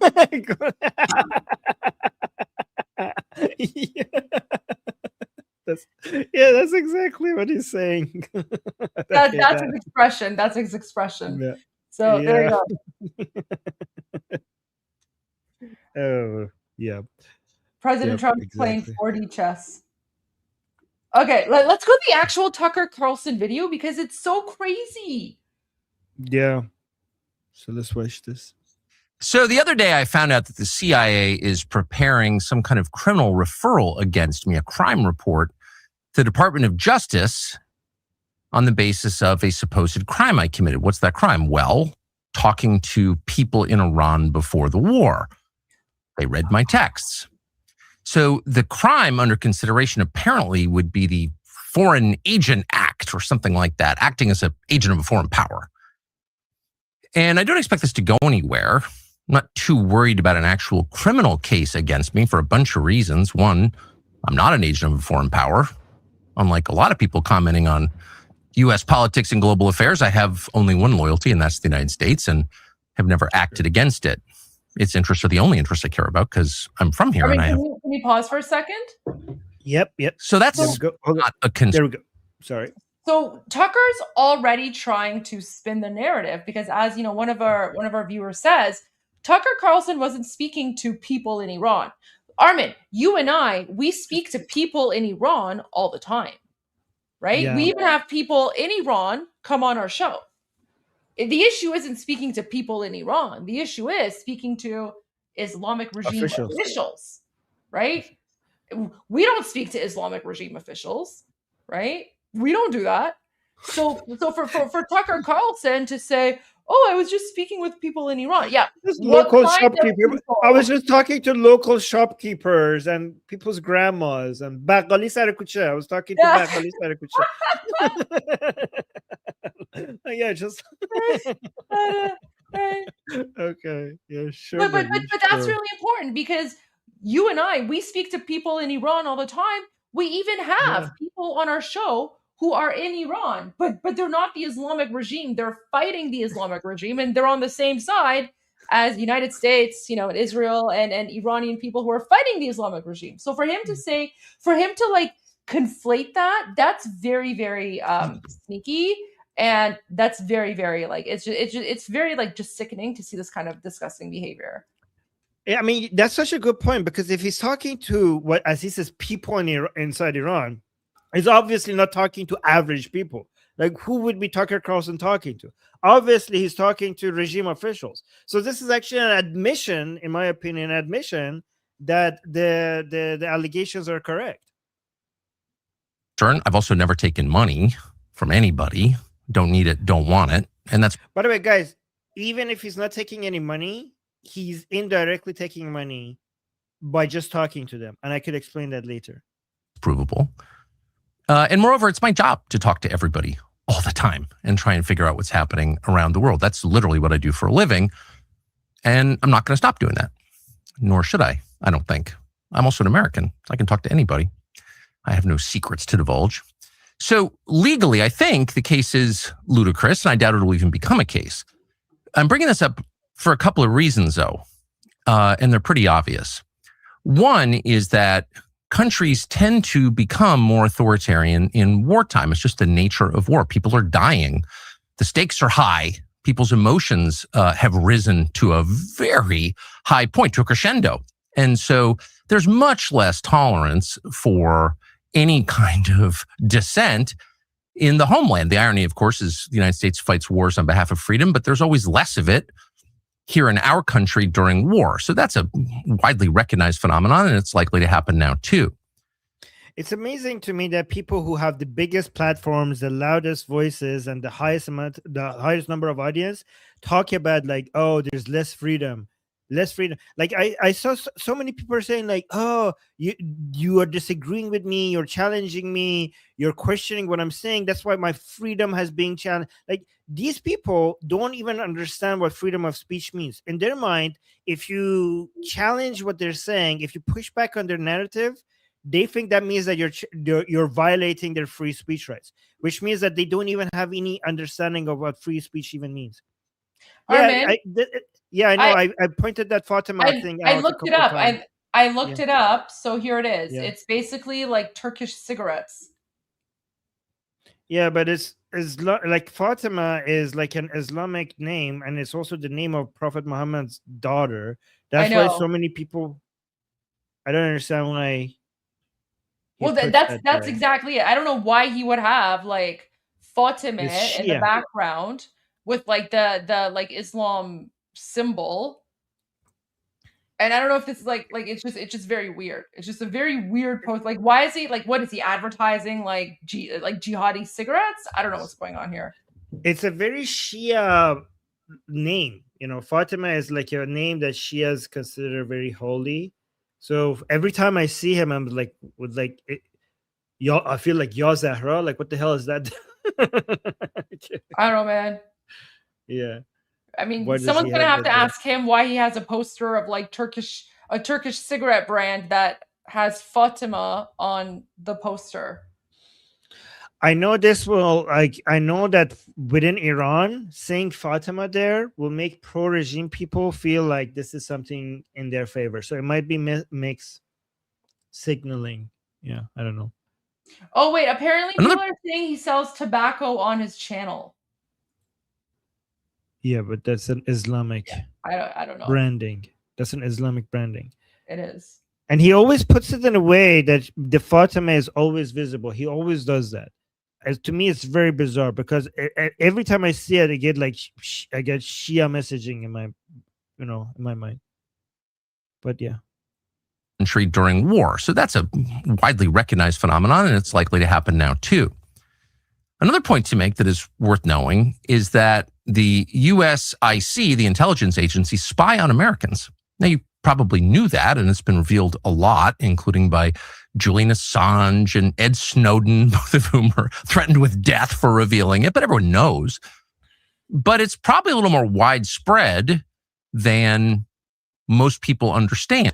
He speaks okay, so given the national security, that is justified, and every other country does that. And given that you've been speaking to the enemies of the United States, you could see why that's justified. You're speaking as if the assumption is that's a wrong thing to do. But given how many of the enemies of the United States are trying to basically find ways to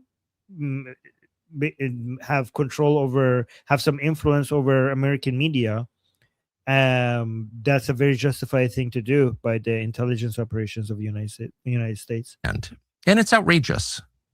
There's no justification for your government, which you own, you're a shareholder in it, you pay for it, to be violating your privacy like this. But it happens. Well, unless they're speaking to the enemy, then there is justification for that. Happens all the time. And in fact, one of the reasons that CIA or people within CIA, just to be clear, it's a huge, sprawling, disconnected agency.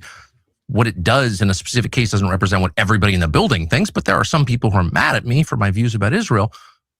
And they have some latitude. And one of the reasons they pass on criminal complaints, in effect, to law enforcement is to justify warrants for spying on Americans. So that is an absolutely real thing. But the main reason they do it is to leak the existence of the investigation, such as it is. Because if you say it like this, investigation, it makes it not credible. Okay, so you don't have to provide arguments for why the investigation is not justified or is baseless. All you have to do is change your tone. You just have to, instead of referring to that as the investigation, you have to say investigation, and immediately you have debunked any arguments in favor of it. to the media and then humiliate Armin, sorry, someone. Yes. So I just saw someone in the chat. Apparently, the Fatima poster from 1914 symbolizes the alliance of the Ottoman Empire and the German Empire. Well, that makes it worse. You know, because that does make it way, way worse. Yes, because Goldie, you know what that's you know what that is, what the dog whistle that is?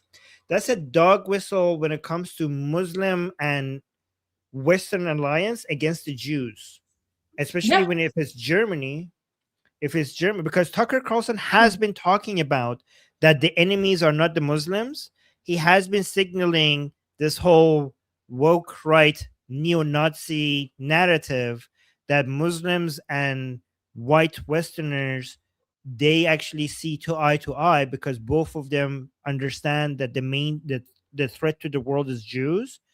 And to me, that's a dog whistle to that narrative. Yeah, absolutely. Like he's basically, it's like, it's all about the anti-Semitism here. That's crazy. Especially if it's Germany. Wow. Yeah. Neo-Nazis and Muslims uniting over hatred over Jews. So crazy. By the way, Goldie, more and more people on the woke right are messaging, like, I follow them, I listen to them, like I listen to Nick Fuentes types and his followers, and more of them are becoming pro-Islamic because they think that the threat of the Jews is so big to the world that it's only with the unity with the Muslims that they could actually, and they're more and more they're actually advocating that, you know, the threat against Western civilization is not Islam, and they're distracting you by saying it's Islam. It's actually Jews, and we actually have to work with the Muslims. That's becoming more of their messaging. Yeah, America has a big problem with this. You guys are going to have to do some housekeeping and house cleaning. Housekeeping. Yeah. All right, let's continue. Verify the subjects of this op, and that's of course happened to me repeatedly, many times, including in famously 2021 when I was still at Fox News and trying to set up an interview with Vladimir Putin, and the NSA, I heard from someone there, had grabbed my text messages with an American citizen and had leaked them to news outlets. Those texts were basically my attempts to set up an interview with the foreign head of state, and they leaked them to the New York Times in order to stop the interview, which they successfully did, by the way. And they admitted that they were spying on me. This is not a fantasy. It actually happened. He keeps saying as if that's a bad thing. If you're talking to Putin, of course the intelligence, like you should be firing every single member of your intelligence institutions if you're talking to Vladimir Putin and they're not paying attention to that. Are you kidding me? Like, you should shut down all of them if they're not listening to that. You're speaking to Putin and like, oh, they're listening to that. Of course they are. Of course they are. That's their job. What the hell do you want? You want them not to listen to what Putin? Here's the thing. This has even nothing to do with you. Putin talking to anybody, they would be listening on that. Whether it's you, whether it's even when Putin is talking to his nanny, they want to speak and listen on that as well. Of course, you should be disappointed if they're not listening on that. Unbelievable. They did it again 2 years later. My second attempt to get a Putin interview, I managed to get it anyway, and they've done it since. And so when you get a call from... Boo, guys, tears and violin. He's a victim. Small violins. A reporter who knows the contents of your texts... It's pretty clear something's going on. None of this, in my judgment, as of right now, is a huge threat to me. So I'm not making this video to complain about it or whine or ask you to send me money because I'm under attack. I'm saying it. Oh, guys, look at this. This is exactly that. Like, hey, guys, I am not asking you for money because I'm under attack. Then why even bring it up?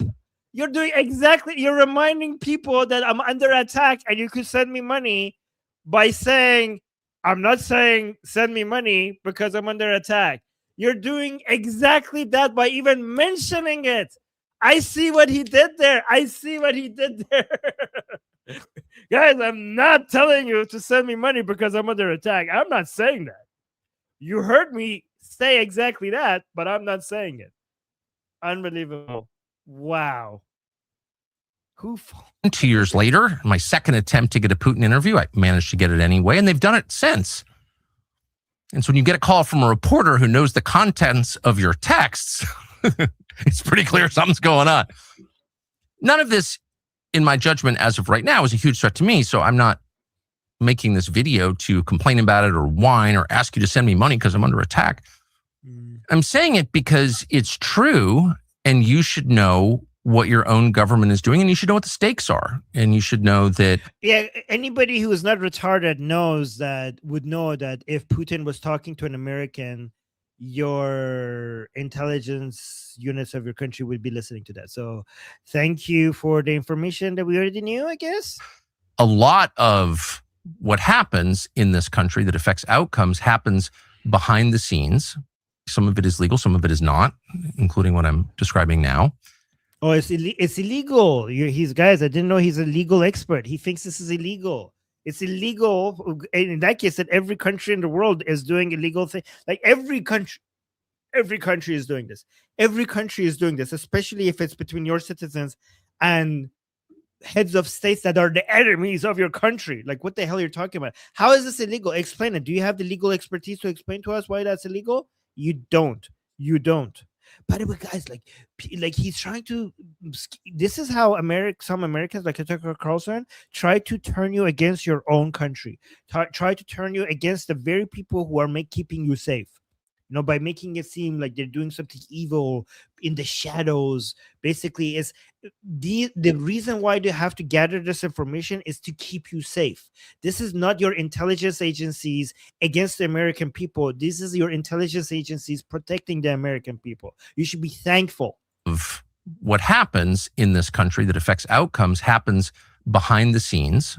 Some of it is legal, some of it is not, including what I'm describing now. Behind the scenes, guys, it's happening behind the scenes.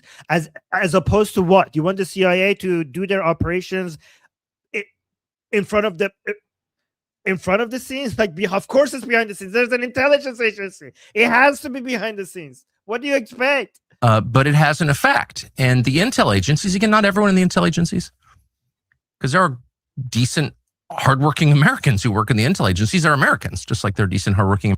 This is basically he's saying, like, please don't come hurt me. I'm just trying to protect. So he's trying to do both. What he's trying to do here is to attack the CIA and other intelligence agencies of the United States as an organization, but also basically play both sides. We're like, well, not all of them are bad people. Not all of them are bad. So create mistrust of these institutions in the minds of Americans, while at the same time saving himself by saying, well, they're not all bad people. Americans who work at the DMV.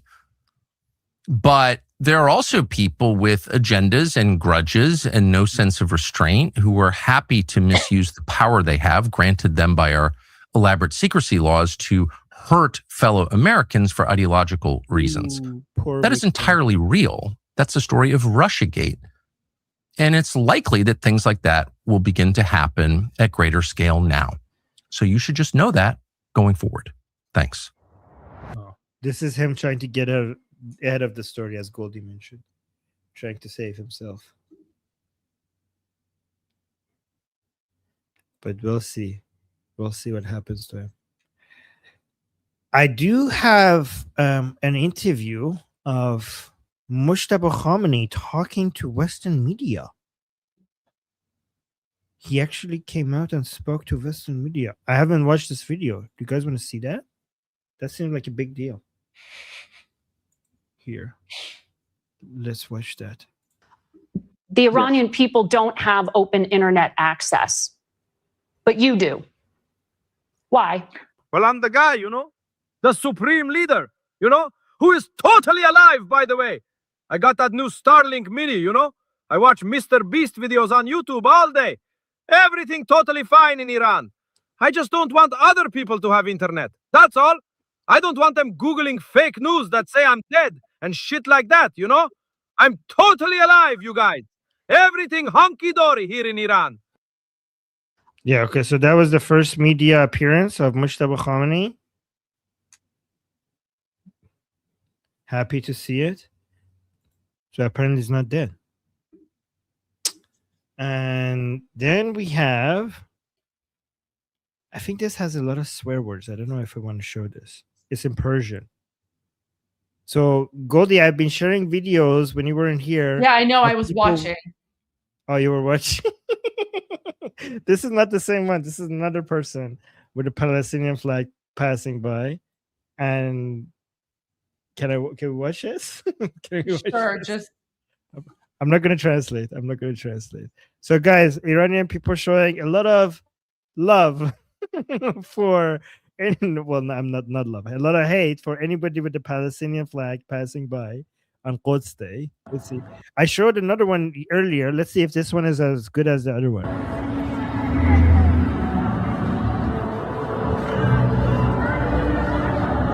آقا مرتضی کیرم دهنت غار کسته گله کیری نامادر یک چونی زن کس نامات غاره غار کسته بی همه چی آب جب نمات کف خیابون ننه دوزداری چون شد شربار مادر جنده هرچهی کیرم تو اول آخرت غار کسته بی ندار چون بالا ننه کیونی بابا هرچهی کیرم تو کتا آقا بزرگه کیرم تو کلان کیرم تو چونه گشادت مالت جنده.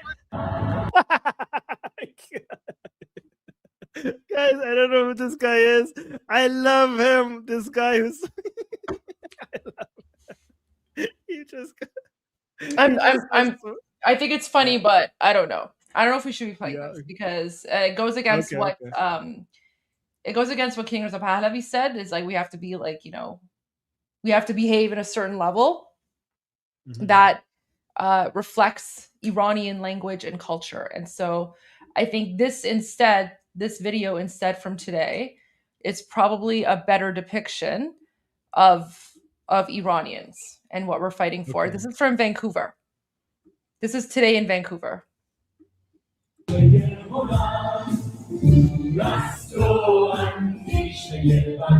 So you can see they're singing the Iranian, like the unofficial national anthem. There's a flag of Canada. You can see the flag of the United States in the background as well. United States. And then I think there's like a rainbow flag, and then there's like an Israel flag somewhere there as well.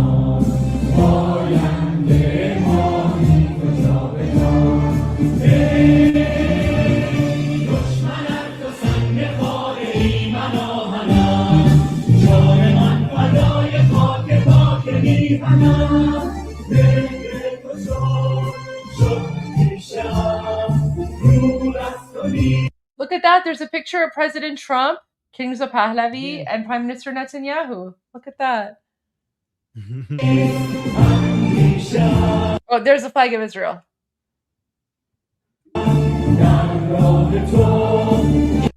I know the swear videos are fun, but the swearing comes from, 47 years of oppression. But if we focus too much on the swearing, we forget all the positive that Iranians are doing as well. So I just want to point that out as well. All right, back to you with the AI video you wanted to show. Well, is this is Sardar Shamkhani? Sarnadar Shamkhani.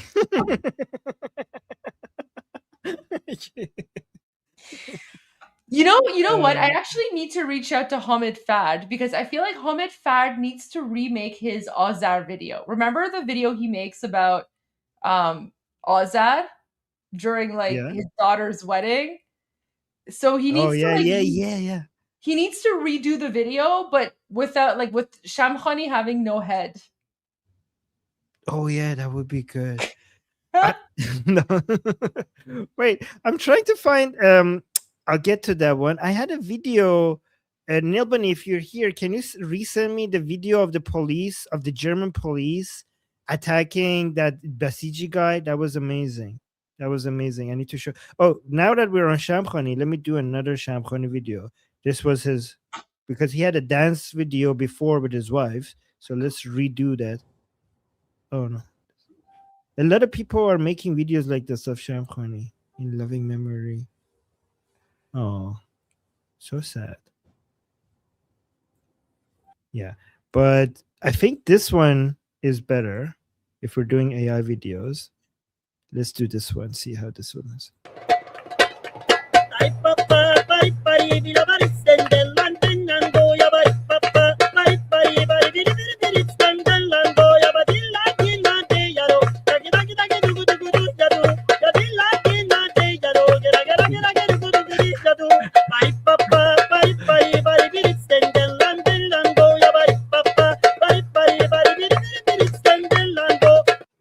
Yeah, this is good. I like this one. I sent you something. And then okay, I sent you something in the studio chat.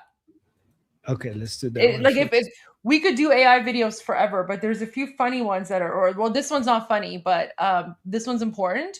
But I'll send you a funny one that you can translate after.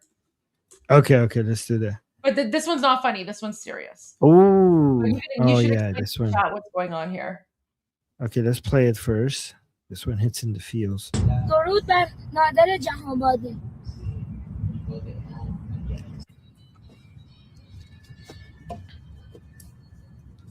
Oh.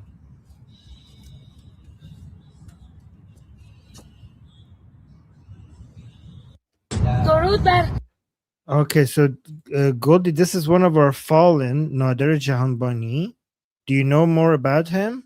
Yeah, I used to play the song about Nader Jahanbani. So Nader Jahanbani was one of our generals. He was basically the commander of the Imperial Iranian Air Force, and he was executed by the Islamic Republic. He was executed by the Islamic Republic during the revolution. So here he is doing the military salute. Yeah, this is him. So even to this day, Iranians, we honor our military heroes, the people that were murdered by the Islamic regime.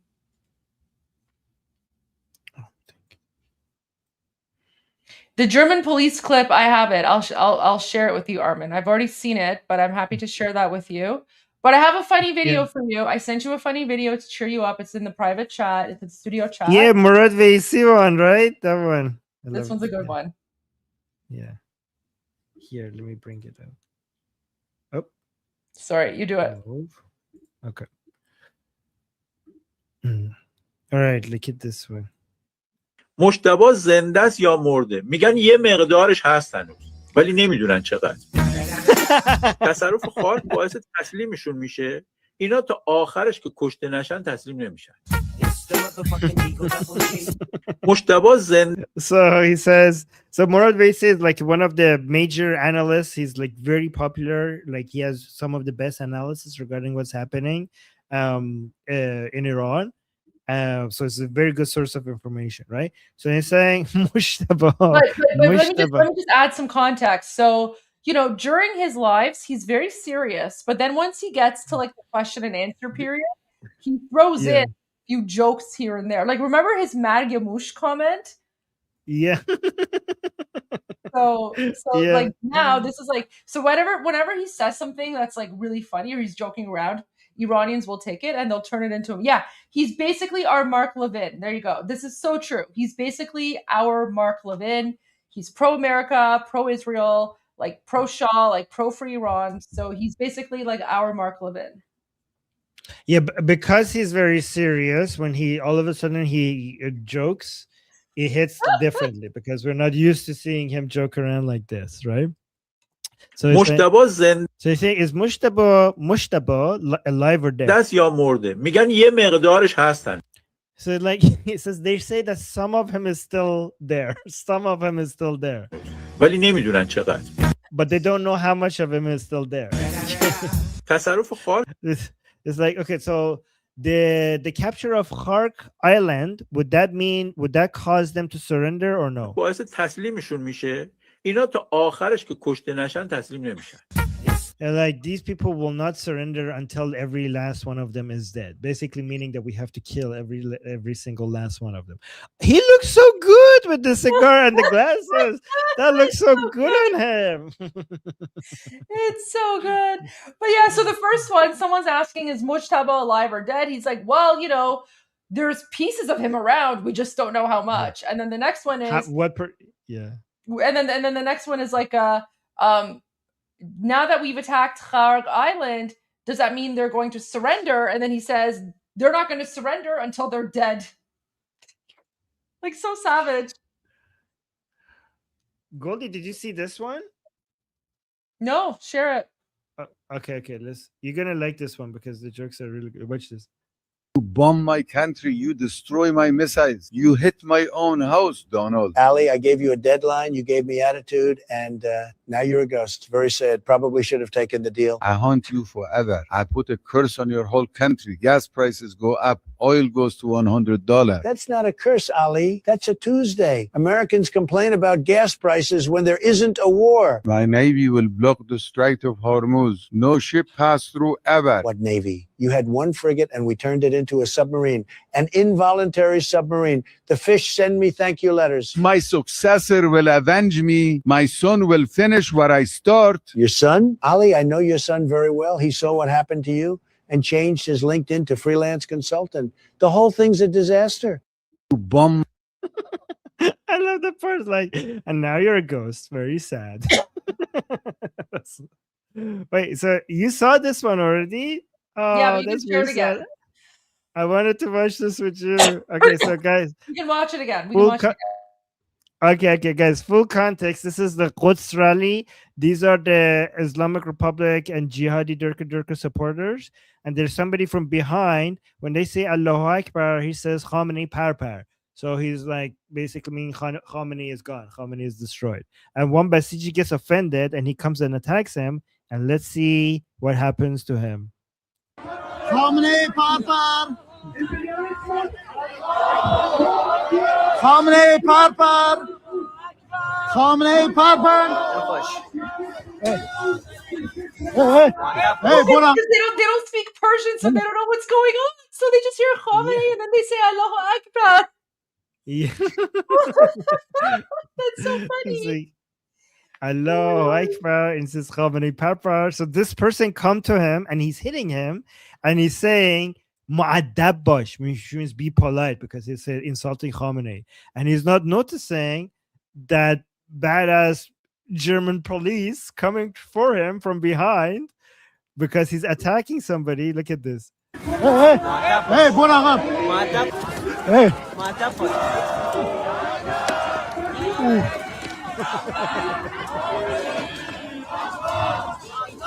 Oh, I never get tired of watching this. Look at this. Hey. Yes. Does he just grab his face? He just put his whole hand over his entire face. I love that. He took him like oh man, God bless German police. God bless German police. Look at that. Kiriftish. Manhandle him regularly. like Goldie, the audacity of thinking he could do this in Germany. Yeah. Like he has authority over here to basically physically intimidate somebody who's saying something that he doesn't like. You're in Germany. Germany. But Armin, this is what they have been doing to all of us for the last 47 years. So guys, for everyone here who's not Iranian, this behavior is not like something that's just random. This is how the Islamic regime has been treating all of us Iranians, those of us outside of Iran. This is how they have been treating us for the last 47 years. So this is why many Iranians have been afraid to speak out. We've been afraid to say anything because these Islamic regime thugs are everywhere and they have been monitoring us. They have been observing us. They have been threatening us. They even think that they have the right to come and hit us, right? 47 years they have been doing this to us outside of occupied Iran, right? So this is why sometimes people think, oh, well, Iranians, you're outside of Iran. What do you know? Guys, for us, being Iranian right now, it doesn't matter if you're in Iran or outside of Iran. We're all oppressed in different ways, right? You know what they do to us inside of the country. Now you're seeing what they do to us outside of the country.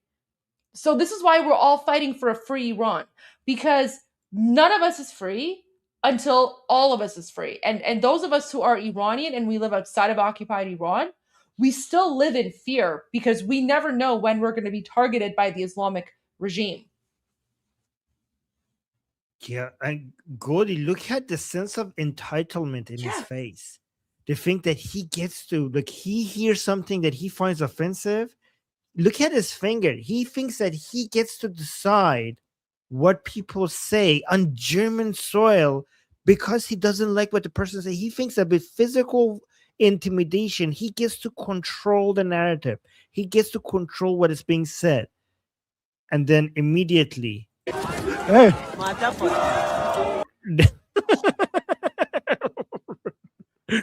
What? The best things of all. I'm so glad that this was captured on camera. Goldie, I hope he's not a German citizen and he gets a criminal record and deported for this. I hope that he gets deported for this. What are the chances of him being a German citizen? I hope he gets deported. Oh my God. I want this on a loop. I want this on a loop. 10-hour loop. Yeah. Look at the smile. Literally being wiped out. You know when I say wipe that smile off your face? That's literally wiping that smile off someone's face. Take him, boys. Take him. Oh God, that was so satisfying to watch. Oh my God. Oh, what is this? Oh my God, this is Shamkhani and his daughter at the wedding, Sardar Shamkhani. Okay. So good. And then we have another headless Shamkhani. Okay. Oh my God. Wait, I don't understand this caption. I don't understand it. It says before và after Shamkhani. I don't know, guys. I don't use this stuff, so I don't know what these stuff are. Do you know? I have no idea what is this? Is this drugs? Is he doing? I don't know what I these think stuff he's like smoking something. Yeah, I don't use, guys. I don't do drugs. Apparently, it's like so before I don't and know. after. But there you go. Yeah. Oh, before and after. It's Finglish. Before and after. I was trying to figure, like, what Persian word is this? This is English, but written in Persian. Okay, before and after of Shamkhani. I thought it's a Persian word referring to these devices. It's English. Okay. No, it's English. Okay. Right, guys, Anyways, I have some new footage for you from occupied Iran. Ooh, send. Here, let me share it.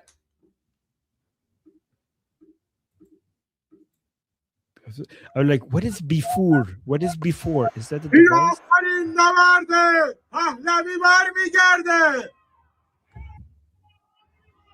Oh my God.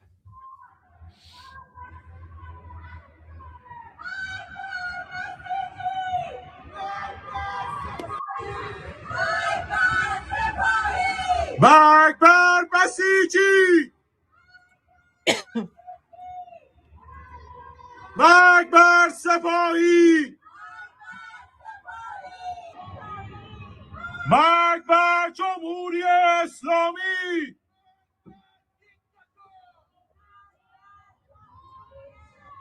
Javid Shah!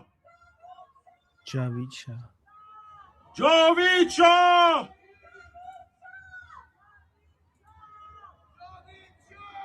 Akbar Basiji! They're basically saying death to the Islamic Republic, long live the king, this is the final battle, Pahlavi will return. Akbar Safahi! Javid Shah!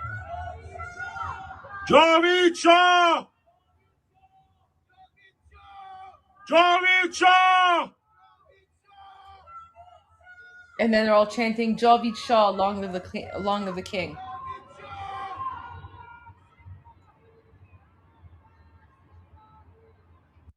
So, guys, the revolution continues, right? People in occupied Iran. So the reason that they're chanting is because this is what King Reza Pahlavi has asked Iranians to do. They're saying, he's basically said, don't go out into the streets yet because it's not safe to do so.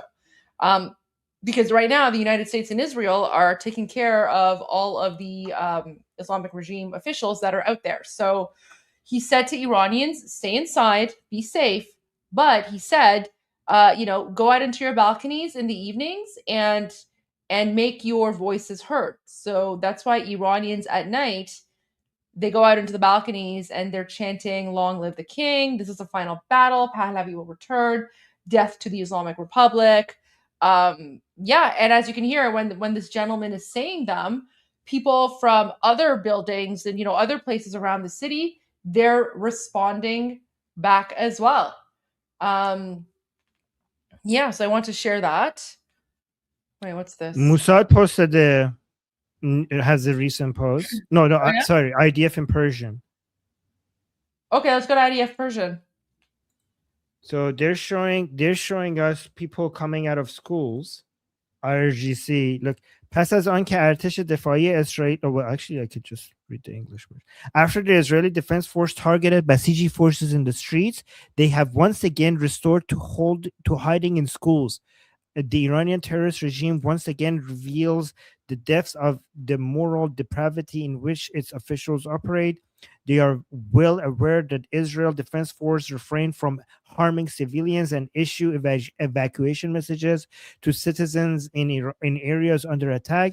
The regime deliberately stations its repressive forces in schools and exploits the people's youth to advance its terrorist objectives, just as its proxy forces do in Lebanon and Gaza.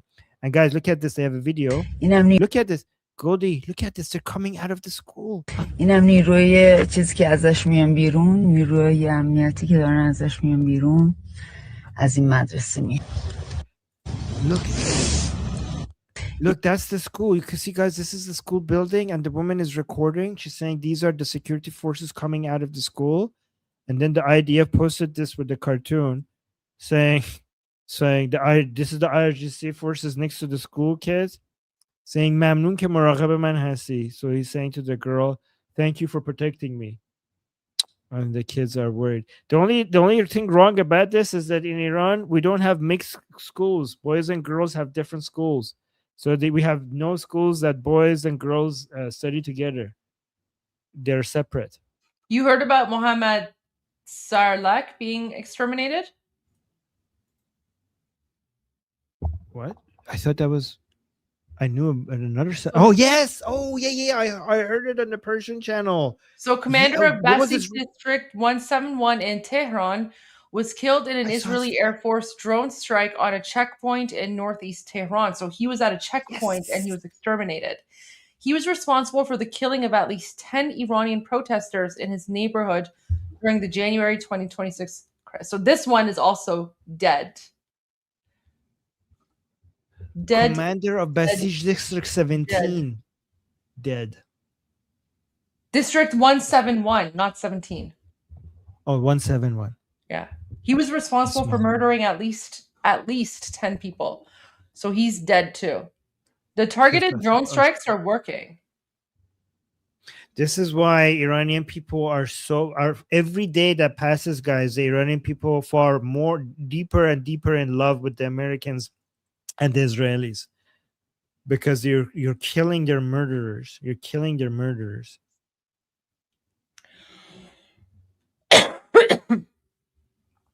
Okay, let's see what else we have.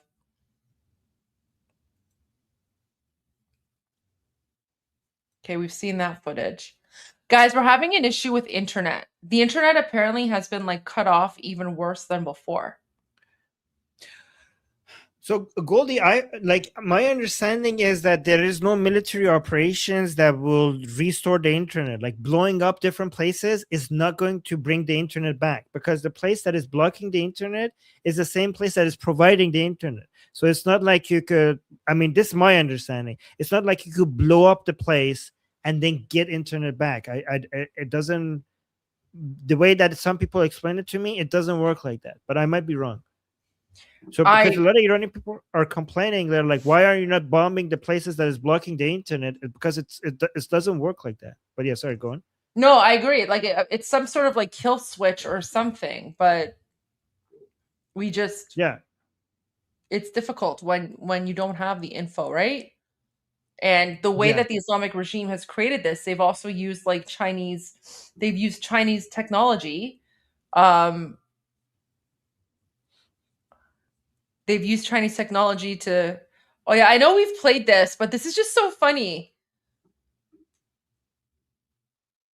I know that we've played this, but can we just watch this again? This funeral video? Because it's the funniest thing I've ever seen. Like, it's such a clown show. And then when you get to the flute music, I'm like, what is with the weird flute? So guys, this is where they were burying Shamkhani, like the guy without a head. And I'm watching this and I'm like, what a clown show. And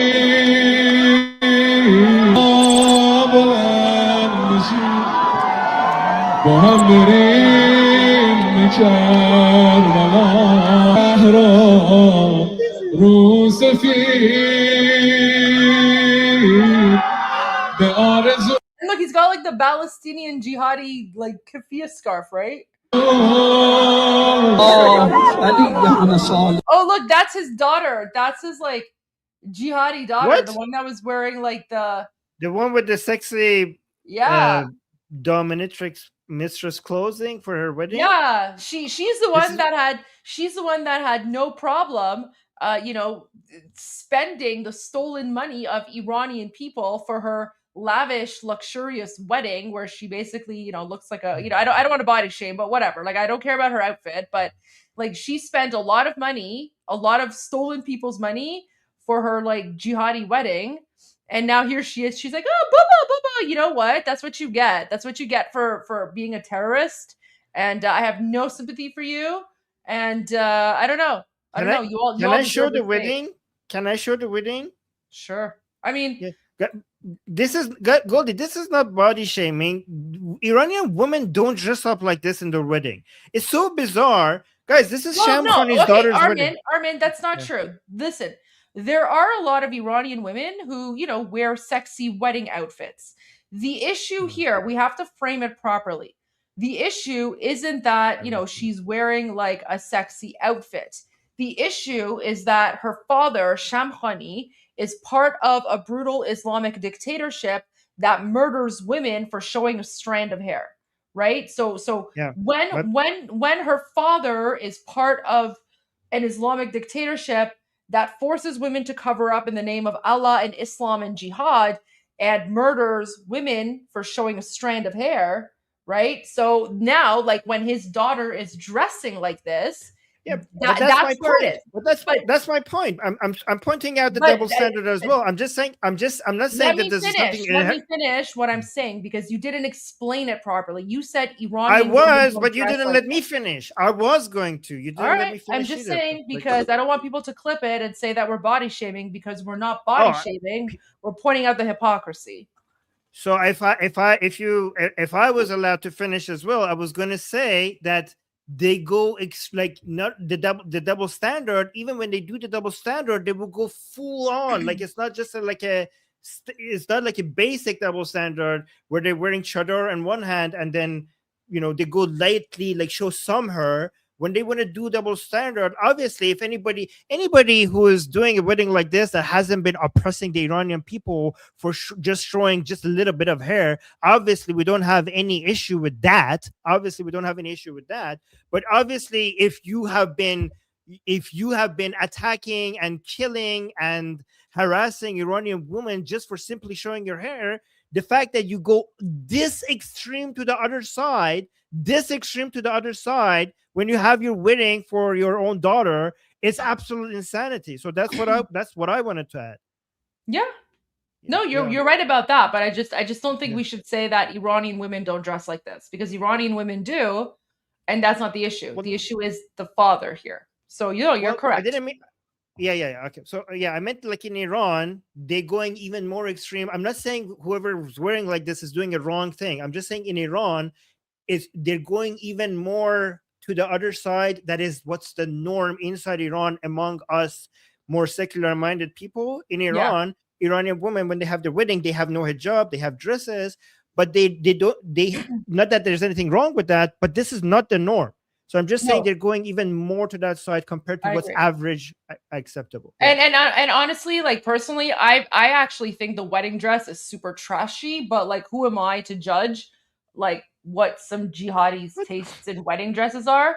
So I think the wedding dress I think the wedding dress is super trashy, like, but you know, whatever. Like if that makes you happy, fine. But it's like the double standard that's just messed up. So that's what I was pointing as well, because I just don't think that this is like, I think this is trashy. Like you do you, but I haven't seen like Iranian weddings like this. Like I haven't seen, but you do you.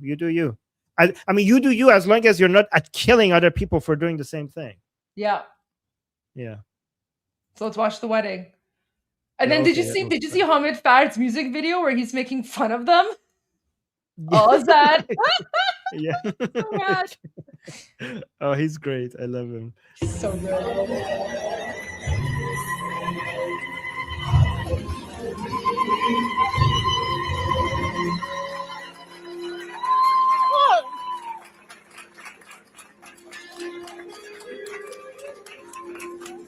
Unbelievable.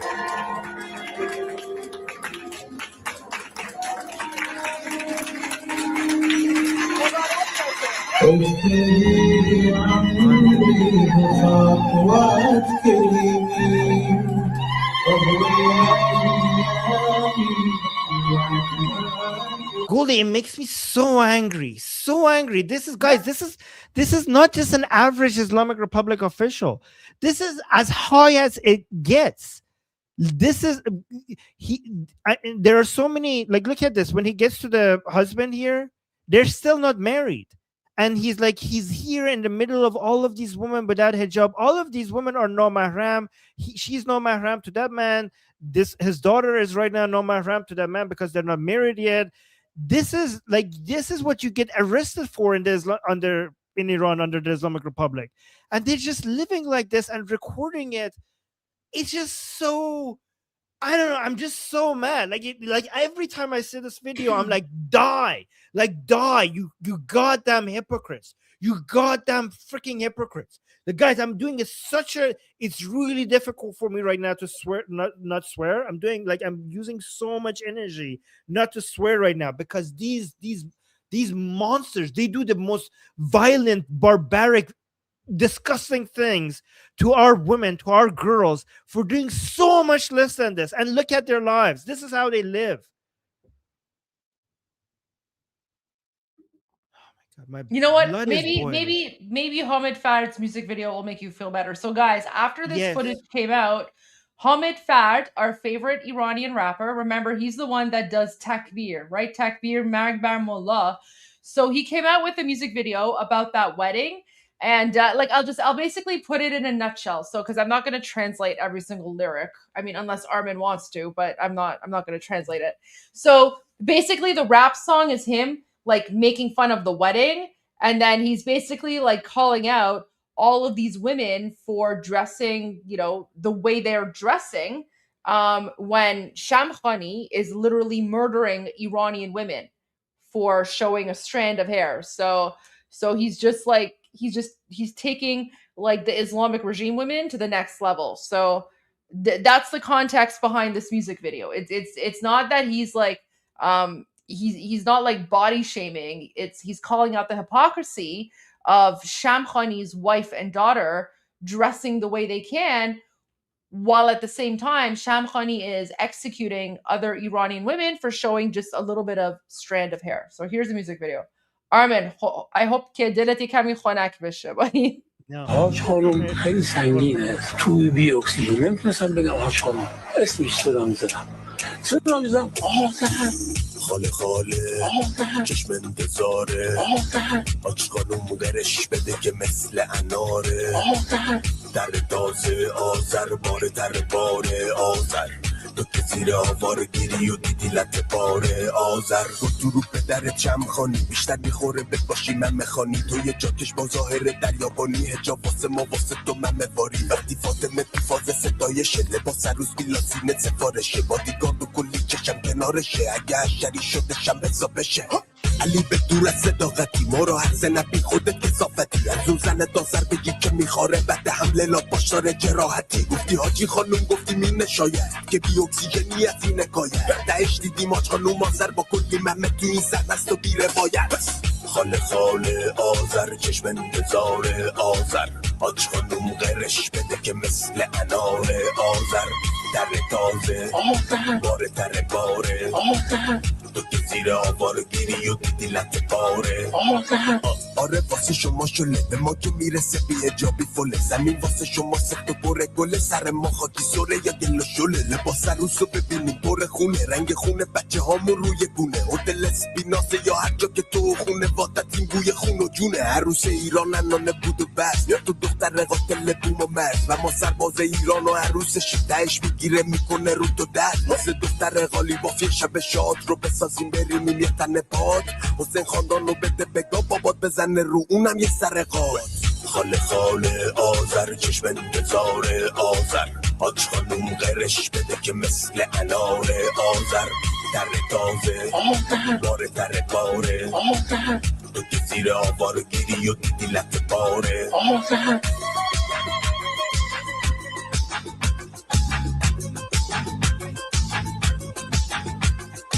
آره یارو کی بود توی فیلم پاپیون یا هنوز من زنده اون پاپیون بود تو باید بگی زنده من هنوز حروم زادم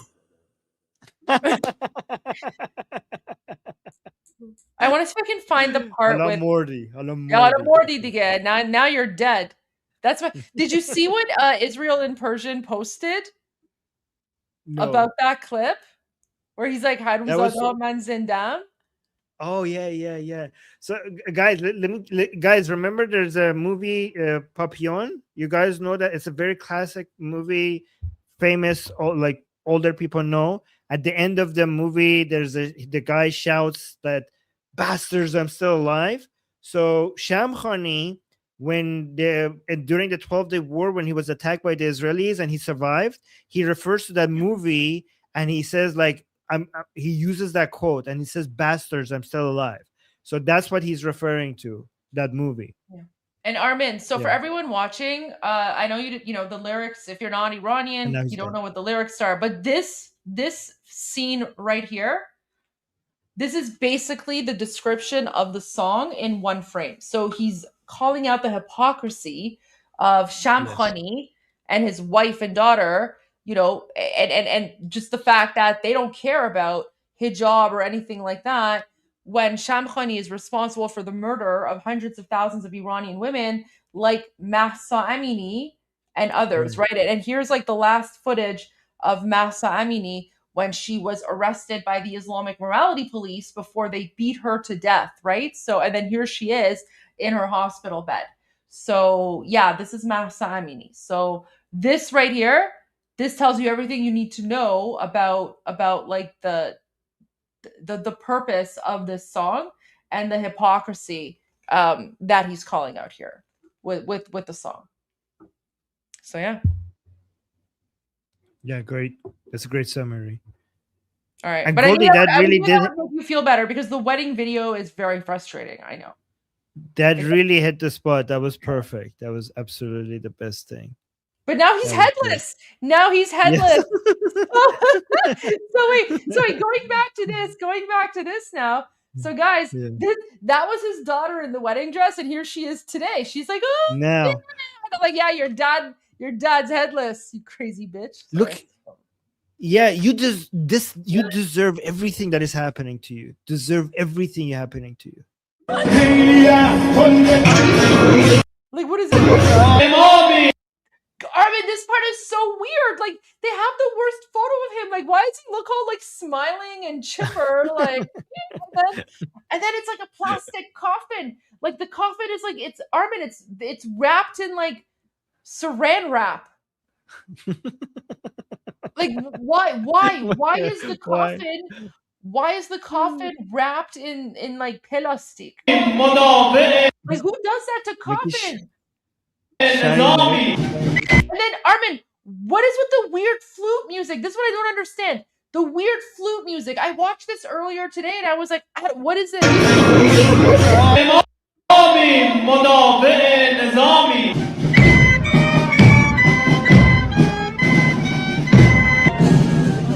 What the hell? And then the coffin, like it's just wrapped in plastic. It came straight from the factory. And like, look at his like. What the? Except he has no head. He has no head. It looks. And look, the plastic wrap is so shiny that it's like reflecting.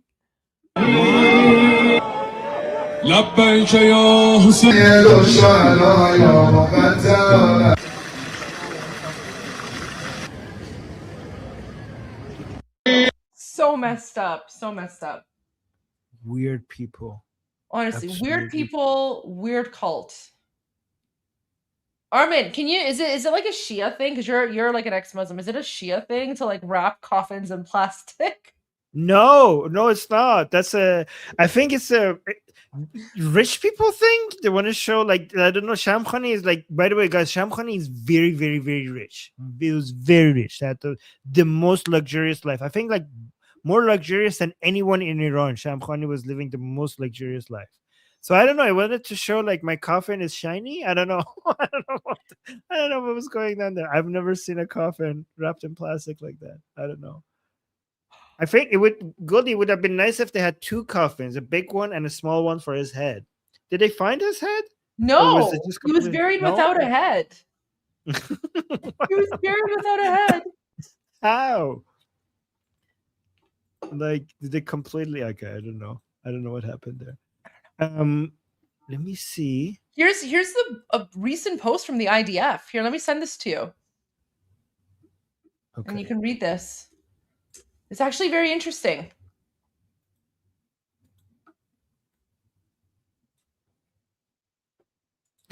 Oh,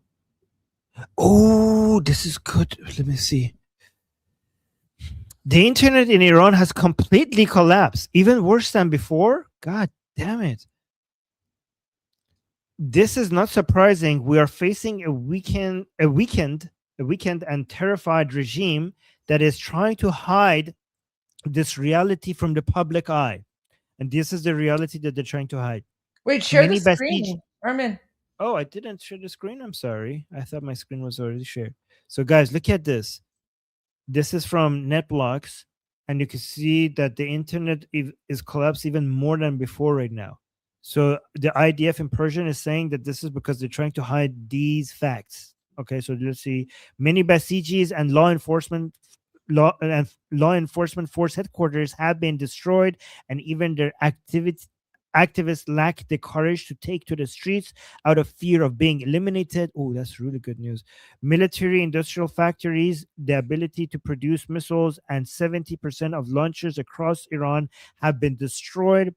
A number of regime nuclear program sites and components have been eliminated. More than 40 senior regime leadership officials at the top of them, Ali Khamenei, have been taken down. Now the regime is hiding the truth of its defeat even from its own supporters, a truth that shows it has suffered heavy blows in all areas and lost dozens of its senior figures. We will weaken it more and more every day. The tower of lies behind which you have hidden is collapsing. So let me repost this one. This is actually very good information. This is good. By the way, if it collapses by this much, it means that they're getting so desperate that even their own supporters, guys. So the reason why we see some level of internet activity when the internet gets shut down is because we have this thing called white SIM cards. So the regime at first tries to limit the internet to only its own supporters, but when it cuts the internet to zero, and it means that they're so desperate to hide information, not just from the Iranian people, but from their own supporters as well. To me, Goldie, this suggests that even their own followers, there's a sense of defeat and a sense of loss, and they're trying to shut the conversation among their own followers as well. To me, that seems like there's a lot of criticism of how the Islamic Republic is performing against Israelis and Americans among their own followers, and they want all conversations to be shut down. They don't just want the people who are anti-regime, they don't want to shut only that. They want to shut down all conversation. That's the sense I get from this. I've heard they've also I've seen some reports that they're also shutting down certain elements of the internal intranet. Exactly. Because there's infighting. Goldie, that means there's infighting. That means there's division and infighting. This is what we get before the collapse. Amazing. But unlike them, we are united. Look at this. Iranians in London thanking Bibi Netanyahu.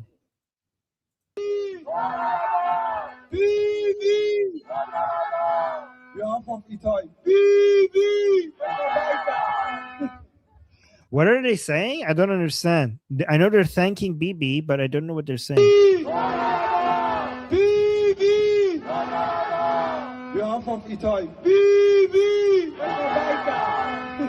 I don't understand what they're saying, but I know they're thanking. Goldie, I wanted to make sure I shared this before we end the stream today, because this is the most peak Durka thing I've ever seen in my entire life. So I know. You know what? I saw this earlier today, and I was like, I have to share this with Armin. I sent it to you. You said I should share it tomorrow. Oh wait, okay, maybe you sent it to me. Sorry, it's been a long day. Okay. Yeah. So you told me to make sure that I share this today. Yeah, you mentioned on WhatsApp, because I was like, I messaged Goldie. I said, this is peak Durka. I've never seen anything more Durka than this. This is the Houthis in Yemen supporting the Islamic Republic. Watch this. نقول من هذا المكان، من تحت الأمطار، من هذا المكان المقدس، لن نتخلى. نحن مع إيران، نحن مع لبنان، نحن مع العراق، نحن مع غزة، نحن مع فلسطين. والله ثم والله لن نتخلى. السيد القائد سلام الله عليه يوجهنا وسننطلق، ومن هذا المكان لن نتخلى عن إيران. الله أكبر. الموت لأمريكا، الموت لإسرائيل، اللعنة عليهم. نقول من هذا. What is he saying, Armin? What is he saying? So I only know the last part because he's speaking Arabic, but I know the last part is because it's exactly what they have on their flag. Okay. So even though I don't speak Arabic, I know what the last part is. So they're saying death to Israel. So Allahu Akbar, death to Israel, death to the United States, and curse be upon the Jews. Curse be upon the Jews. Yeah. All right, you know what? Go to the beginning. What? I'll use ChatGPT to translate what he's saying. Okay. Wait, let me know when you're ready. Okay, go. نقول من هذا المكان، من تحت الأمطار، من هذا المكان المقدس، لن نتخلى. نحن مع إيران، نحن مع لبنان، نحن مع العراق، نحن مع غزة، نحن مع فلسطين. والله ثم والله لن نتخلى.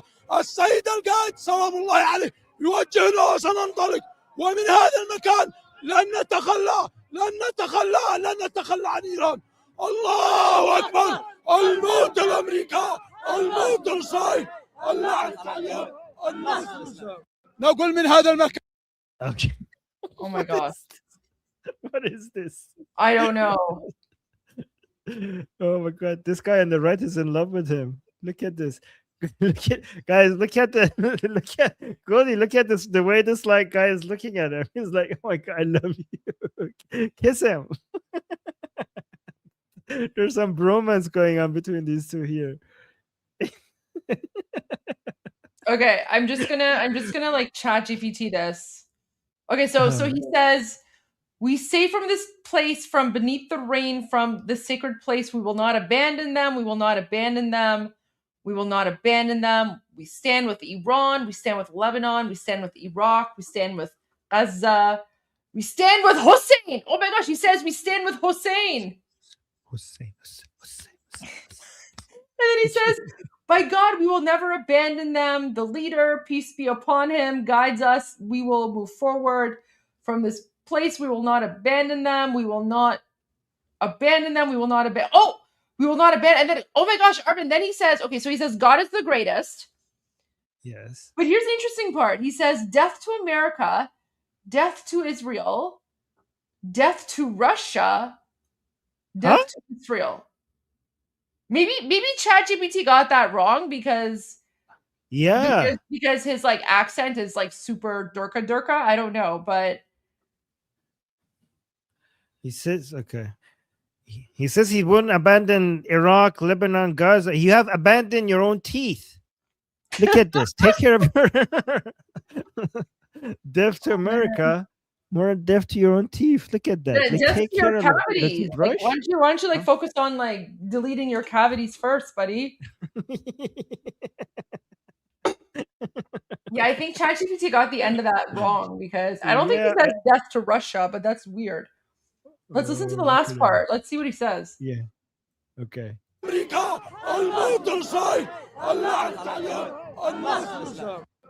Masjid al-Aqsa. I think he said Masjid al-Aqsa. Guys, did he say did he say Masjid al-Aqsa? He was interrupted. Masjid al something. Look at him. He doesn't. Oh my God! Look at this. Oh my God! So what gross. is this? Oh my God! What cave did he crawl out of? Put him back in his hole. Kill that thing with fire. What is this? Oh no! So gross. Oh my God! Deaf to hygiene. Oh my gosh, there's like an AI video, but it's President Trump speaking in Persian. Oh, nice. I like that. Let's see that. I haven't watched it though. It just showed up on my feed. Okay. Wait. مجتبی احساس میکنم خیلی شبیه بابات شدی نکنه تو هم تو سوراخ موش زندگی میکنی آره میشه همچین چیزی گفت گوش کن اون بیرون دارن اسم یکی رو صدا میزنن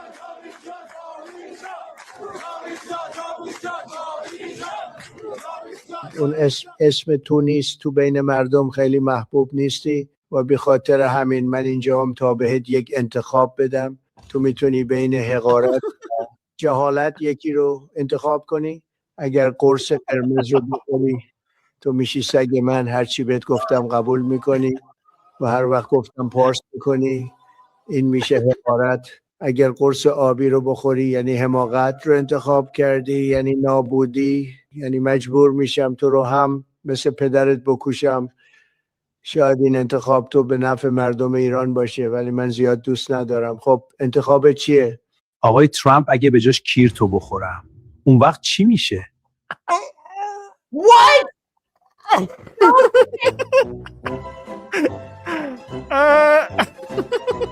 Goldie, you told me not to play these videos. You're playing a video like that. I didn't know that was. I didn't watch this one. Goldie, it just showed up. Goldie, guys shared the worst of all swear words. The most R-rated version of anything I've ever played. Nothing I've played so far is as R-rated of what Goldie Kamari just shared with us. Yes, it was. Yes, it was. You played those people swearing at the Palestinians. No. This was about President Trump. Okay, so that's worse. That is far worse.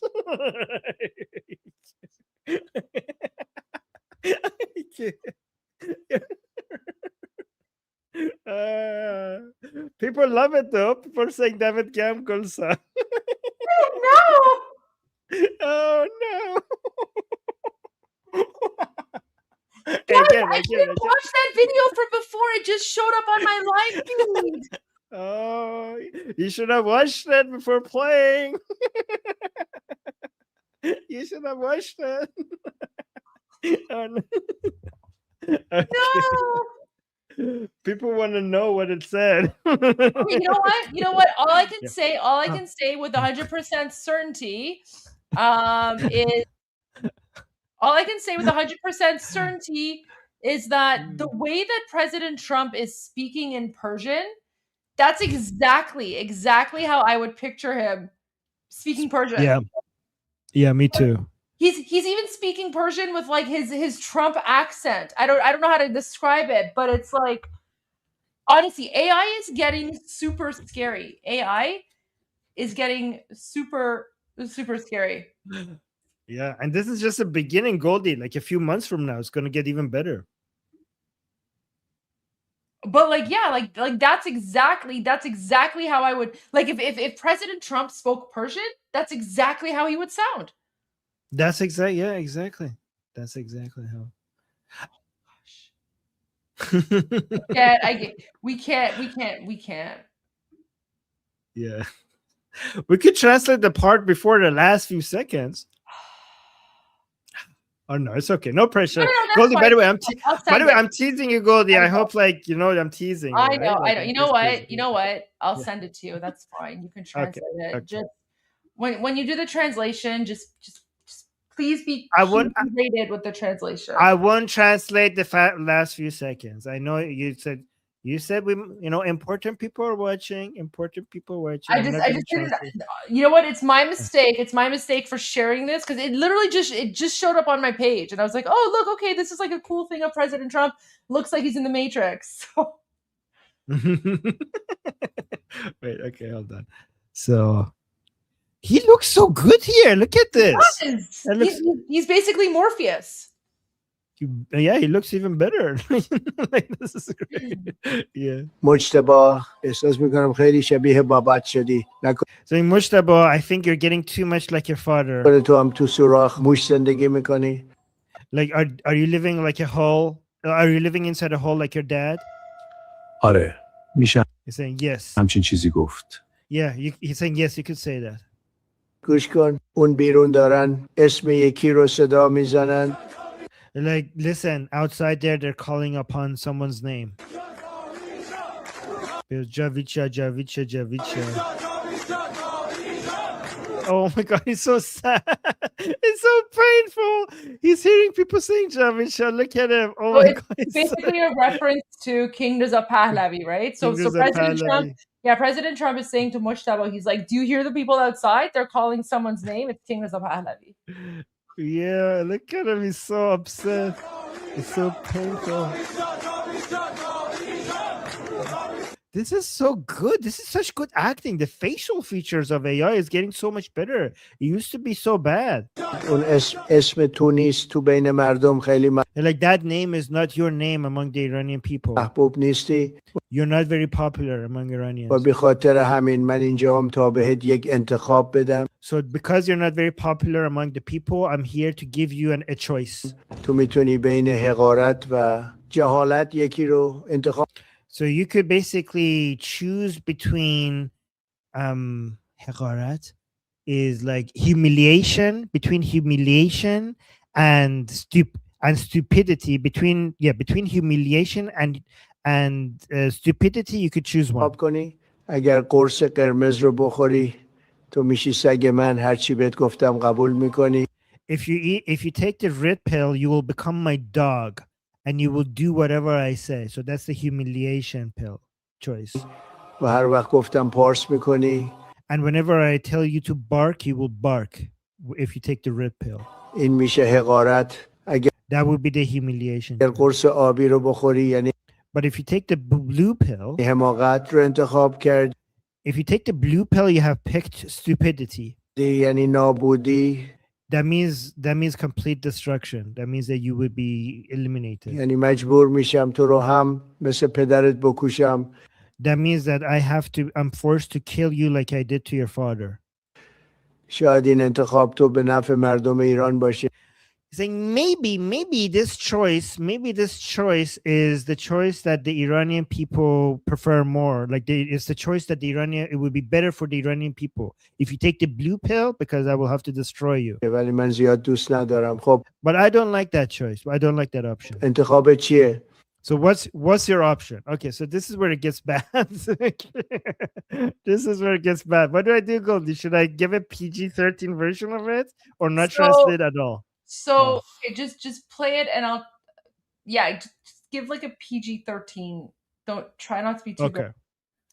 I would not. آقای ترامپ اگه به جاش کیرتو بخورم اون وقت چی میشه؟ Oh my god. I don't even know how you can do a PG-13 version of that. So I there's a way. He's saying if I do certain things that I'm not for you, like if I provide certain services to you of a certain kind that I'm not going to mention, you guys could understand what I'm saying. So if I provide those types of services to you, R-rated services, what about that? What if I do that? Okay, was that a good PG-13 version? Yes, I think that was a pretty good. That was okay. That was good.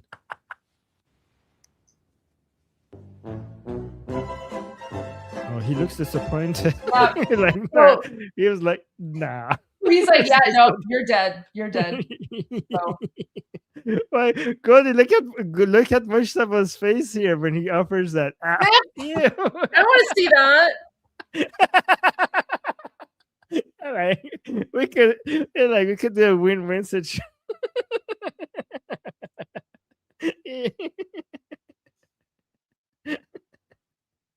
Oh my god, that was so weird. I don't even know who comes up with these things. I sent you another one on WhatsApp. Oh. That was actually kind of funny, and that one's PG. That one's PG. That one's PG. Okay, so guys, Goldie has now trauma. She's checking everything before she sends it to us to check. Oh, by the way, Goldie, look, people are enjoying these. Like somebody just caught up to I'm watching the part where you and Goldie discuss Tucker. I'm dying. LOL, LOL. If you're talking, yeah, people are having a lot of fun with these, Goldie. So this is good. We need this because we go through so much dark trauma, news. I know. Trauma, yes. And thank you. All right, let me heart this. All right, so this is. Oh my god! I thought that maybe I already shared this, but no, this is different. The Iranian people don't have open internet access, but you do. Because I'm the voice of Iranians, and I have to defend their right. So this is why I have access to internet to just. The Iranian people don't. Wait, what is his name? What did go? Takali. Menessian. Tuck Ali. Carl Menessian. Yeah, the Chab is about the Khomeinis, whatever, right? Unbelievable. Iranian foreign minister. Oh my god. By the way, guys, we played the original clip from IRGC that this came from. I replayed it as well. I replayed it and I shared that. Yeah. Okay. Yeah, that was so disgusting, by the way. Like that. Unbelievable. Oh, look at this. Armin, I have some therapy for you. What? Nice. Here, let me send it to you. Zuze bache arzeshi. I know you like translating these ones. Here's one. No, don't call him Tehran, Tucker. Don't like defile our capital city's name. No, don't do that. Yeah, no, don't do that. And also, it's not terrorist Tucker or something. We don't want anything related to like these jihadis related to Iran. We're trying to like get them out of our country. زوزه طول سپاهی ببینید برای جلای روتون. ننه بابای تروریستش رو کتلت کردن. خودش هم با سپر انسانی و با بادیگارد اومده بازم به اراگوز ادامه میده. Oh my god, I love the Persian sense of humor. بسم الله الرحمن الرحیم. من فرزند شهید ابوالقاسم بابایان با افتخار میکنم به دست خبیث‌ترین کسای عالم افتخار میکنم که به دست شخص نتانیاهو، شخص ترامپ ترور شد و اون به آرزوی دیرینش رسید، به آرزویی که دوست داشت. من از مرگ نمیترسم، نه پدرم نه من نه هیچ کس از مرگ نمیترسم. اربامون کنید، اربامون کنید. خب بیا اگه بیشتر آرزو بیا خودت هم بکشیم، بیشتر آرزوهای بیشتر دیگه. چی آرزو داری؟ خاک تو سرت کثافت. بیا همه آرزوهای شما با آرزوهای ما یکیه. Oh my god, guys! Armin is saying that we have the same wish, so he has the same wish as us, and the wish is that he says he wishes to be murdered on the fight for like whatever, and we're like, that's our wish too. So it's like a win-win. We also wish that you're murdered. We'll make it happen. What can we do? What can we do to make your wish come true? Yeah, guys. Well, come to Bibi and Amu Trump and Amu Bibi will make all your dreams come true. You want to be martyrs? We want you to be martyrs, and we will deliver. Win-win. Yeah, win-win for all of us. We finally agree. Goldie, we finally have something that we could agree with these Arzashis. They want to die. We want them to die. So let's just make it happen faster. Stop resisting then, if you want to die. All right, people want you to translate. Oh, really? Okay. Let's go through this. Bismillah ar-Rahman ar-Rahim. He says, Bismillah ar-Rahman ar-Rahim. Like, I am the son of, and then when he says, I am the son of who? I'm the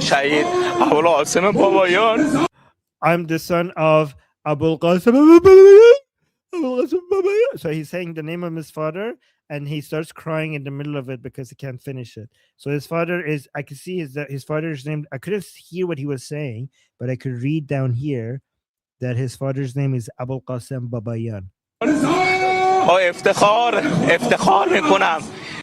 so proud.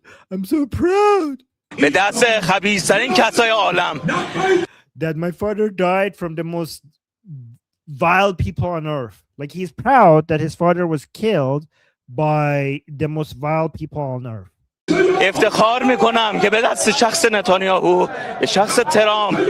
Like, I'm so proud that he was killed. My father was killed with the hands of Netanyahu and Trump. He's proud of it. He's proud that they are the people who killed his father. What a weird thing to be proud of.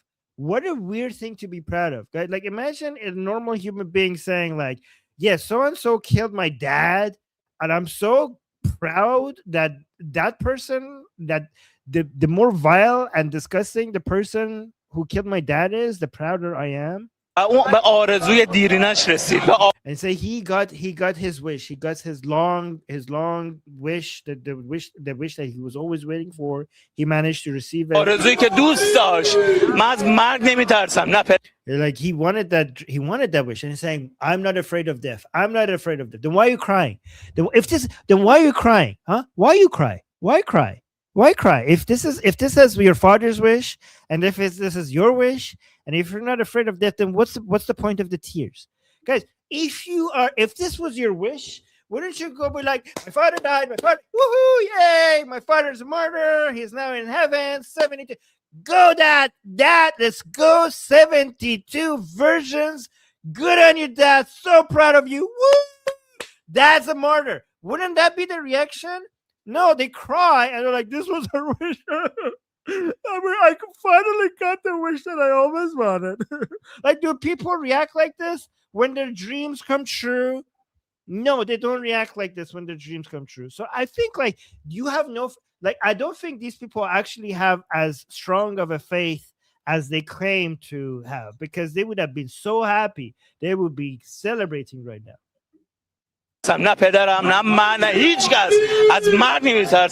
Like, my dad, me, we're not afraid of death. Then why are you surrounded by human shield? Huh? Why are you in the streets and surrounded by civilians? Huh? Why none of you come out? Why none of you come out without human shield?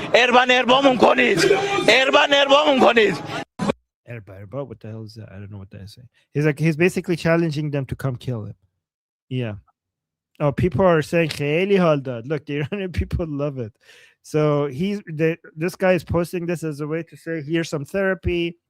So this is what the Iranian people call therapy these days. Unlike this one. Oh, frame that. Oh my gosh! You trying to torture us with that? I'm gonna frame that. Put that behind me. It's such a gross photo. Oh my gosh! Like it's so nasty. Guys, it's so nasty. I'm gonna shock Goldie. Sometimes just gonna surprise her in the middle of going through the news. Just gonna put that on the screen. You're so mean. And Goldie's gonna go. Oh. Gewoon even nazisch. Als heb je al veel afvoer de ratje in de shawade.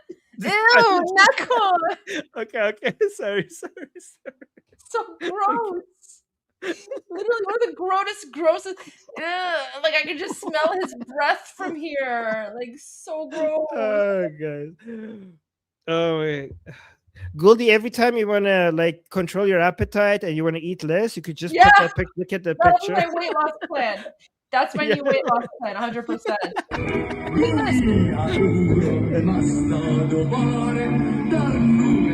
So when I went to the rally today, when I went to the event to celebrate King Reza Pahlavi the first's birthday, Reza Shah the Great, during the sort of like in the beginning while everyone was still gathering and getting ready, they played Bapish.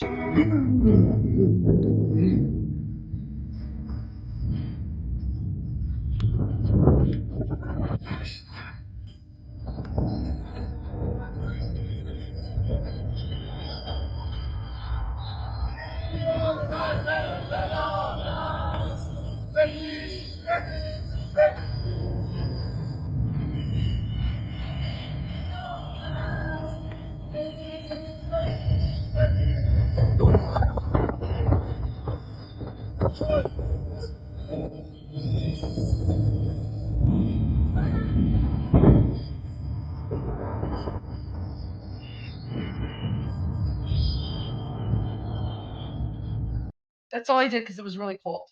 But yeah, they played Bapish, and we're all just like kind of chilling and vibing to Bapish as we're waiting for people to show up. But today was a very busy day, Armin. Not just today, but yesterday as well. Iranians are still out demonstrating, right? Look at this. This is from Glasgow.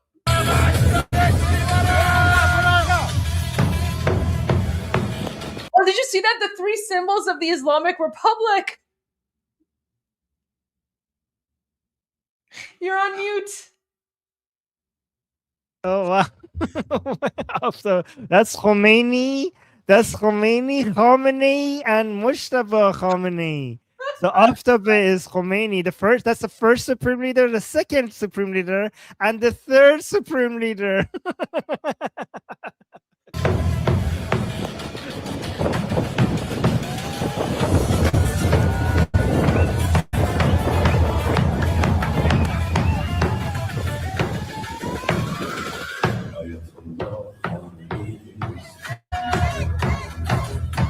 Oh, that's the new one.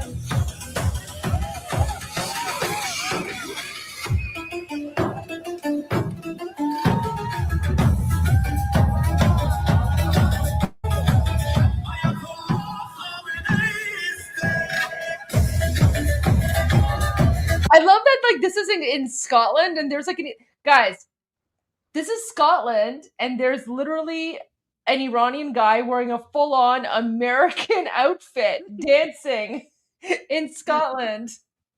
Amazing.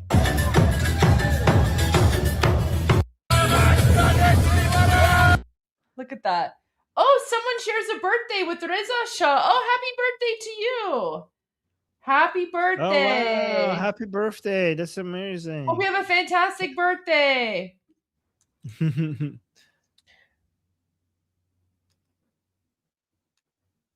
Okay, look at this one.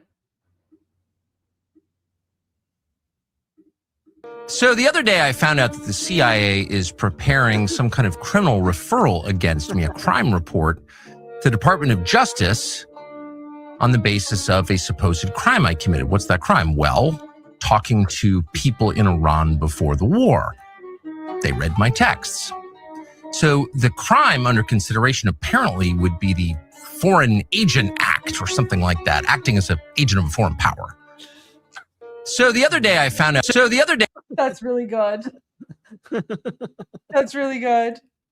That's really good, yeah.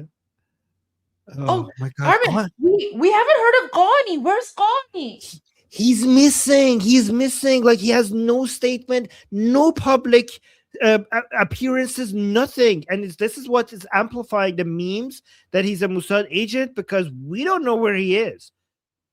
No public appearances, no statements. He's been missing for a long time. He's supposed to be the head of the Quds Force, which is basically the replacement of Qasem Soleimani. So that's a big deal.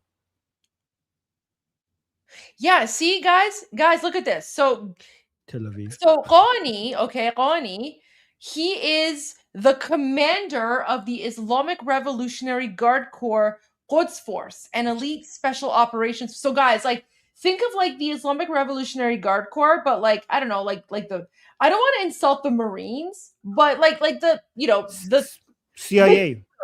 It's like the Timu version of like the Marines type of thing. Like it's supposed to be like an elite force. It's garbage though, right? A Timu version of the Marines and the CIA combined. Yeah, and exactly. It's part of the IRGC that focuses on operations outside of the borders of Iran. Yeah.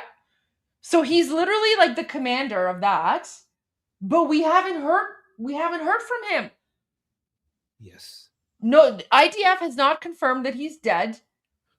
No one knows if he's alive. He's just gone dark. You would think that as one of the top commanders. Oh, someone's saying Ahmadinejad ham needs. Wait. But yes, there's not. Very Ahmadinejad hiç kar است.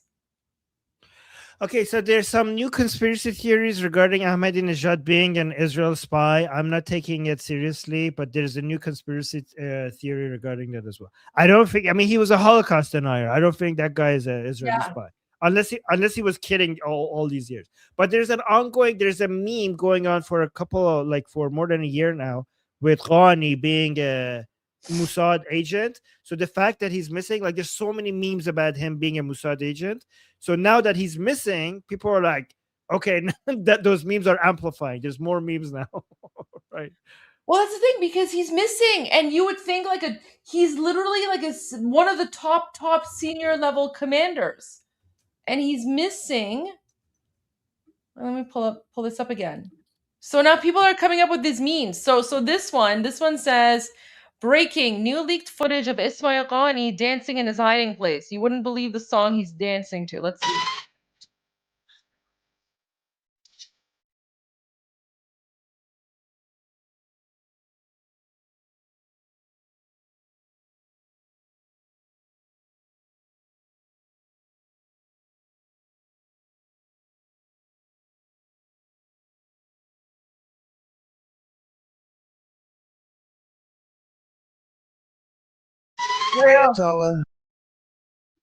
Wait, I want to find the 007 video of him.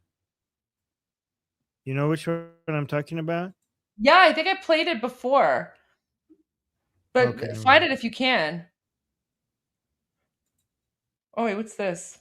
No, this is like weird lefties, but they're speaking in Persian. Armin, is this true?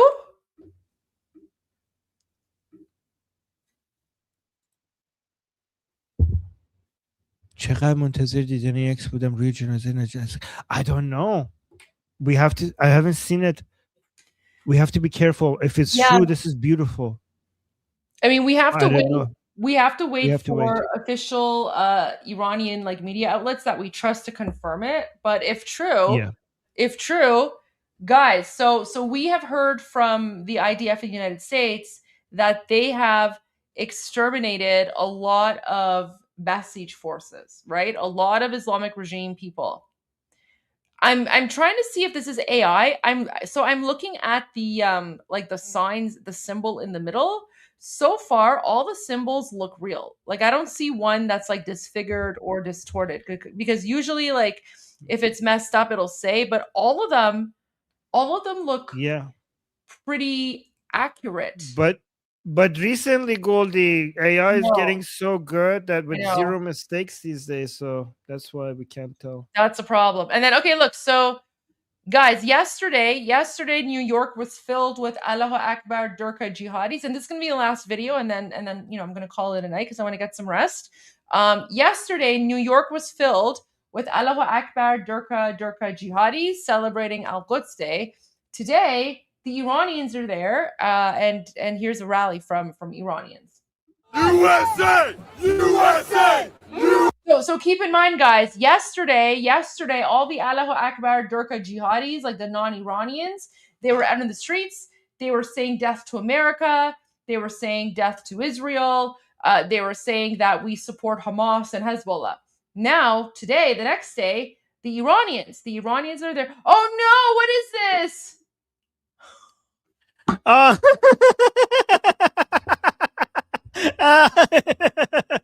Oh no, Goldie, you're gonna have to see that every day now.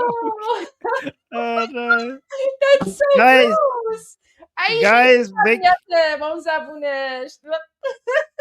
Guys, make sure that don't go ahead and change your profile pictures. Like a lot of you, I'm not giving you any ideas. Don't go and change all of your profile pictures to this, okay? Don't do that.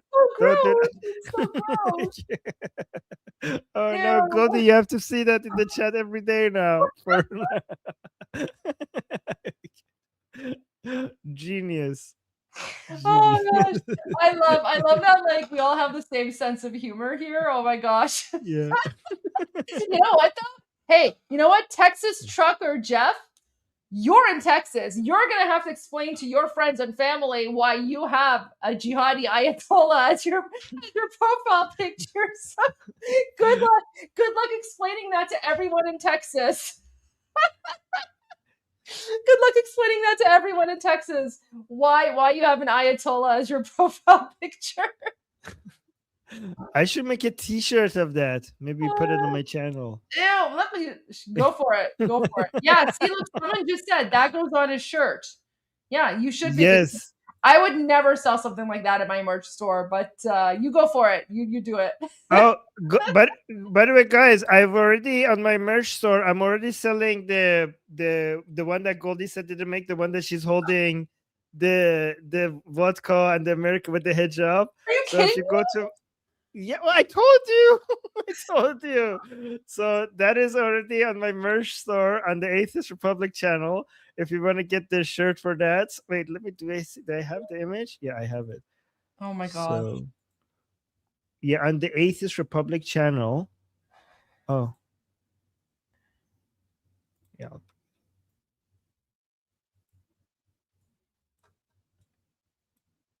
Here, this one. So if you go to Atheist Republic, you guys going to be able to see shirts with this image. Okay.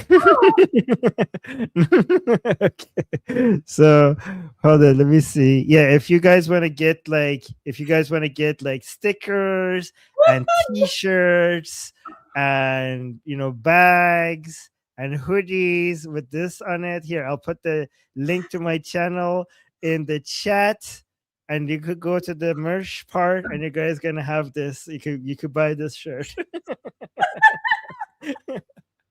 Yeah, so just go check it out. And send me and email me the pictures of you with this shirt, like to armin.navabi@gmail.com. Buy this shirt, send me your pictures with the t-shirts or the hoodies, and I will show it on our show. Okay. Okay. Send it to Armin. They're gonna be so confused by this. Yeah. Oh, Okay. Too funny. All right, okay. Let's go to this. No, let's get rid of that. Oh my gosh, I'm never gonna let that down. Okay. All right. So here's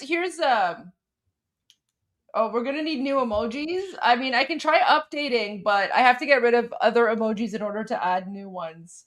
I should make that into an emoji. Do you have hoodie that's good for spring? Don't give Wait, ideas. what was it? Do you have hoodie that's good for spring? Do you have a hoodie? Oh yeah, okay. Yeah, just get the hoodie with the image that I just shared. Oh, That is on. Yeah. There is hoodie available for them. Deborah Savage, look at this. Oh dear, it doesn't come in child sizes for my grandkids. Oh, I'll make it available. Okay, thank you. I'll make it available. Okay. I'll make it available. Okay, just give me something. Amazing. Oh my gosh. All right. Okay. Let's play this video from New York. So, oh my gosh. USA! USA! All right. Okay. So you know what? Actually, why don't we juxtapose this with the video from yesterday?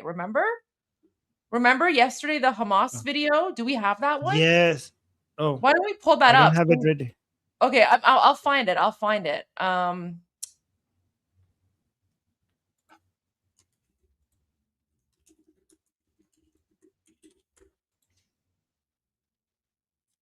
Here we go. So, guys, this was yesterday. This was yesterday in New York City. These are the Allahu Akbar Durka jihadi terrorist savages that were celebrating Islamic regime Allahu Akbar Durka terrorist day. We support Hezbollah here. Say it loud and say it clear. We support Hezbollah here. Say it loud and say it clear. We support Hezbollah here.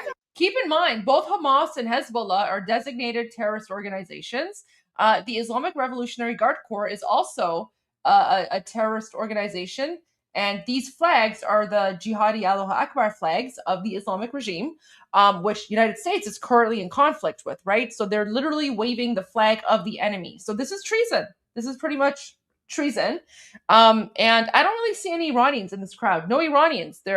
I see Arabs. I see Pakistanis, like South Asian people. I see some Afghanis, and then like random like white people or something.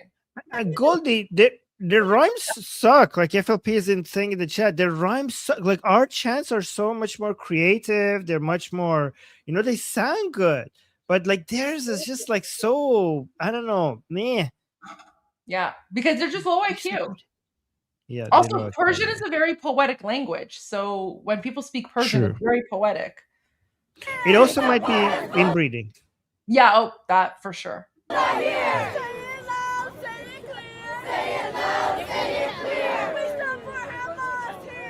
support Hamas here.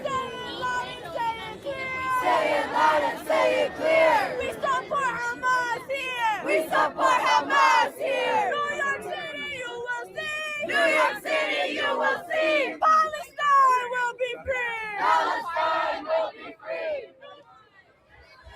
Ew, it's a mullah. Look at that. It's a mullah. Cody, you have the best allergic reactions to mullahs I've ever seen. I hate mullahs. I hate mullahs. Yeah. As soon as the mullah is in the screen, Cody is like, ew. You need to have a cross, Cody. You need to have a cross. Like this. This is where I need like my American flag and like my bottle of vodka, guys. So guys, the American flag and the bottle of vodka, that's for this moment right here where I can just be like, stay away from me, mullah. Like I have my vodka, stay away, right? Okay. Wow. And look, not a single American flag. Not a single American flag.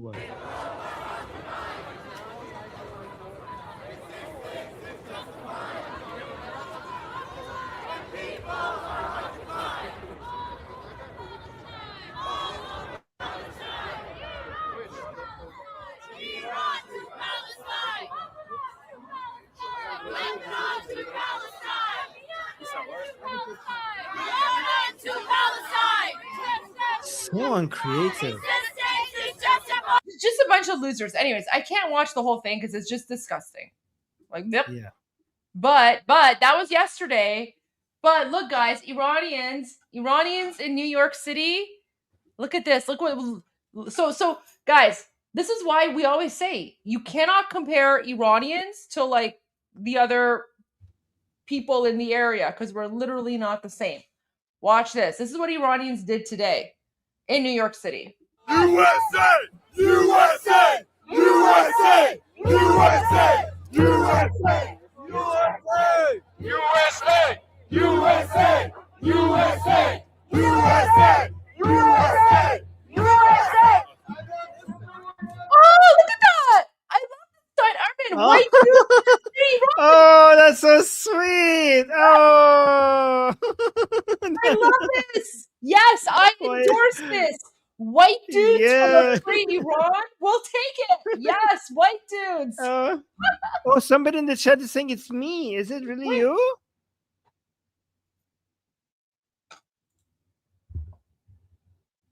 I don't know if it's Is that you? It's me. I mean, I can see that you're a white dude. Yeah. So Yeah. It looks like you. Maybe he's saying as a representative of me. Like maybe like yeah. I love this. I love this. That honestly, that's an amazing sign. That's an amazing sign. White dudes for free Iran. I love that. Yeah. I love this sign. USA! USA! USA!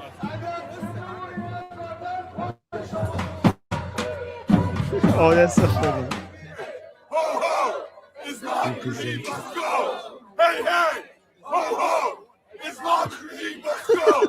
Hey, we look at each other as human beings, not as color, not as faith, not as religion. We say, who are you and what can we do to bring all of us together? And that's what this fight is for. And Islam. Oh wait, look at his shirt. So this like intense, like this guy's super. Look, he says, "Make America healthy again." Like this guy's like super mega. I love that. And Islam is against everything that we believe in. Yeah, they want to bully you. Yes.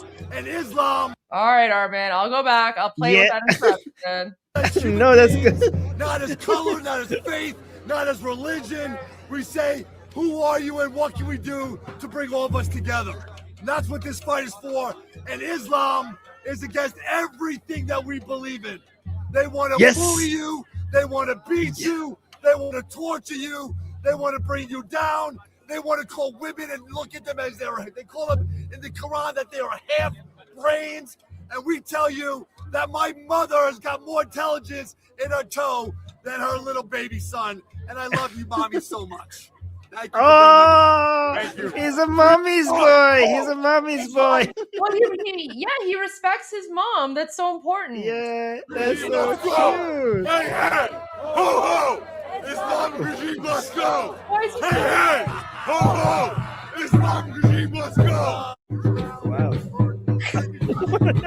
What a guy is. What the hell? That guy is. Who's that guy? I love him, but he's so extra. I think he drank too much coffee.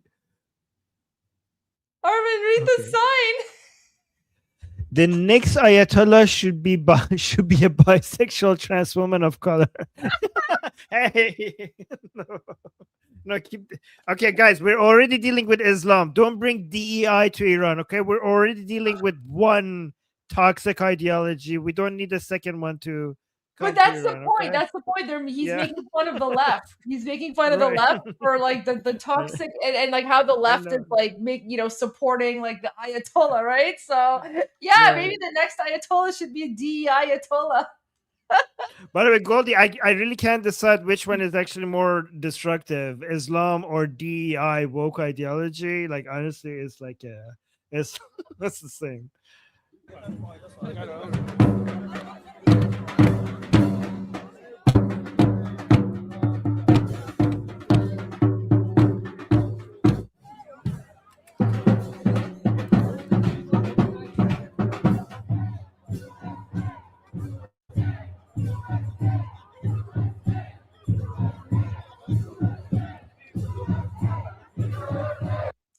There you go. So there was the rally in New York City today. I mean, if you want, I can see if the audience wants.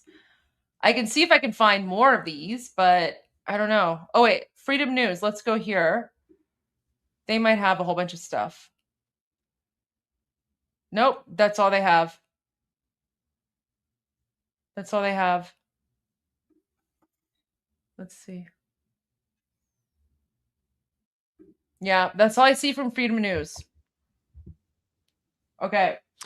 Goldie, isn't it beautiful that we have a global unity between patriots around the world? Like people, when I was a kid, people told me that, I don't know, nationalism or patriotism is basically an us versus them mentality that makes you hate people of other countries.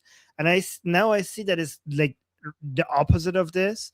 Like the patriots of around the world are bonding with each other globally over their sense of patriotism to their own country. Like I feel like the patriots of the world are uniting, and it's actually global. It's not isolating us in our own countries. It's actually connecting us globally. I agree. I mean, look at this one. Look at this one. I found another video footage.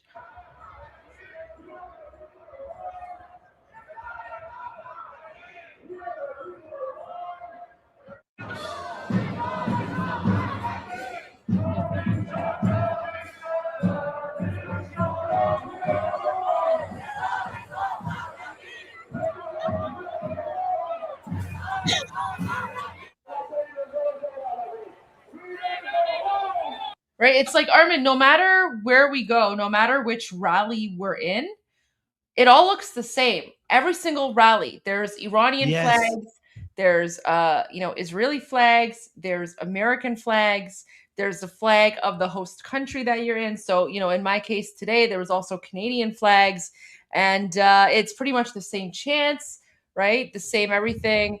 And it's so fantastic to see.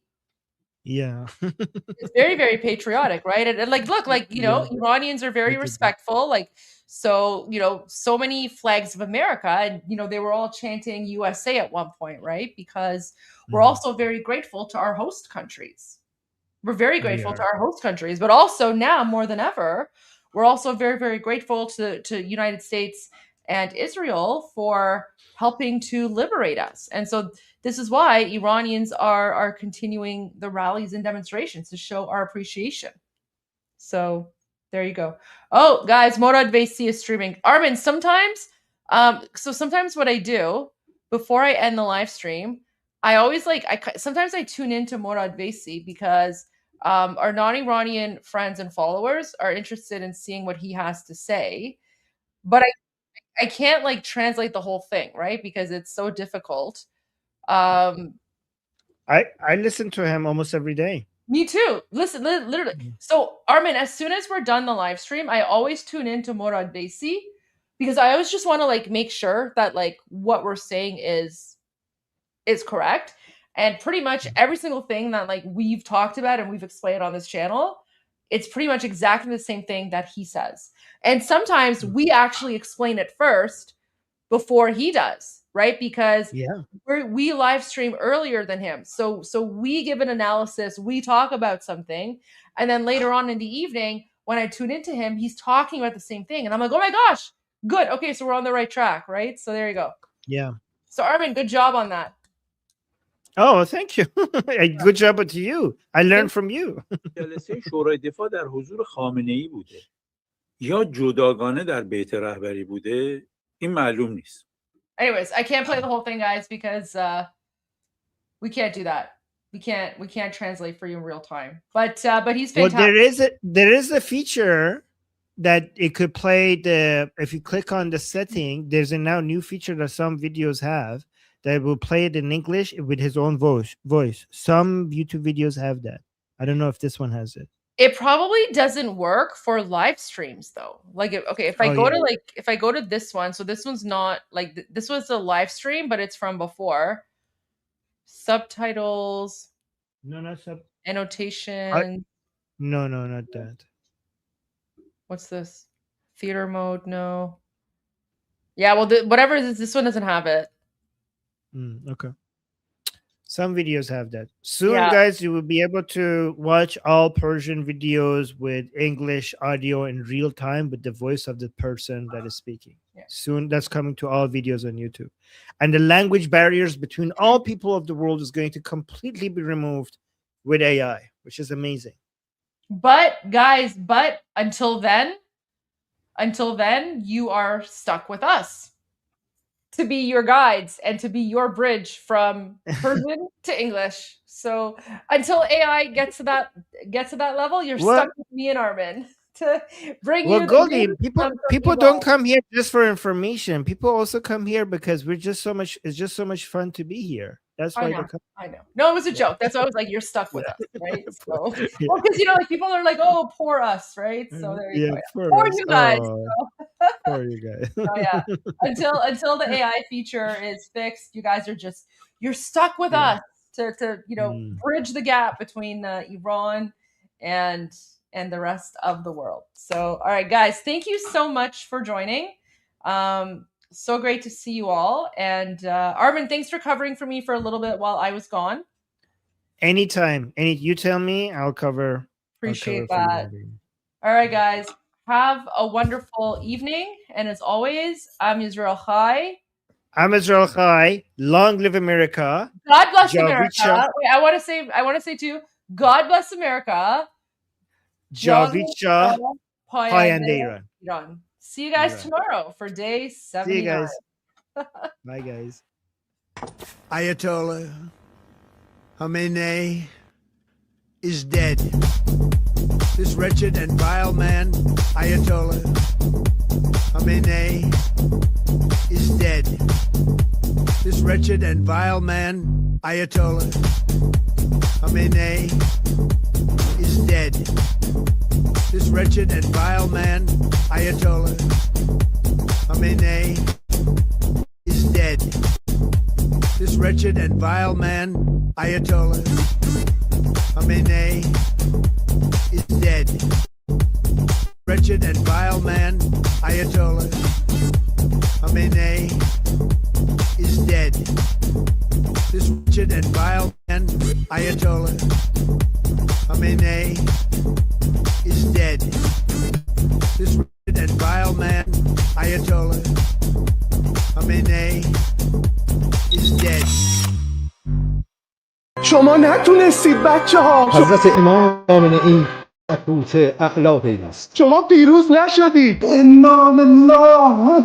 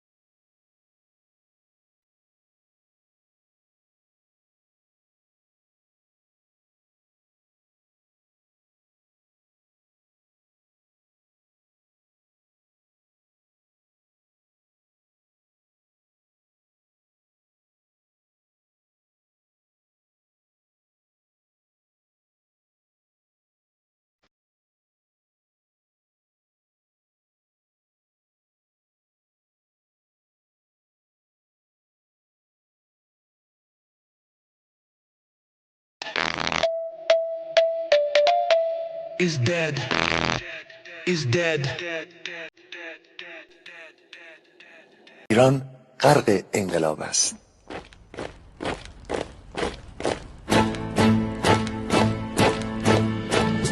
کشور ما، تاریخ ما در سیدگر فرا گرفته، گویی اهورا مستا دوباره در نور خود مرا گرفته.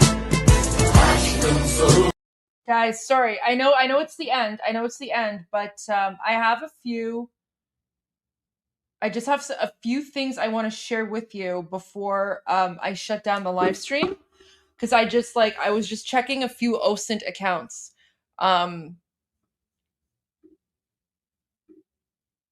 We're not getting a lot of news out of occupied Iran right now.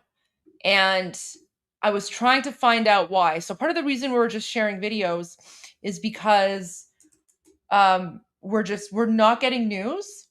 And now I think I know why. So this OSINT account, which is very, very reliable, right? Like this is one of my go-tos. One of my go-to accounts here. So they're basically saying this is literally 10 minutes ago. All of Tehran is shaking. All of Tehran is shaking right now. We don't know what's going on, but just smoke, boom booms everywhere. And he's basically saying, guys, this account does not swear unless it's serious. So he's saying, this is serious. From east to west, north to south, Tehran is shaking, huge blasts. And then 16 minutes ago, huge and numerous blasts in Tehran everywhere. 4 explosions in Karaj 21 minutes ago, huge explosions in western Tehran. Guys, this is the really important part. So he says, the reason I'm tweeting way less in the past 24 hours is that the Islamic regime cut a lot of access, including those whitelisted data centers who were selling VPN connections. Attacks continue, but there are very few reports, especially as people with Starlink access are scared. So guys, this is why we're not getting a lot of new updates right now, because internet access, it is even worse than what it was 24 hours ago. And there's literally explosions are happening all across the country.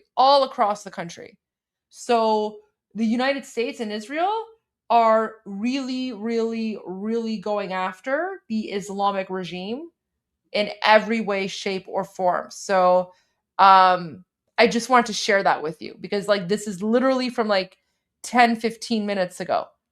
Oh my gosh, there was also an explosion in Dubai. Jeez. But this is important. So things are serious from east to west, north to south. Tehran is shaking, huge blasts. And then people are like, we can tell just from your tone that this is different. Something is different. So I just want to share this with you. Again, this isn't for civilians, no cause for concern, right? So civilians are safe, civilians are indoors, Iranians know what to do, but the internet has been cut off completely. So we don't actually know what's happening in occupied Iran, but whatever it is, it's huge. So we're probably going to get some insane footage tomorrow when some people are able to share things, right? And this all lines up with what Pete Hegseth said a few days ago, where he said they're going to be ramping things up and things are going to go even harder, and that they're just getting started, right? So there you go. But that's literally breaking news from 10 minutes ago. All right, I just want to share that with you guys. All right, now we're going to end the show. But there you go. Expect a bunch more updates tomorrow. All right, guys. پاینده ایران جاوید شاه به پیش.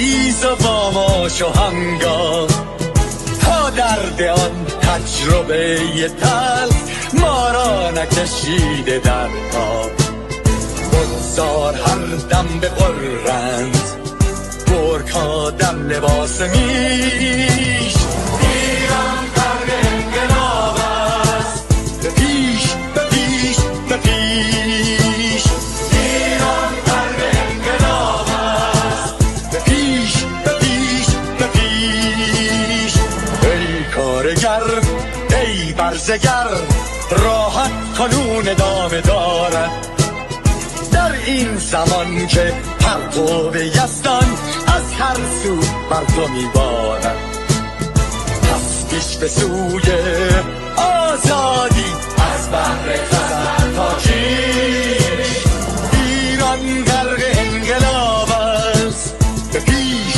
به پیش به پیش ایران غرق انقلاب است به پیش به پیش به پیش خلقا به پا بحر دفاع از استقلال و آزادی تا بشکنیم پشت ارتجاع تیریزی ویران آبادی تا زنده سازیم سنت‌های می از من آلین و کیش ایران غرق انقلاب است به پیش به پیش به پیش ایران غرق انقلاب است به پیش به پیش به پیش با امید روزی که تمام این دلبشو و انقلاب تموم بشه و ما در روشنایی نور و سعادت مردم کشورمون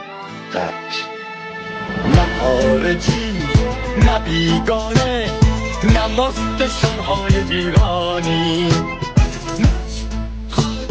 نه کاری فقط هم رسمان ایرانی آقا چرا بندی همین سازی بحر فرزندان پیش ایران غرق انقلاب است به پیش به پیش به پیش ایران غرق انقلاب است به پیش به پیش به پیش مردم داخل صف ما اکنون که آواز رویاست داشته بدمی ما زنده هستیم بعد از مرگ ایران ما برجاست آن روح شیطان ما را فریب داد با صد شعار مردمی ایران غرق انقلاب است به پیش به پیش به پیش ایران غرق انقلاب است به پیش به پیش به پیش پرچم ما پرچم ایران غرق خون شهیدان روی شان آمان حمل کنیمش در هر خیابان و میدان تا ماسک دلقتان را برداری از سوی تسبیح و ریش ایران غرق انقلاب است به پیش به پیش به پیش ایران غرق انقلاب است به پیش به پیش به پیش. Okay, sorry guys. More breaking news. President Trump just posted something. I haven't read it yet, but okay, I'll put on my flag. Jeez. All right. Literally. Okay, guys, so new message from President Trump just came out like a minute ago. Iran has long been known as a master of media manipulation and public relations. They are militarily ineffective and weak, but are really good at feeding the very appreciative fake news media false information.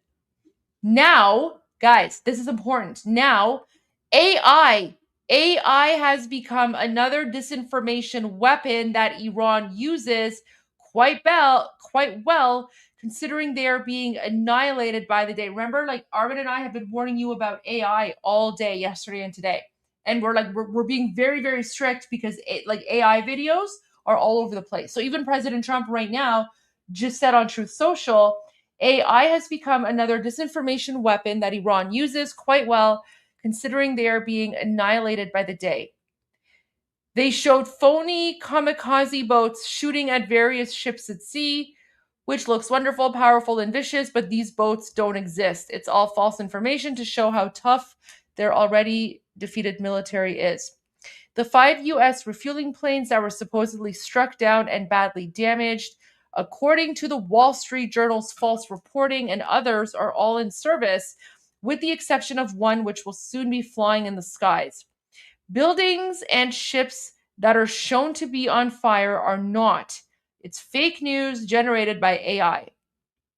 For instance, Iran, working in close coordination with the fake news media, shows our great USS Abraham Lincoln aircraft carrier, one of the largest and most prestigious ships in the world, burning uncontrollably in the ocean. Not only was it not burning, it was not even shot at. Iran knows better than to do that. This story was knowingly fake, and in a certain way, you could say that those media outlets that generated it should be brought up on charges for treason and the dissemination of false information.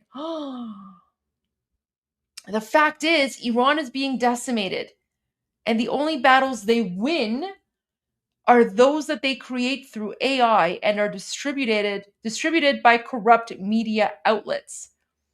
The radical left-wing press knows this full well, but continues to go forward with false stories and lies. That's why their approval rating is so low. And I can win a presidential election in a landslide getting only 5% positive press. They have no credibility. I'm so thrilled to see Brendan Carr, the chairman of the Federal Communications Commission, FCC, looking at the licenses of some of these corrupt and highly unpatriotic news organizations. They get billions of dollars of free American airwaves and use it to perpetuate lies, both in news and almost all of their shows. Oh, including the late night morons! Oh, he's calling out the late night morons who get gigantic salaries for horrible ratings and never get, as I used to say in The Apprentice, fired. Thank you for your attention to this matter, President Donald J. Trump. Guys, remember when I said like a few days ago, I was like, I wish President Trump would be like, Islamic regime, you're fired. Oh my gosh, you guys need this terribly, terribly. Like, I can tell you, like, as Iranians, we've been like watching the mainstream media, and we're just like, what is going on? What is going on with the American mainstream media? It's wild. Even like all of like the late night comedy hosts or whatever.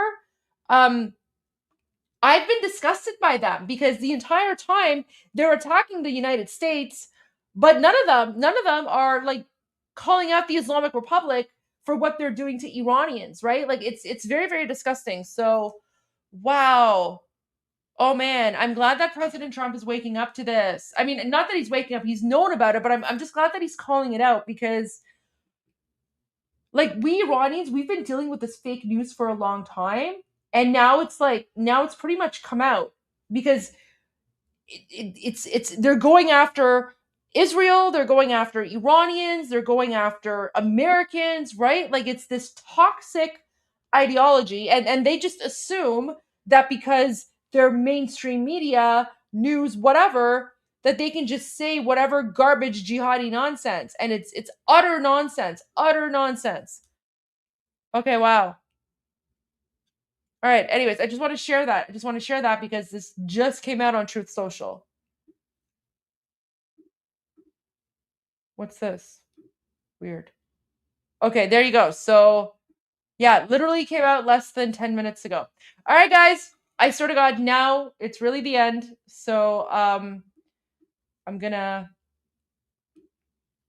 end the live stream. and I'll see you guys tomorrow. But I had to give you guys that update. So, all right, guys, see us tomorrow. Payande Iran, Javid Shah. I'm Israel Chai. God bless America.